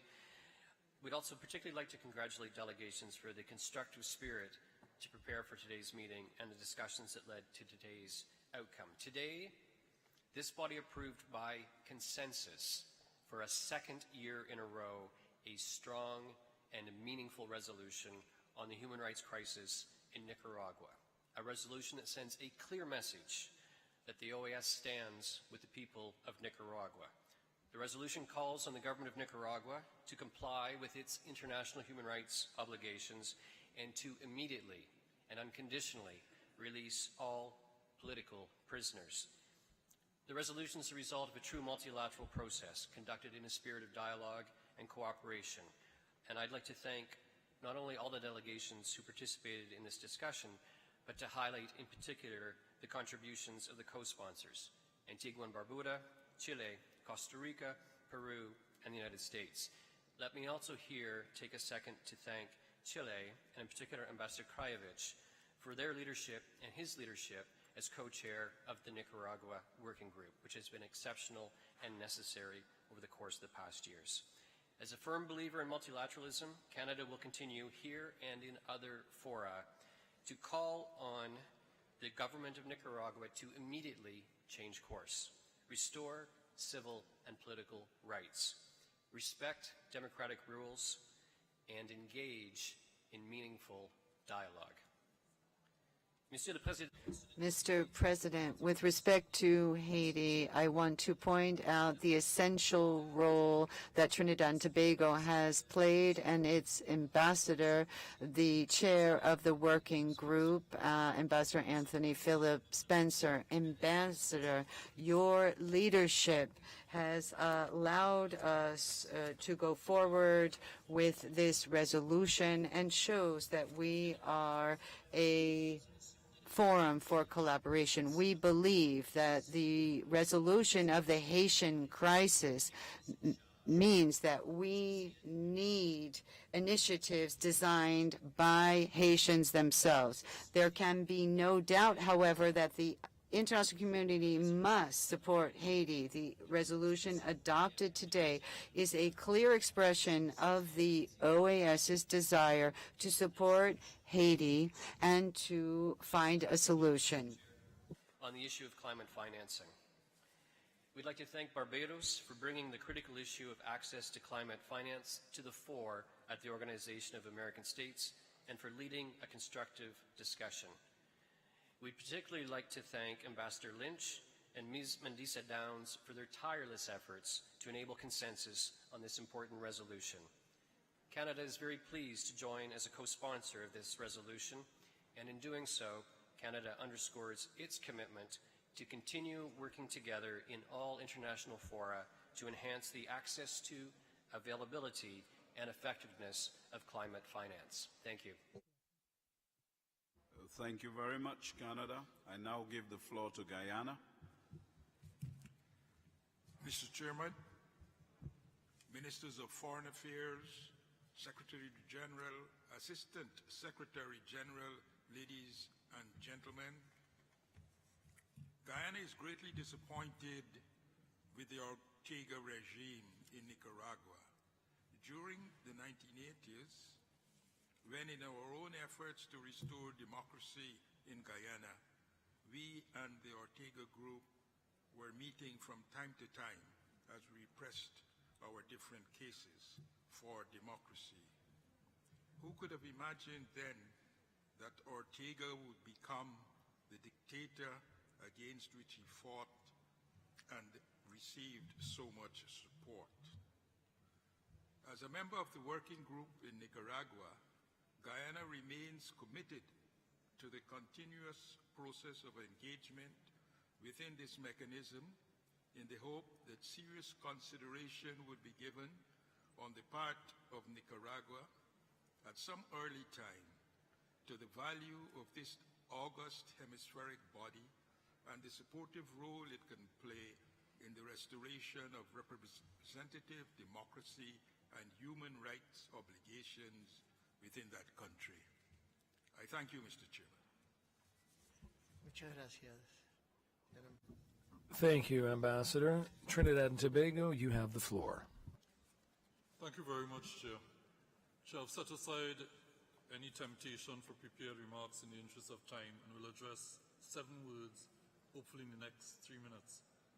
Let me begin by expressing my appreciation on behalf of the Haiti Working Group to everyone who contributed, in particular the members of the Working Group itself, as we sought to arrive at consensus on what would be a most meaningful and purposeful resolution to address what is not now anymore an urgent but an immediate situation in Haiti.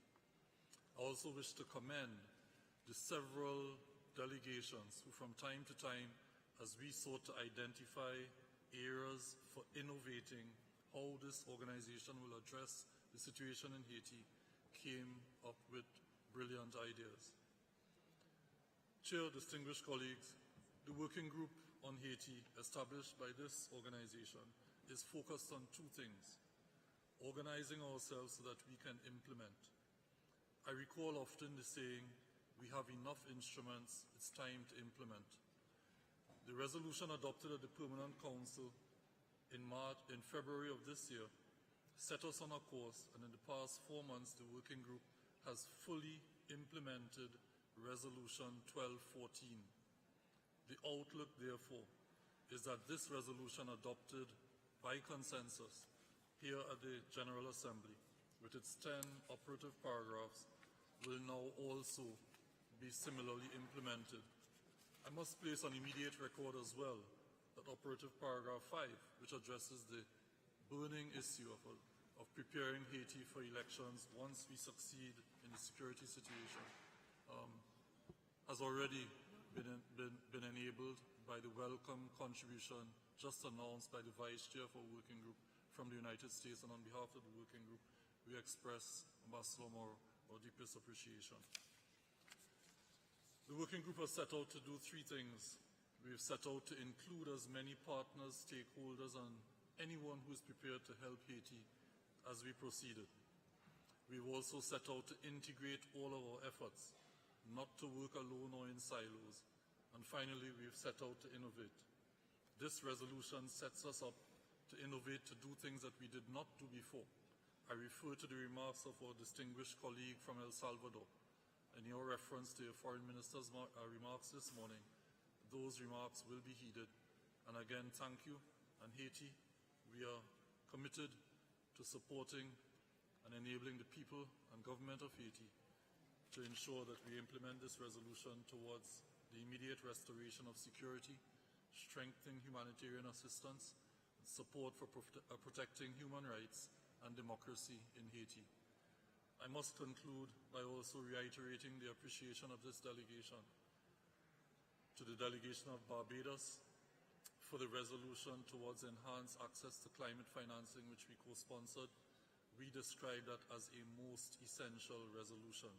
We also place on record our deep appreciation for the historic CARICOM-SECA Declaration on enhancing resilience and support for Central America and the Caribbean in the face of climate change.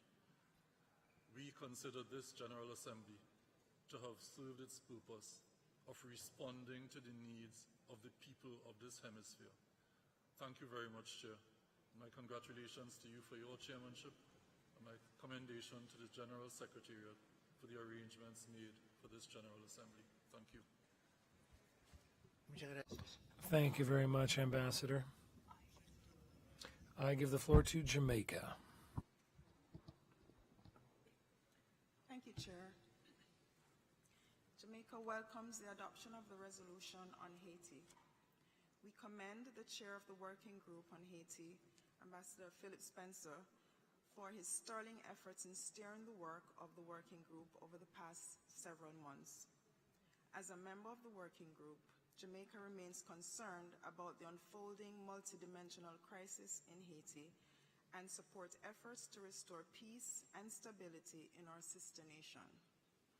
As our Prime Minister and Minister of Foreign Affairs and Foreign Trade have stated in multiple fora, Jamaica remains committed to providing tangible support in keeping with the repeated requests of the Haitian government. We look forward to continued efforts to build consensus following the successful consultations in Jamaica a week ago and the work of the CARICOM Eminent Persons Group. Thank you, Chair.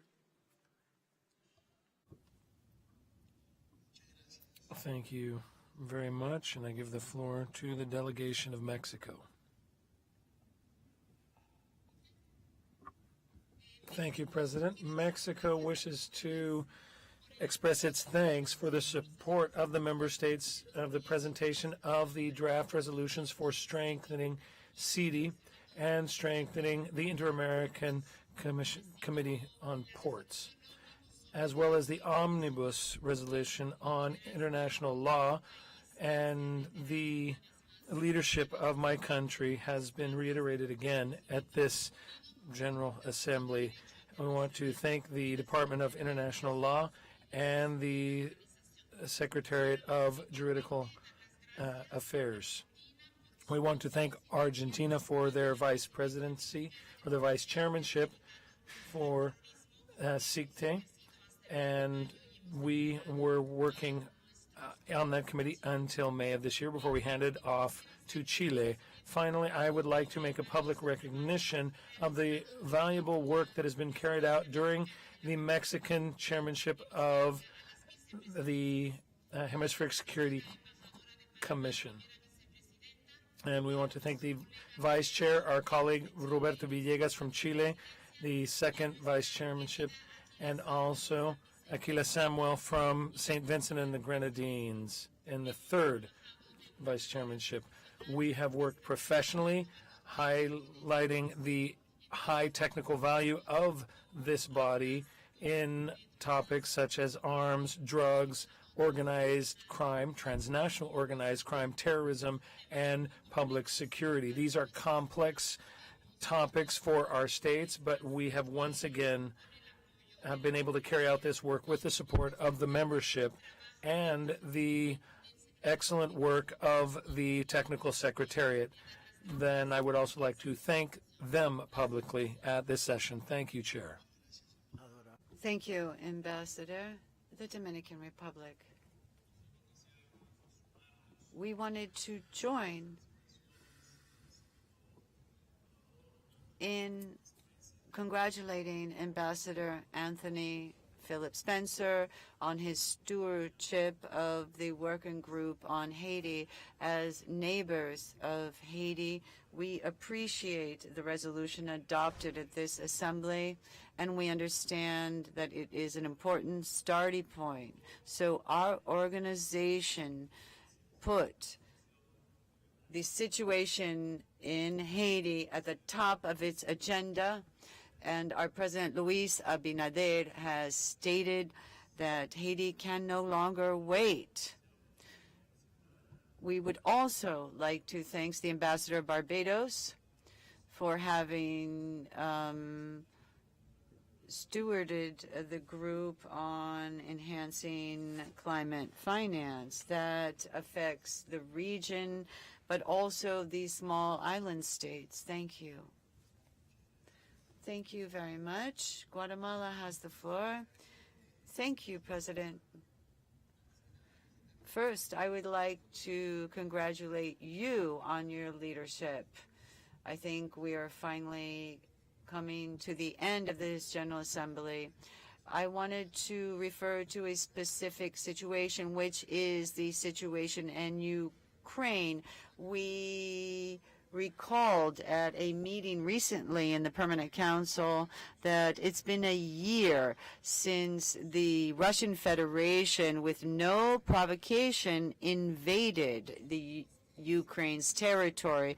We think that this is a flagrant violation of the UN Charter and the Charter of the OAS, as well as the Declaration of Security in the Americas. We have reiterated that the member states have an important role to play in peace and stability by following international law, and we have multilateral and regional agreements in keeping with the UN Charter. We have emphasized that this organization, as a regional organization, can be affected by threats to global peace. And so we must try to ensure world peace and stability. We have been furthering different initiatives through the Permanent Council, including the Declaration on the Situation in the Ukraine from 2022, resolution that ends in 92 and entitled Crisis in Ukraine. That was supported by 28 states, and which addresses the violations that are taking place in Ukraine, and also the resolution on suspending the Russian Federation as a permanent observer, which was supported by 25 states.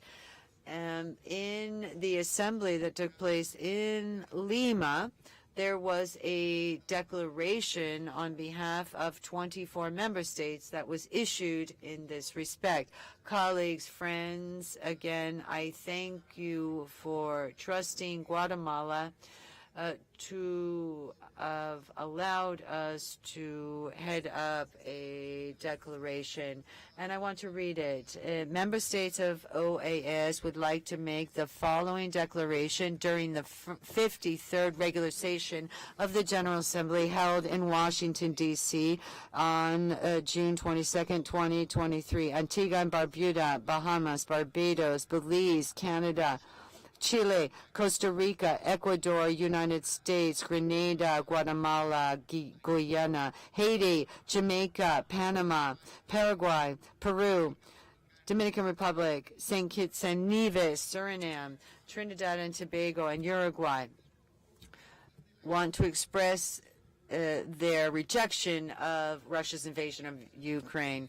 The declaration CP-INF 92/93, the situation in Ukraine, which was presented in 2022 by 25 member states of the OAS, which condemned the invasion on a massive scale by the Russian Federation. 2, recalling the resolution CP-RES, which was entitled "The Crisis in Ukraine," which also requested that the Russian Federation immediately withdraw, and that it withdraw its military and equipment from the territory of Ukraine. 3, recalling resolution CP-RES 1195, titled "Suspension of the Russian Federation as a permanent observer of the OAS," 25 April 2022, and CP-RES 1197, entitled "Increase in the Price of Fertilizers and its Impact on Sustainable Agriculture in the Region," from May 2022. 4, alarmed because in 16 months since Russia invaded the Ukraine at a large scale, we see attacks on Ukrainian cities and on civilian targets like schools and hospitals, and this has led to thousands of injuries, women who are pregnant, elderly, young children. concerned because the humanitarian cost of the war for Ukraine continues to increase. 5 million people who are internally displaced, 8 million refugees, and 17 million people who need humanitarian assistance, according to the Office of the UN Commissioner for Refugees. 6, concerned about the global impacts on nutrition and food security that stem from the war and has affected peoples of the Americas, especially the most vulnerable. Declare, 1, their condemnation of the illegal and illegitimate invasion of Ukraine and the undermining of international law, its commitment to the sovereignty and independence and territorial integrity of Ukraine, its international borders that are recognized. 3, renewed calling upon the Russian Federation to cease and desist and to withdraw its military and equipment from Ukraine. 4, its grave concern for systematic violation of human rights in Ukraine, sexual violence and gender violence, and also reports on crimes against humanity and violations of international humanitarian law that have been perpetrated by military personnel from Russia, and calling upon Russia to immediately cease its violence and to go back to, or to go to the negotiating table to bring about peace. Thank you, brother countries and member states, on behalf of the people of Guatemala, and I'm sure on behalf of the people of Ukraine. Thank you.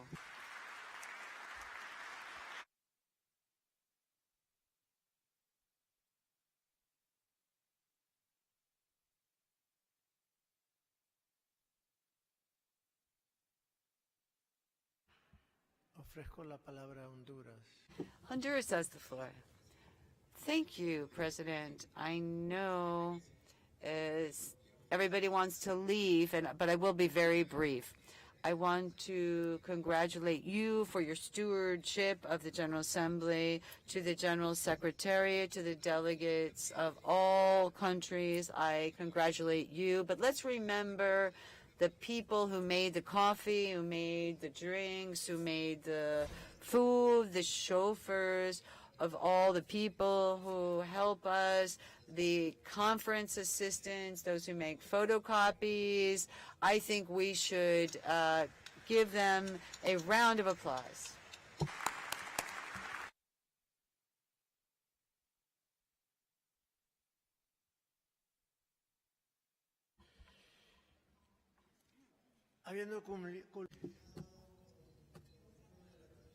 Having heard the report of the General Committee and the adoption of all resolutions, before we continue to our closing ceremony, I would like to offer the floor to our permanent observers who have expressed their intention of addressing this plenary. Here we have the United Kingdom of Great Britain and Northern Ireland. Secretary General, Assistant Secretary General, Ministers, delegates, friends and colleagues. 10 years ago, the Falkland Islands government asked its people whether they wished to remain a self-governing British overseas territory. In the referendum that followed, over 99% of islanders voted to retain the island's links to the United Kingdom. An observer mission from 6 countries, including 5 OAS states, oversaw that referendum. They gave their firm endorsement of the process as free and fair. The people of the Falkland Islands have made their wishes clear. They do not want to be incorporated into Argentina. Likewise, they make it very clear to me that the UK has no mandate to negotiate with Argentina on the future of their home. As we've heard again today, Argentina officially argues that the right of self-determination does not apply to the people of the Falkland Islands. putting it bluntly, that the Falkland Islanders are not entitled to democracy. This motion calls for two larger countries to negotiate without the consent of those who live there. The United Kingdom will not negotiate to transfer the sovereignty of the islands against the democratic will of their people. The Falkland Islands are internally self-governing. They have their own constitution, laws, currency, and traditions. It's wrong to argue that this community, which stretches back 10 generations, does not deserve the democratic rights we expect for ourselves. Their elected representatives make decisions that affect the lives of the Falkland Islanders. They want to focus on the issues that matter most to their community. The UK wants and continues to seek a constructive relationship with Argentina in the best interests of both our countries and the wider region. I visited Argentina myself in March to discuss mutually advantageous opportunities involving energy transition and trade. But shortly afterwards, Argentina disappointingly chose to unilaterally withdraw from the 2016 joint communiqué. This communiqué was a landmark undertaking which offered great benefits to the people of the Falkland Islands, the United Kingdom, and Argentina. These included a commercial flight from Brazil that stopped in Argentina, fisheries cooperation, and the establishment of a framework of humanitarian work.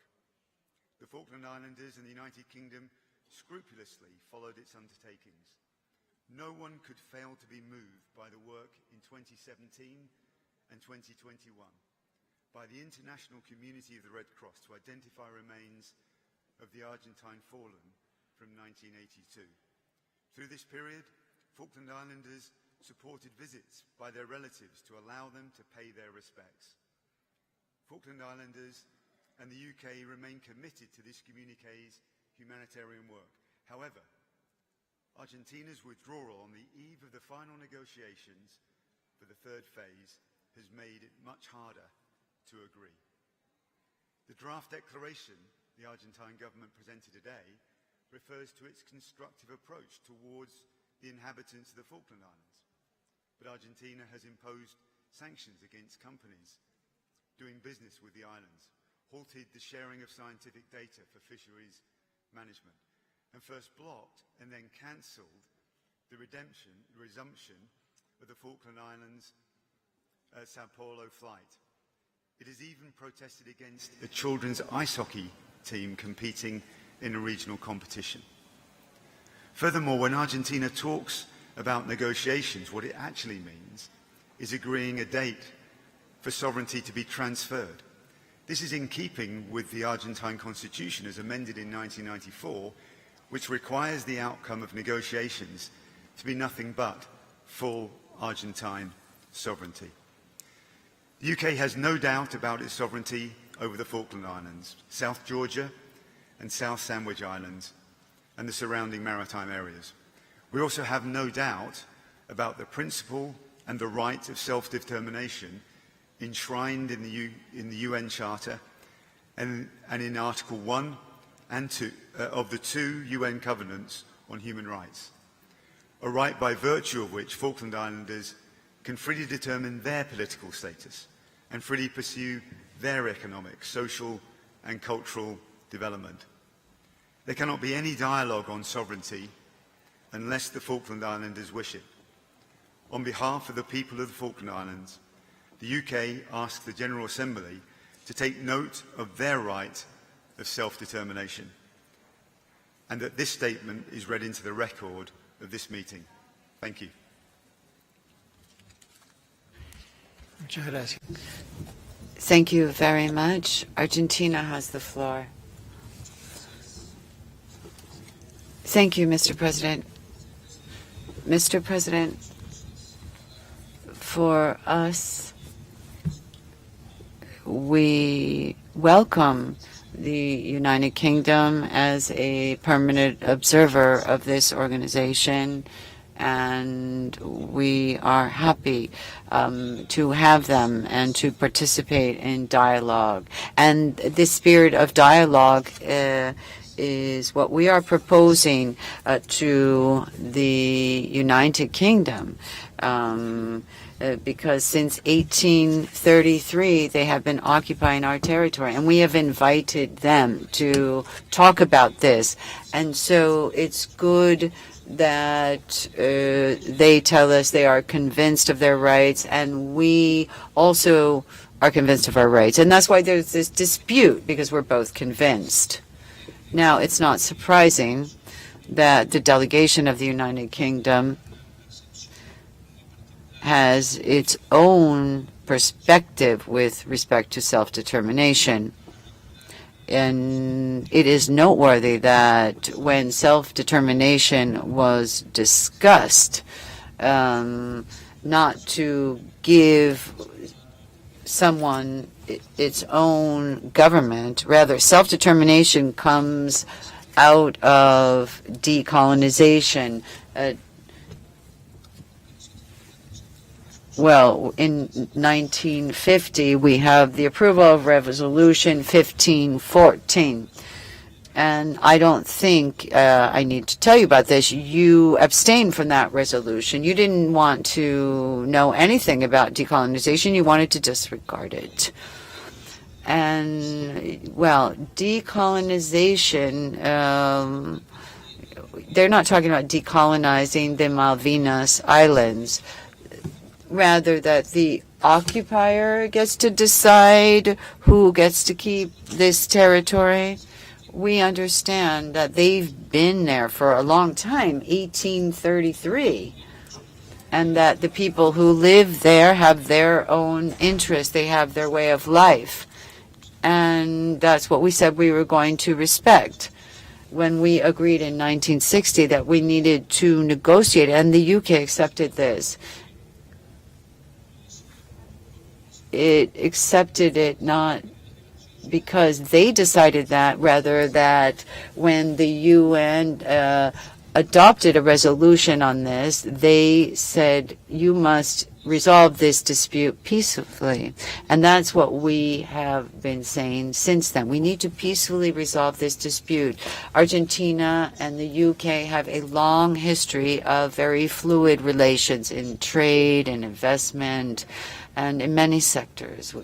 We have a long history, but to pretend that that is going to resolve our dispute is to ignore the reality. Since 1833, we've had great relations with United Kingdom, but there has been a dispute that is unresolved since then.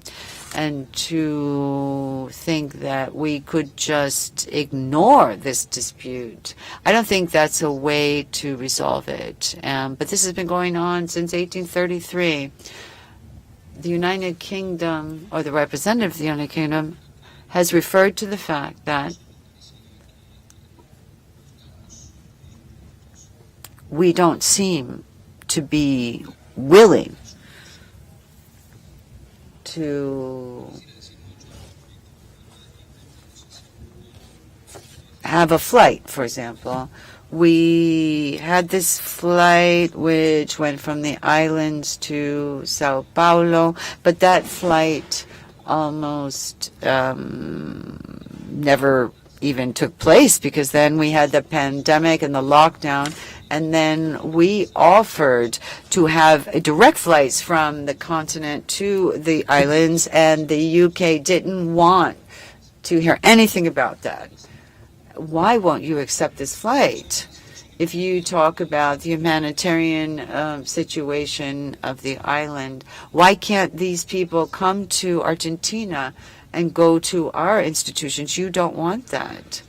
You don't want there to be direct contact between Argentina on the continent and the islands. You want to ignore it. You want to look away. And I don't think that is a spirit of cooperation or trying to find a solution. You said that we're taking measures against companies that want to trade with the UK. This is not true. There are natural resources that are ours, natural resources that are off our coast. We have domestic laws that companies that work on these natural resources need to ask us for permission.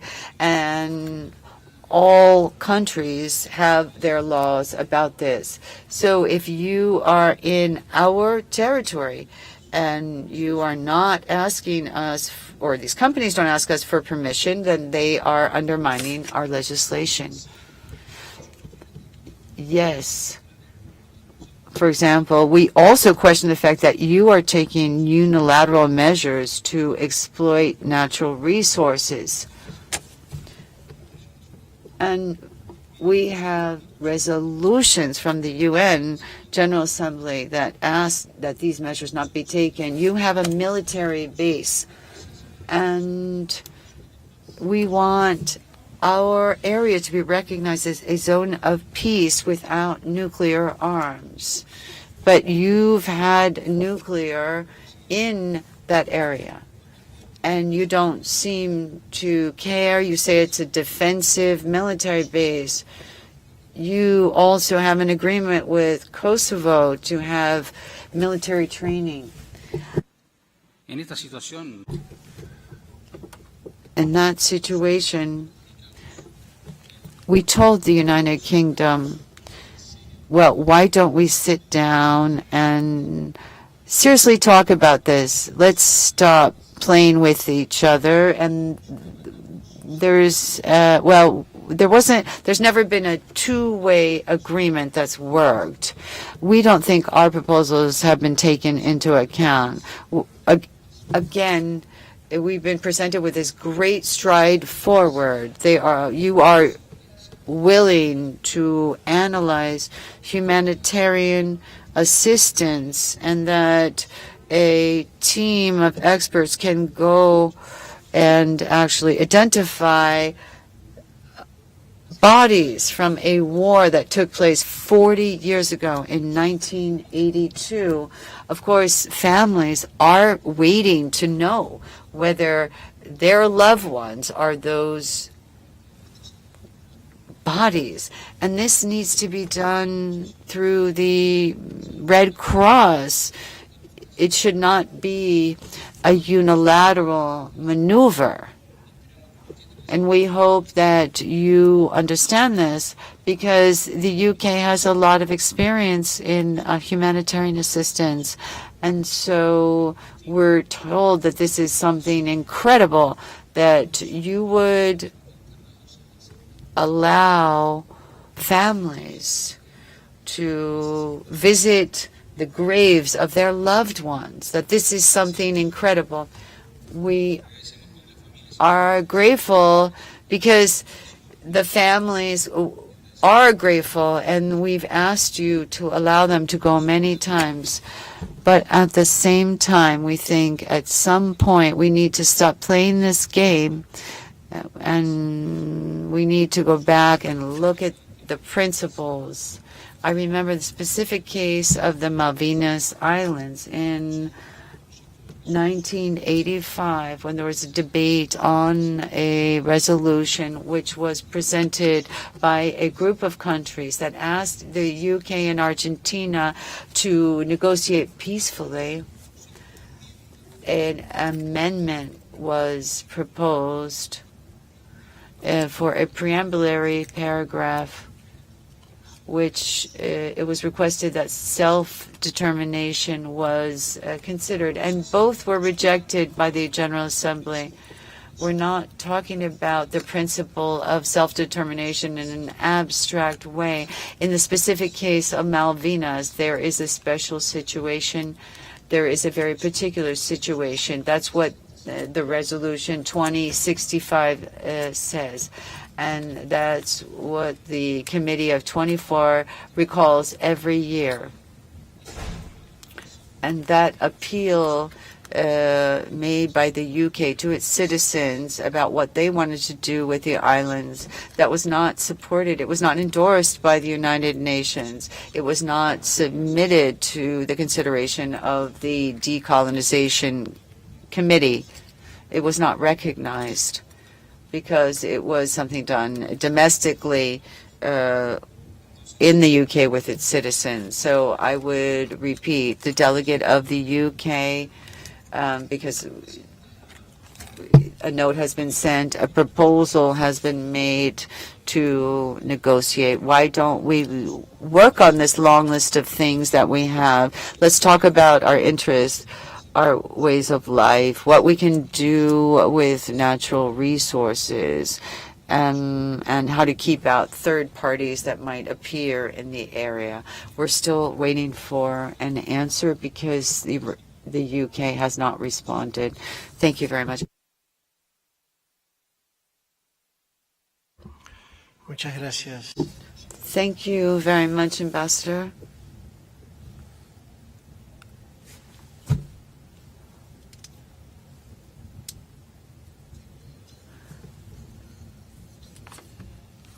Here, I've noted that another permanent observer would like to take the floor. The permanent observer, the ambassador from the Ukraine, Oksana Makarova. You have the floor, madam. Dear Mr. President, dear Secretary General, dear brothers and sisters, let me be very brief and just thank you, big thank you to Guatemala and to all 22 countries that supported this very important statement in support of freedom, democracy, territorial integrity, human dignity, and human rights, the values that we all share, and the values for which my country, Ukraine, fights on the battlefield today, from the brutal, unprovoked, unjustified aggression by the Russian Federation. So thank you for this statement. Thank you for standing with us. Only together we can not only stop this war, but restore peace and work on so many problems that we all have, and we can help each other in resolving them, rather than fighting for our homes from the brutal aggressor like we are doing today. And with that, I would like to present the comments from my president. Thank you very much again.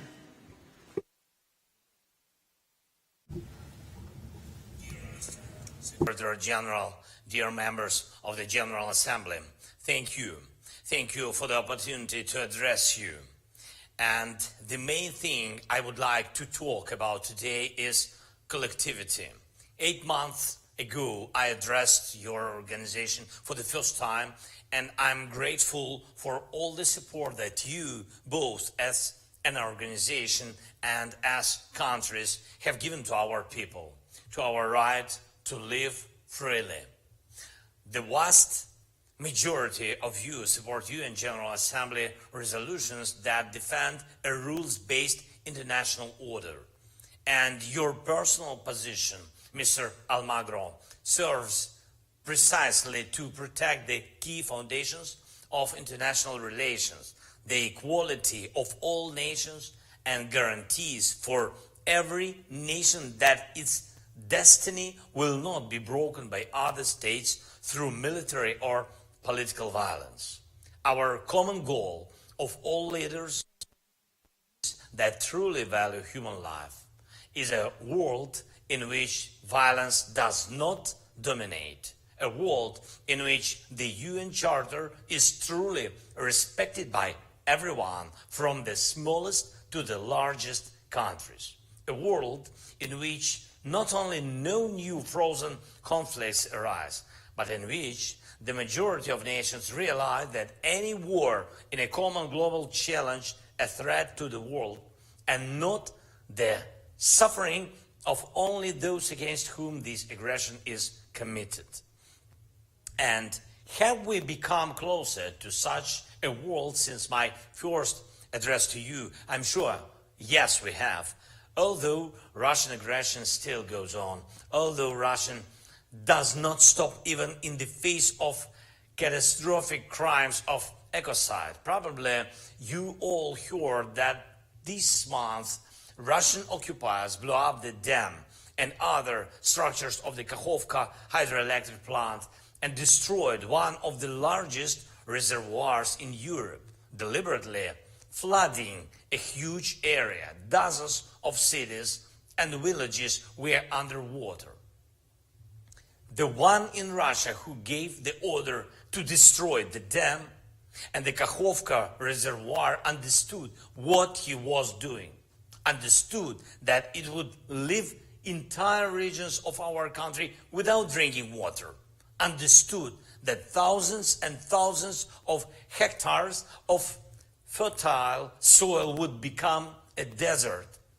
God forbid that anyone in the world faces such a crime. But despite this and all other Russian terrorist attacks, we are still pushing the aggressor to defeat, both by force of arms and by force of diplomacy. Ladies and gentlemen, last year I presented the Ukrainian peace formula, and since then we have already involved dozens of nations in working on its implementation. We are also preparing the Global Peace Summit, which will specifically determine which state will help in which point of the peace formula. There is no alternative to it. Russia has brought war to the territory of our country. Russian missiles and artillery are burning our cities and villages. Russian ecocides are destroying the nature of our country. So it is Ukrainians who best understand what exactly needs to be done to restore peace. But to indeed restore peace, we need collective efforts. And of course, in particular, your support, your leadership. I invite you to work with us and all the free nations of the world on implementation of the peace formula. And I invite you to join the preparation of the Global Peace Summit. We must become a global community in the full sense of this word, so that peace for every nation is fully guaranteed. One cannot protect peace on his own, but war cannot overcome the collective desire for peace. May your power become the power of peace, too. Thank you for your attention. Long live freedom. Slava Ukraini.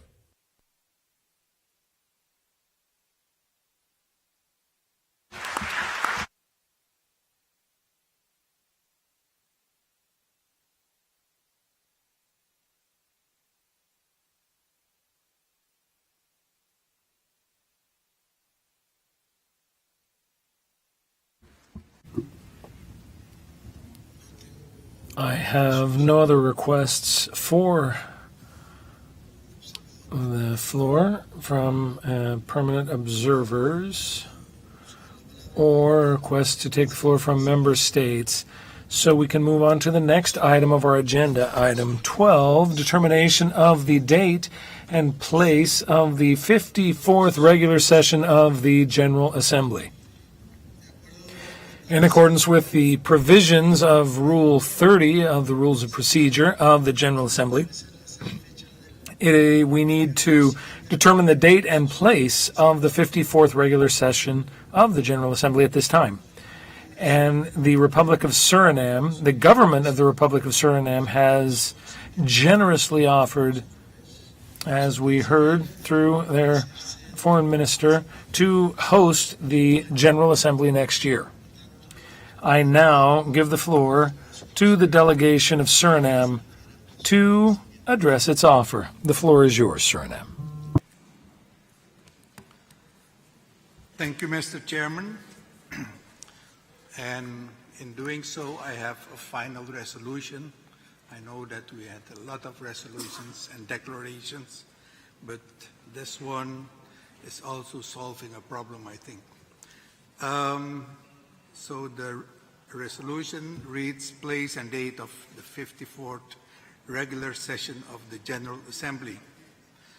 The General Assembly, taking into account Articles 43 and 44 of the Rules of Procedure of the General Assembly relating to the holding of regular sessions of the General Assembly and the determination of the date and place for those sessions, and considering that the General Assembly of the Organization of American States shall hold a regular session each year, preferably during the second quarter, and that the government of Suriname, by note AG/INF 776/23, has offered to host the 54th regular session of the General Assembly of the organization, which is to be held in 2024, as a reaffirmation of its commitment to the purposes and principles of the Charter of the OAS, and as a demonstration of its firm resolve to continue participating actively in strengthening the organization. Resolves to determine that the 54th regular session of the General Assembly be held in Suriname on a date to be determined later with the Permanent Council of the Organization of American States, and to thank the government of Suriname for its generous offer to host the 54th regular session of the General Assembly. That's the resolution I put to you. Thank you. Thank you, Ambassador. And thank you, Suriname, for the generous offer to receive the General Assembly next year. The draft resolution entitled Place and Date of the 54th Regular Session of the General Assembly. This is AG/Doc 5826/23. I ask if any delegation wishes to refer to the draft resolution. If there are no requests for the floor, I understand that the plenary is in a position to support this draft as presented by the delegation of Suriname. So I suggest we do it by acclamation.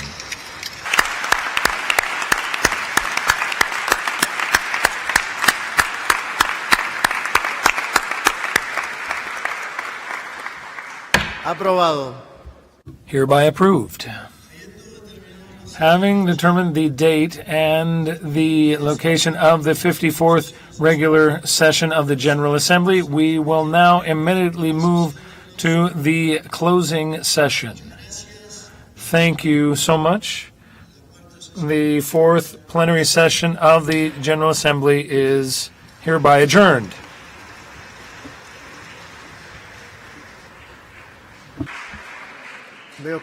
I see that Mexico has requested the floor. So, is this after the close or before the session ending?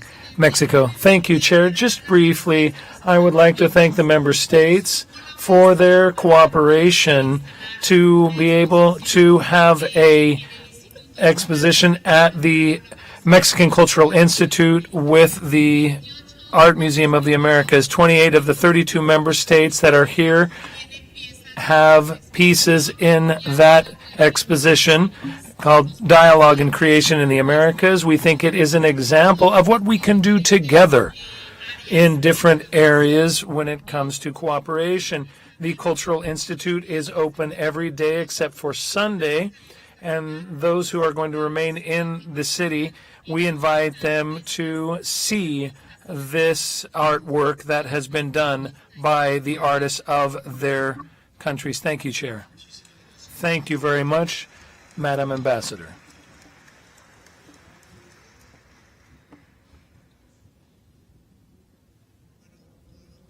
Well, we can now move to the closing session.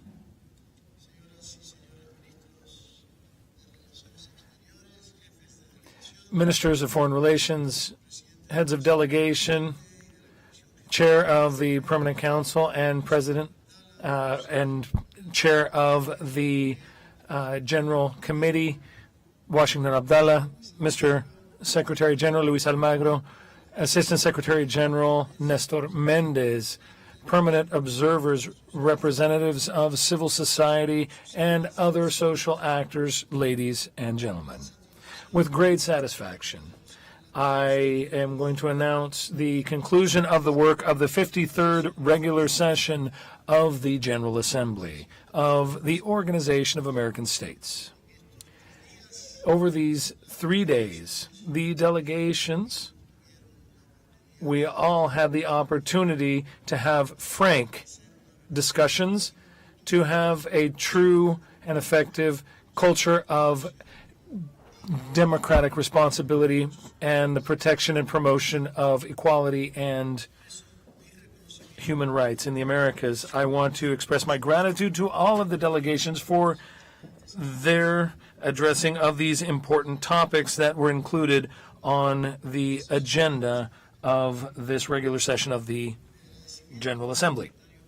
I wish to thank Secretary General Luis Almagro, the Secretariat of the General Assembly, under the responsibility of Nestor Mendez, the Assistant Secretary General, Celia Prince, Rodrigo Cortés, Carmen Lucia de la Pava, and the conference team led by Ambassador Francisco Lainez, and through all of them to the interpreters, to the meeting officials, as the ambassador said from Honduras, to all of the people who have made the successful holding of this General Assembly. We wish to express our gratitude to you. This General Assembly, this closing session, once again shows the importance and the strength of our organization. Here, we have heard an open, frank, transparent dialogue where we could discuss and disagree openly. And that is important. It is fundamental. Here, we have recognized yet again that value of this permanent organization, our organization. Thank you to all of you for the privilege of being the president of this new General Assembly, and I hope to see you, God willing, in Paramaribo, Suriname next year. Antigua and Barbuda has requested the floor. Ambassador Sanders, go ahead. Before asking for the floor at this late moment, I will be very brief. You have thanked everyone who's participated in this meeting, which has been quite a successful meeting on a number of fronts. We have achieved more meaningful resolutions in this General Assembly that I have attended in the 7 years that I've been here. But, Mr. Chairman, the one person you have not thanked and cannot thank, and that is a matter that is left for the rest of us, is you yourself. The manner in which you have conducted this meeting, the efficiency with which you have done it, but more than that, the patience and tolerance with which you have done it, and the guidance that you have given us, has been absolutely exemplary. And we thank you very much for your stewardship of this very successful 53rd regular session of the OAS General Assembly. Thank you, sir.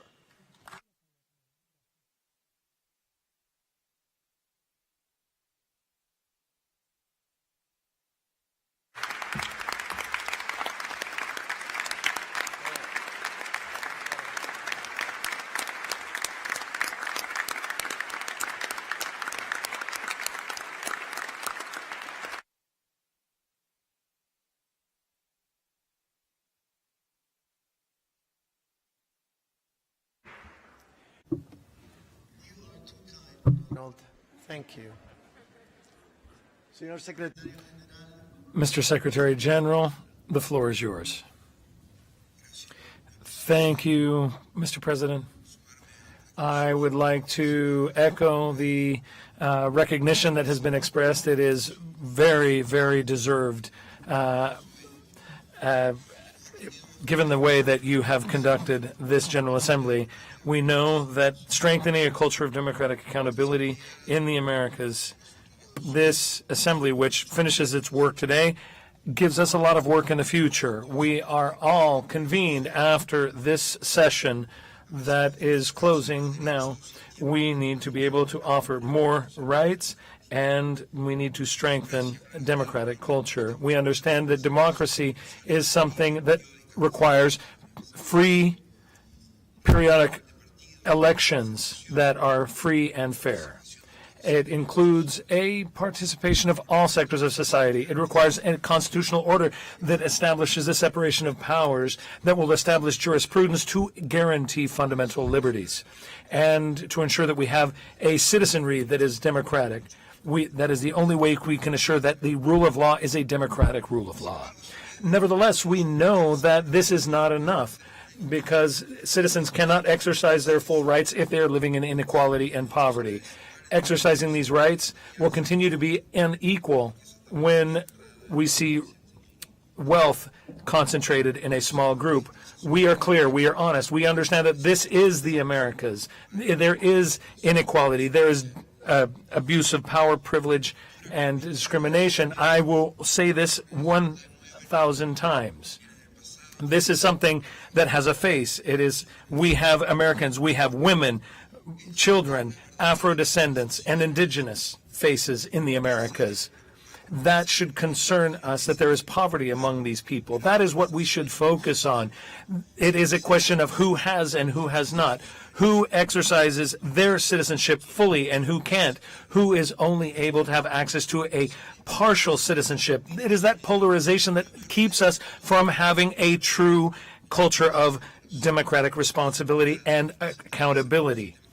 It is something that is in our political systems and how we interact socially. We must work together to be able to overcome that polarization. Another polarization that we are seeing is something that happens when we have a conflict of dogmas. If we use our time to debate dogmas, we cannot focus on how we can address that polarization, that real polarization that we see at the grassroots. This Forum of the Americas is the main forum of the Americas. It is a pioneer when it comes to defending human rights. Here, all of the ideologies are received. All of the ideologies must be received. Here, we do not debate dogmas. We talk about our constitutional order, how to maintain it and strengthen it. We are dedicated to that through the instruments of the organization. That is why I invite you to practice our liturgy, which is international cooperation. I convene all of you to work together so that we can resolve the most pressing problems that we have: climate change, migration that come from violence, drug trafficking, dictatorships, and poverty, corruption, those rights that have been postponed for many, discrimination based on ethnic origin, sexual orientation, as well as gender and other elements, the lack of religious freedom and anti-Semitism. Nobody can be left out. The task is too important. It is the responsibility of the state, civil society, business, NGOs, as well as unions. More rights for more people cannot just simply be a slogan. It must be our roadmap so that we can have cultural change, so that there can be a fight against inequality and discrimination. More rights for more people will only happen through cooperation and work. And we thank especially our president for the work that he did today, because they are fundamental for the future of the Americas and the Americas we want to build as president of this General Assembly. We want to give you a recognition. We have each one of the flags of the member states.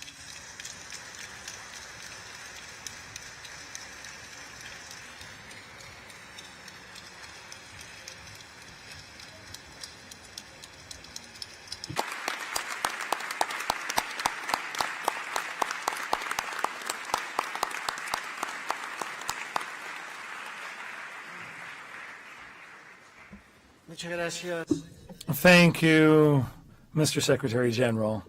And I want to thank Gonzalo and Jean-Michel, and dear old friend, thank you for everything. The 53rd General Assembly of the Organization of American States. It is hereby closed.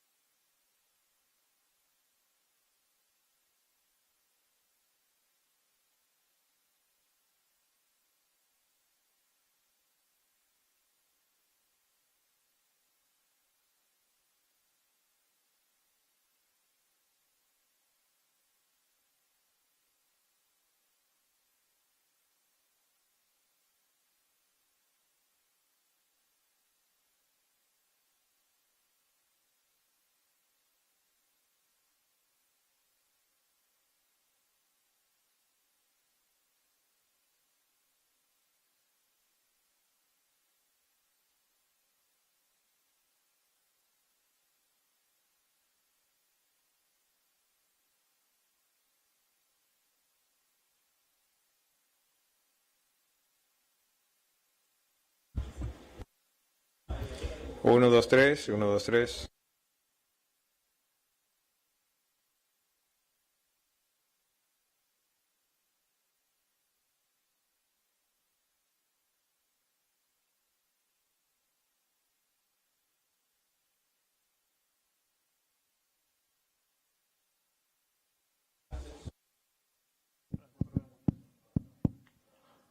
Un, dos, tres, un, dos, tres.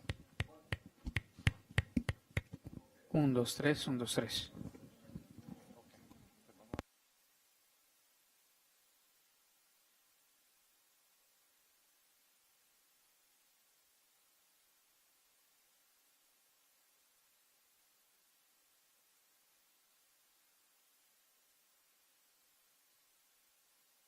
Uno, dos, tres, probando para webcast. 1, 2, 1, 2. Sí. Piso, piso. Probando piso. 1, 2, 3. 1, 2, 3. ¿Quieres a los intérpretes?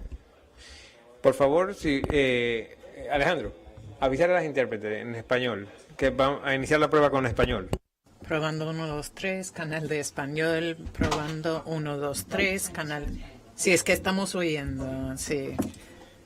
Sí, sí, sí. Oye, ¿me oyes? 1, 2, 3, 4. Ya. Ok.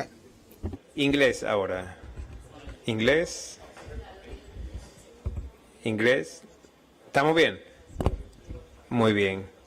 Gracias. Estamos listos ya. Gracias a ambas.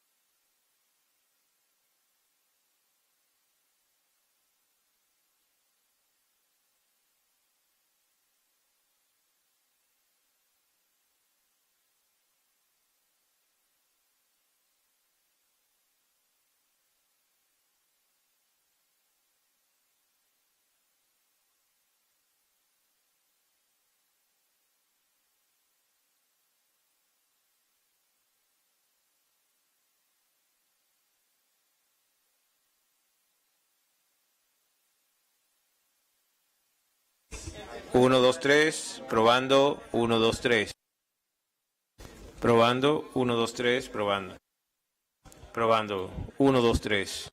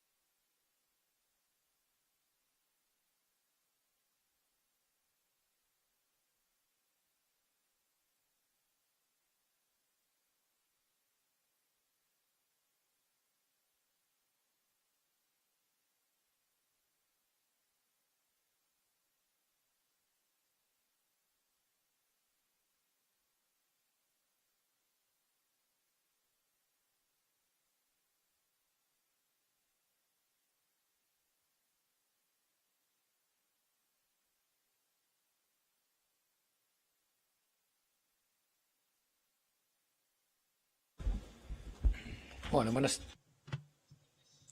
Good evening. Welcome to the press conference closing out the OAS General Assembly, the 53rd regular session. We have interpretation available in English and Spanish. For those who are here, you can find equipment at the back of the room, and we have interpretation channels in the webcast as well at www.oasga.com.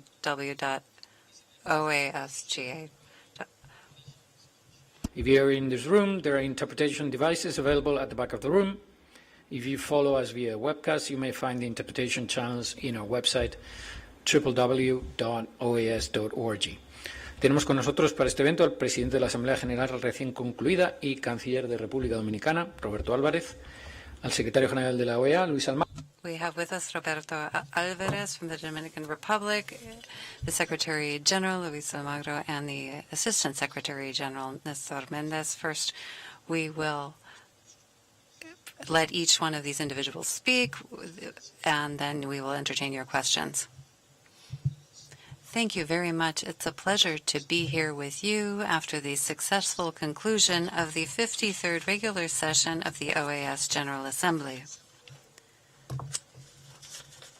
A total of 4 declarations and 16 resolutions were passed, and these will guide the work of the organization for the coming year. They set forth the priorities for the organization. They cover various subjects: strengthening democracy, good governance, human rights promotion, integral development, and fostering peace and security across the hemisphere. These are just some of the key topics addressed. The declarations have been on the following subjects: the question of the Malvinas Islands, another on protection and integration of migrant and refugee children and adolescents, a third commemorating the legacy of ex-President Jimmy Carter and promoting human rights and democracy in the Americas, and the 4th declaration on the rights of women, adolescents, and girls in rural areas of the Americas. For the 16 resolutions, I will just highlight some of the most that I find important: promotion of hemispheric security, strengthening of the Inter-American Council for Integral Development, CD, strengthening the development of competitive, safe, sustainable, and inclusive ports in the Americas, a resolution on the promotion and protection of human rights, another on strengthening democracy, Another commemorating 50 years since the coup d'etat in Chile. Another on the immediately reestablishing security and providing humanitarian assistance and support for protecting human rights and democracy in Haiti. Another on better climate change financing so that we may address climate change. Another on the human rights crisis in Nicaragua. Another on the hemispheric legacy of the former OAS Secretary General João Clemente Baena Suarez, who was the Secretary General for 10 years, from 1984 to 1994.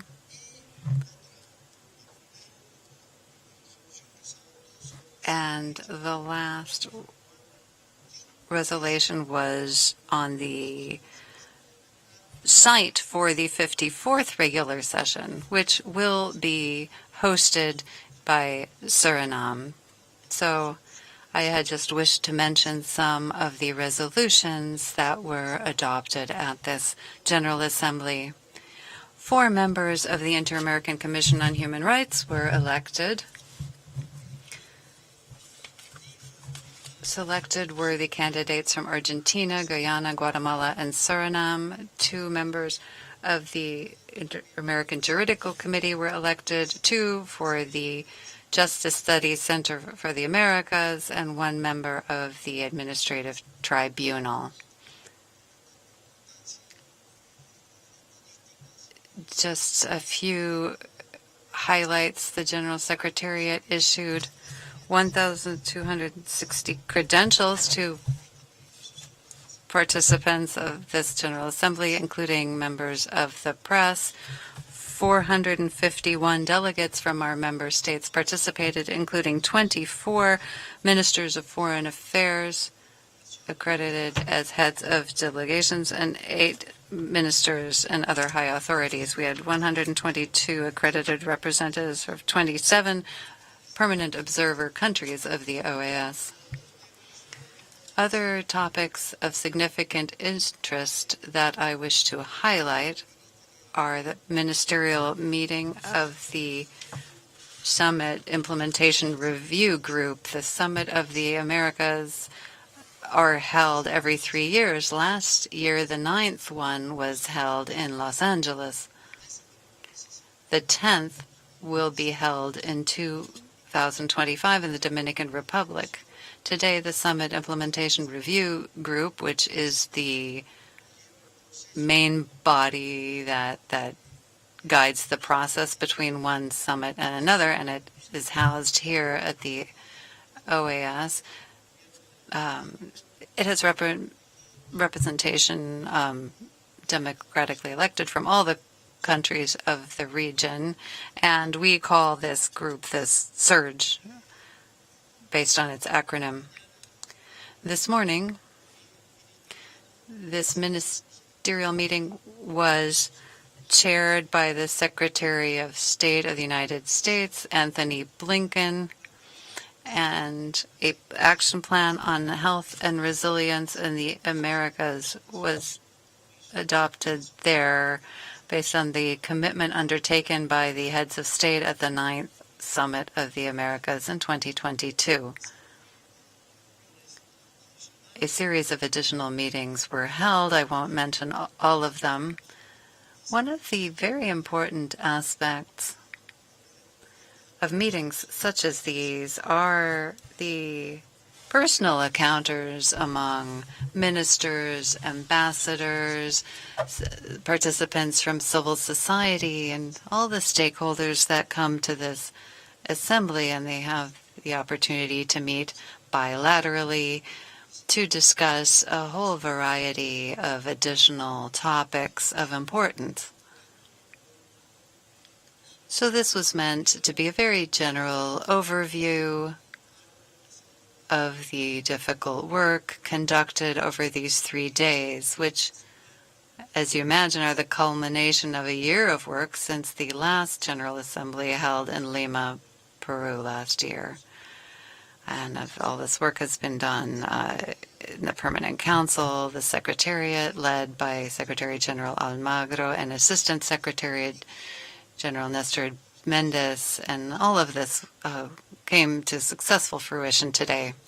Thank you very much, Minister, Secretary General.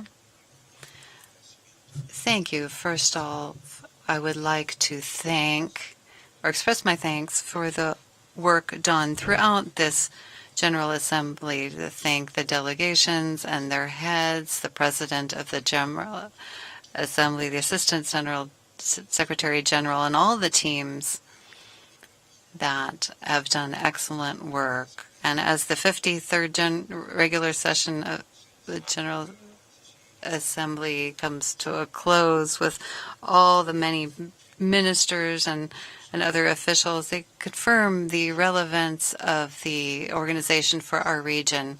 At this assembly, clear steps were taken towards understanding among the delegations in different areas for strengthening a culture of democratic accountability with human rights promotion, protection, and equality. In the Americas, we don't have democracy without human rights. We don't have human rights without democracy. The relationship is vital, and it lies at the center of the creation of this organization. The slogan of the Assembly really is its guiding principle. The homage to ex-President Jimmy Carter and former Secretary General Diana Suarez highlight how the defense of human rights have always been important and have served to counter autocratic governments of the past. Today, by consensus of the states, we've adopted a resolution on Nicaragua, which highlights our commitment to human rights and democracy. It urges the government of Nicaragua to refrain from limiting human rights and to unconditionally free political prisoners. We are dedicating every effort to raising awareness amongst the Americas that only democracy can guarantee human rights of the population, and that's why we have such a relevant slogan.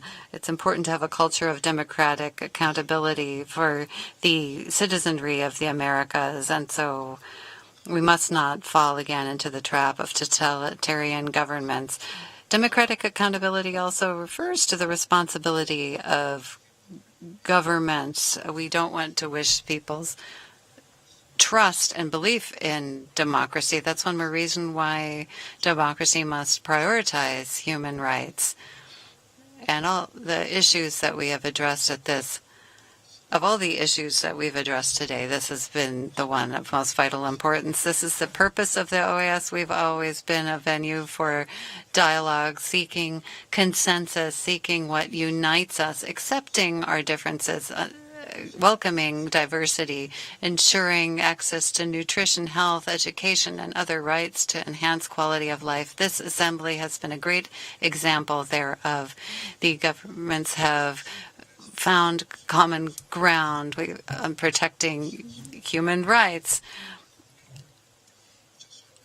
Many of the resolutions have clear mandates for improving the quality of life for our people and enhancing their social, economic, and cultural rights. In the resolution on multidimensional security, there's a recommendation to promote police cooperation and enhance capacity of countries to combat organized crime, as there's a direct need to improve citizen security. The resolution on competitive and safe and inclusive ports, there we will be able to improve on the connectivity for our region. This is an example of how these principles are at the core of our work. It is with great satisfaction that I see this having closed, this General Assembly having closed, and I think the question should be directed to the President of the Assembly. Well, there's no guarantee that I won't return the floor to you. Well, we have a spokesperson here who can speak as well. Thank you, Secretary General. Questions? Pardon me? The first question from Salome Ramirez from Voice of America. Good evening. Thank you for the opportunity. I have two questions. The first for the Secretary General. And the second for the whole panel. Secretary Blinken opened his statement saying that you were meeting, well, a number of the government are questioning the relevance of the OAS. Are you in agreement with that statement? Do you believe it is valid to say that a number of the governments of the Americas are questioning the OAS's relevance? And second, the issue of Venezuela seems to have remained up in the air.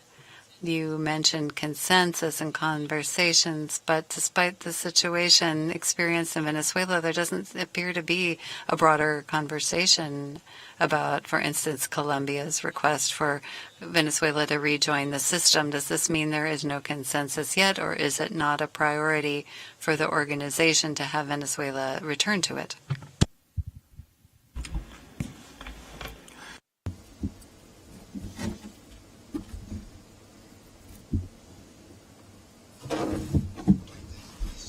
The 32 countries present in their presentations, in their statements, in their deliberations made it very clear how relevant the organization is to them, how important it is to work on the themes that fall under the 4 different pillars of the OAS and rights and access to democracy.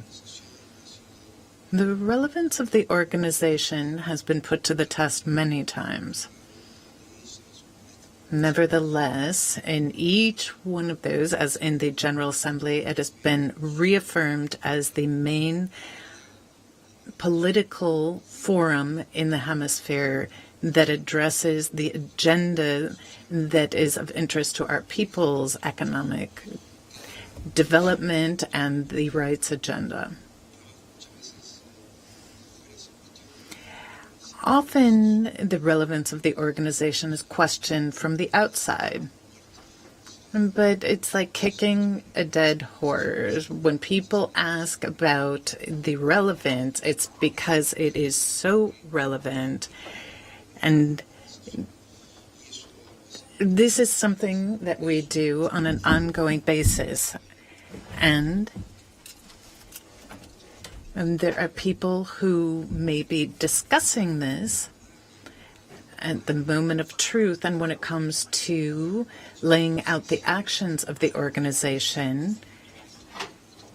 And over these 3 days, what you've heard is all countries underscoring the relevance of the organization, because all of these topics are part of the strategic vision and future of our hemisphere.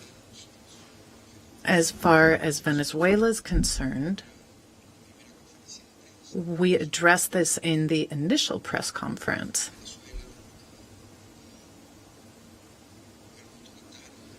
The authoritarian government of Venezuela has undermined its people. They are failing their people when people are going hungry, when they are repressing people politically. They are failing their people when they're torturing people, when they're committing crimes against humanity. That means it is failing its people. Reestablishing democracy in Venezuela is a priority. And being able to defend, promote, and protect human rights in Venezuela is a priority. Humanitarian aid to Venezuela is a priority. In that regard, we applaud Colombia's efforts. Colombia has worked in that direction. They're making efforts to unite rather than divide. And we all support those efforts. We all work together in those efforts. But the people of Venezuela are the ones paying the price of the dictatorship. We have to resolve those problems for the people of Venezuela. I would like to offer a clarification in terms of your question about Secretary Blinken's comments today. It may, in terms of the way you put the question forth, that that Secretary Blinken was questioning the relevance of the organization. I think it's quite the opposite. And I believe his statement was that this organization is more relevant than ever. Every country is going to elect the government it feels is best for it. Nevertheless, these two countries, Nicaragua and Venezuela, said that they do not want to comply with the provisions of the Inter-American Democratic Charter, even though that has been ratified by both countries. That is a desire on their part for there to be no questioning about the way they carry out their democratic processes or respect human rights in the framework of the Inter-American Charter and the American Convention on Human Rights. That is what Secretary Blinken was referring to. He was saying that presently we're seeing that the organization is more relevant than ever. All of the peoples of the Americas are looking toward the OAS as a relevant organization as far as human rights and the promotion of democracy are concerned. I wanted to offer that clarification as far as the statement of Secretary Blinken is concerned. Thank you. Hector Rosales from Nicaragua Actual. And good evening. I'm pleased to be able to extend my greetings again. The resolution that was adopted today that condemns the Sandinista regime, will it continue to be binding if the administration has denounced the Inter-American Democratic Charter? And even if the member states would declare Ortega illegitimate, what impact would that have? Who are you addressing that question to? The Secretary General. It's fine. Or would you care to begin? It is binding.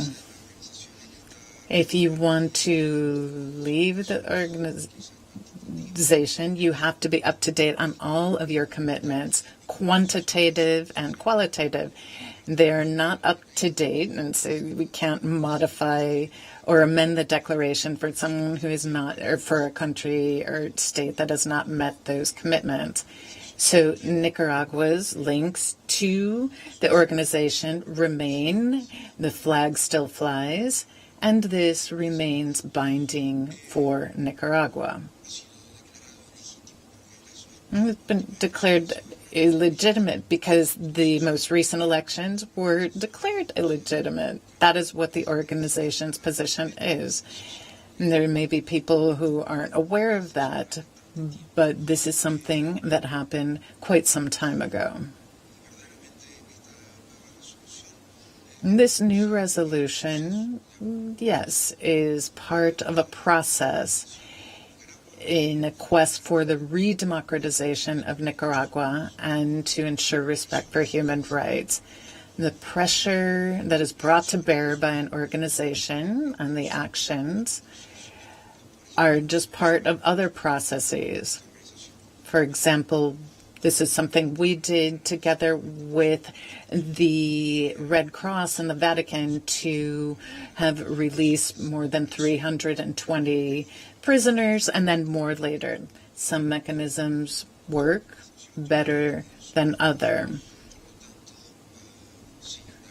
And therefore, the relevance of the organization in terms of defending human rights and democracy in Nicaragua are part of the resolution that was adopted in terms of Nicaragua. One resolution in and of itself is not going to completely overhaul a process that's taking place in a country, and it's different in every country, but now we're talking about Nicaragua. There are two paths forward as far with respect to Nicaragua. Obviously, the most senior level political dialogue must continue because at the end of the day, there is no other way to reach a solution to the crisis in Nicaragua without dialogue. That is on the one hand. On the one hand, it contains something that is absolutely necessary. That is increased pressure, in this particular case, political pressure on the regime, Nicaragua. And the idea is for everyone to come to the table for a negotiation. Right now, given the current situation and what's happened recently that's left us all in shock, the expelling of more than 200 citizens, confiscating their property, taking away their nationality, the pressure in Nicaragua, against the political opposition.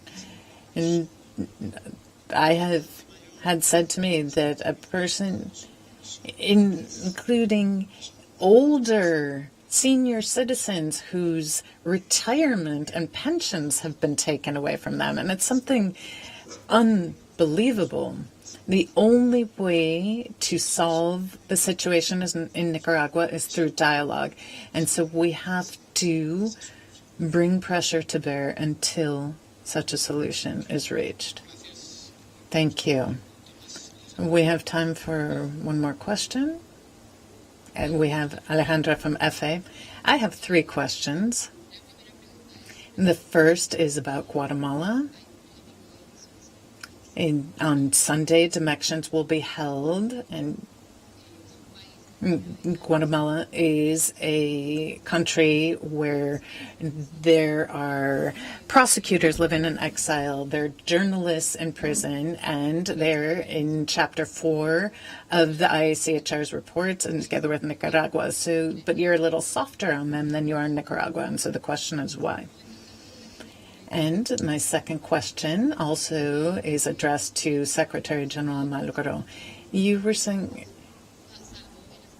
in General Assembly, you haven't done a press conference in quite a while. You only do them during General Assemblies. And if freedom of expression is so important, I wonder why. I wanted to talk about the investigation that was $100,000, which is higher than the quota in the countries at a time when the OAS is in a serious financial situation, as the audit committee of the organization concluded in its findings.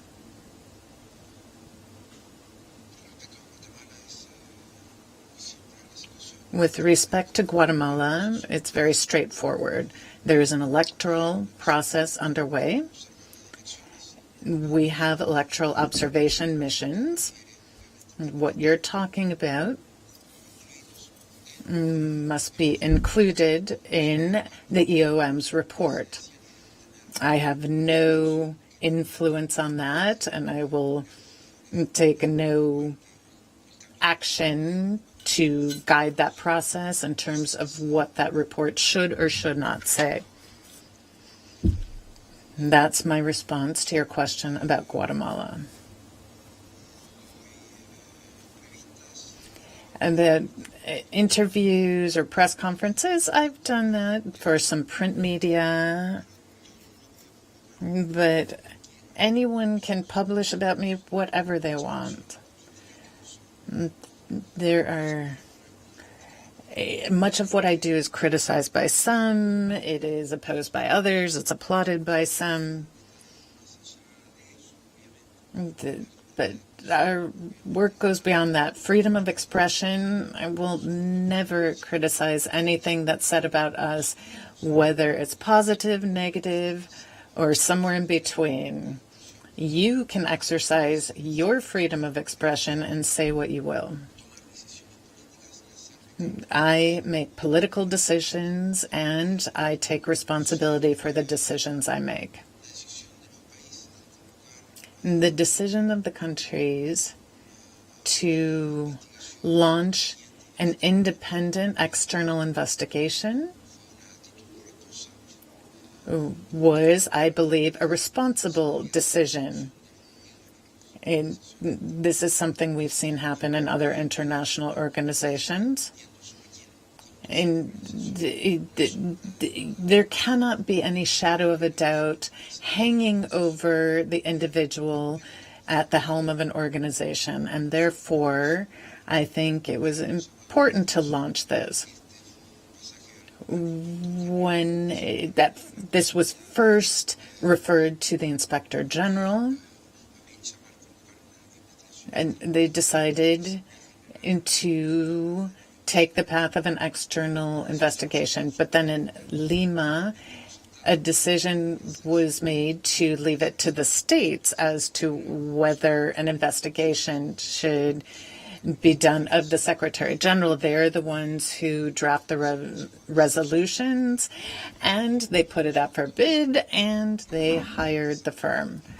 This guaranteed the broadest level of independence of the organization. I do believe it is important to clean up the name of the Secretary General, and I think they'll be fine. I would like to refer to that last point.